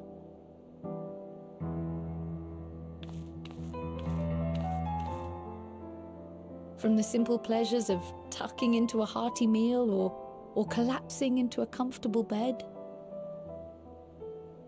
to the grand triumphs of visiting legendary lands or finding true love, you deserve all the joy in the world. There is so much that life has to offer, so much to be treasured and shared with those we hold dear. So promise me this. Come what may, you won't give up on your own happiness. When you're out there fighting tooth and nail, it's all too easy to forget. But in the end, your passions will be your greatest strength of all. Remember that.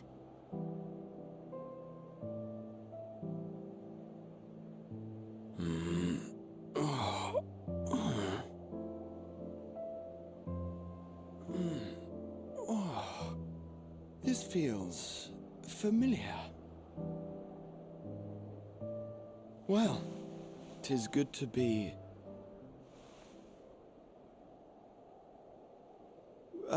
wait.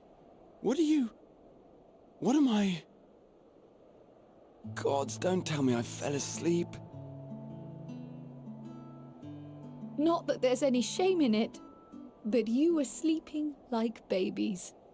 Oh, how embarrassing.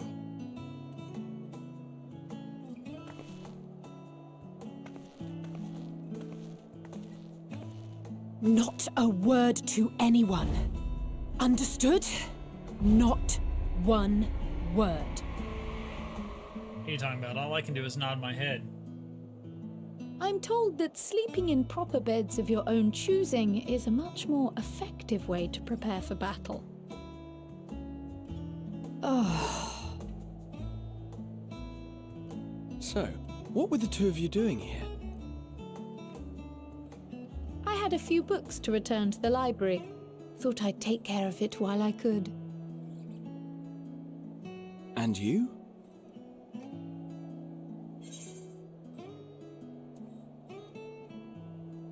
Just enjoying a little peace and quiet.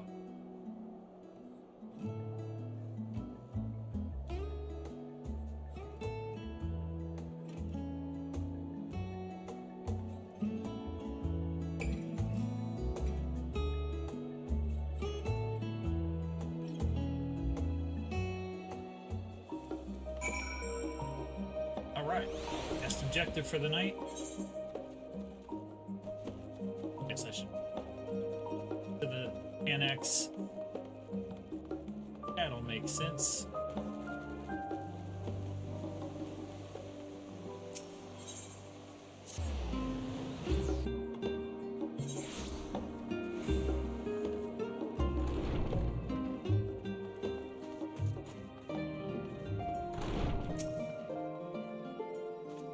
Magnarmus returned to catch a final few weeks before embarking on your mission, I presume. You'll be happy to know your chambers have been cleaned and fresh linens laid out. I pray you enjoy the sweetest dreams on this final night before the big day.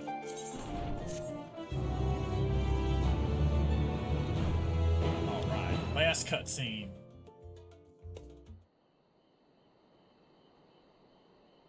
That night, at the Royal Menagerie in Alamigo.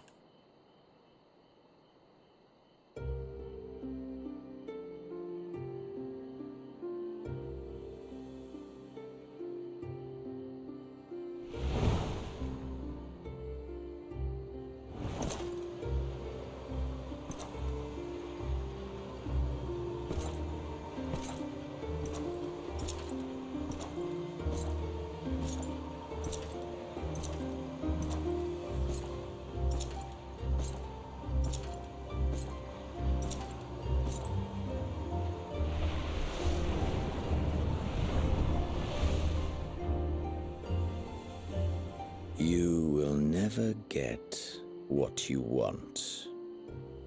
Not even the battle you pine for so dearly. Oh, Alizé did get him. He did roast his ass. Transcendent moment. What was it that I sought in you?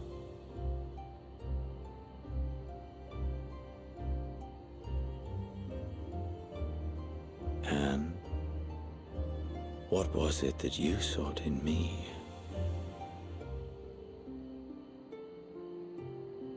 You think I should make dinner?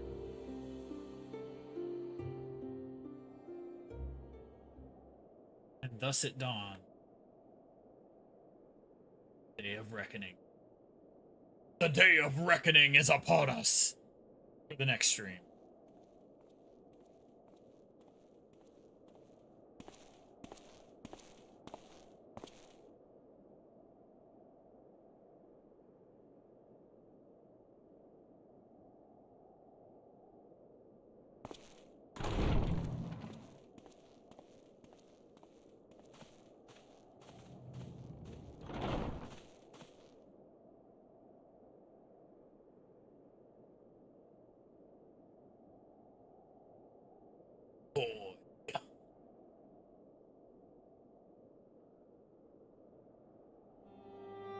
How often have we thus assembled? To combine our knowledge and seek solutions to the problems before us. Back at the Waking Sands, it was all we could do to address the most minor of troubles. Who could have realized what we'd find when we began to look to the sources of the realm's woes? At the Rising Stones, we made great strides and shared many moments.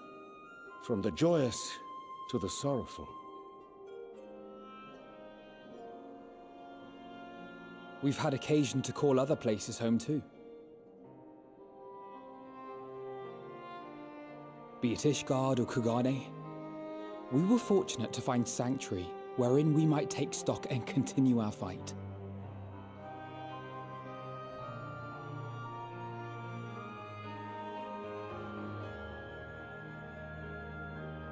I was honored to host this company in the Crystarium, to stand with you all as we confronted the truth of the star itself.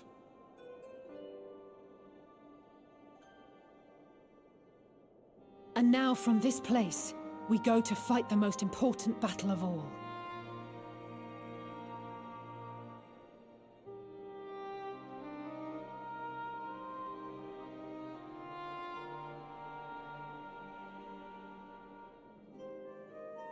The Forum has sent word. The Ark is ready. The Loporrits naturally will be commanding the vessel.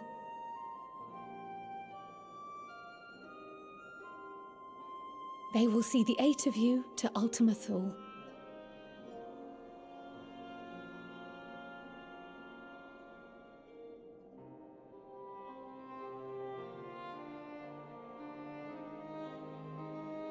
Only the K-Rat in my...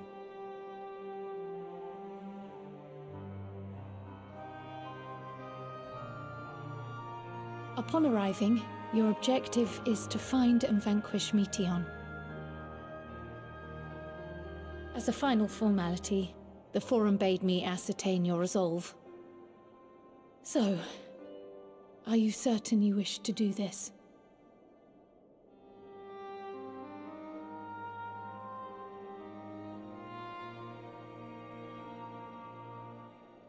We are.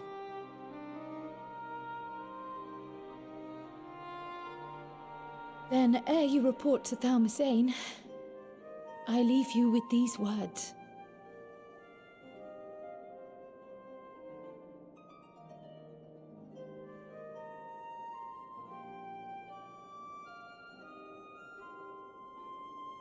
You must triumph. What that means will differ for each of you. To make it back home, or to simply avert doom, or perhaps something else altogether.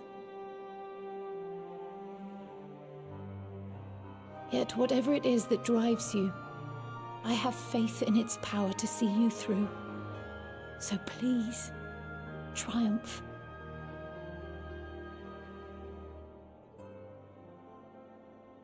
Triumph, as we who remain behind believe you will.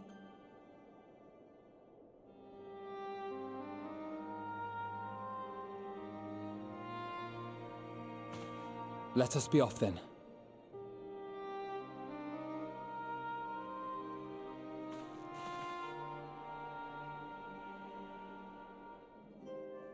Wait!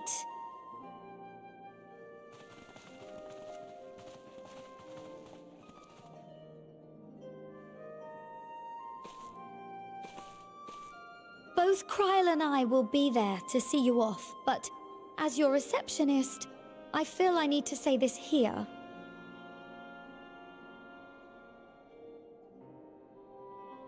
Safe journey, all of you, and be safe.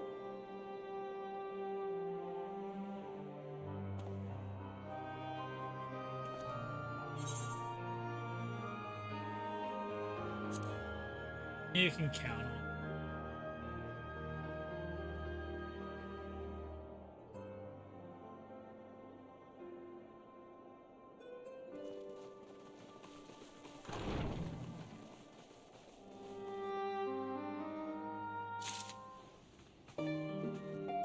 Alright. And this is where we'll end it for the night.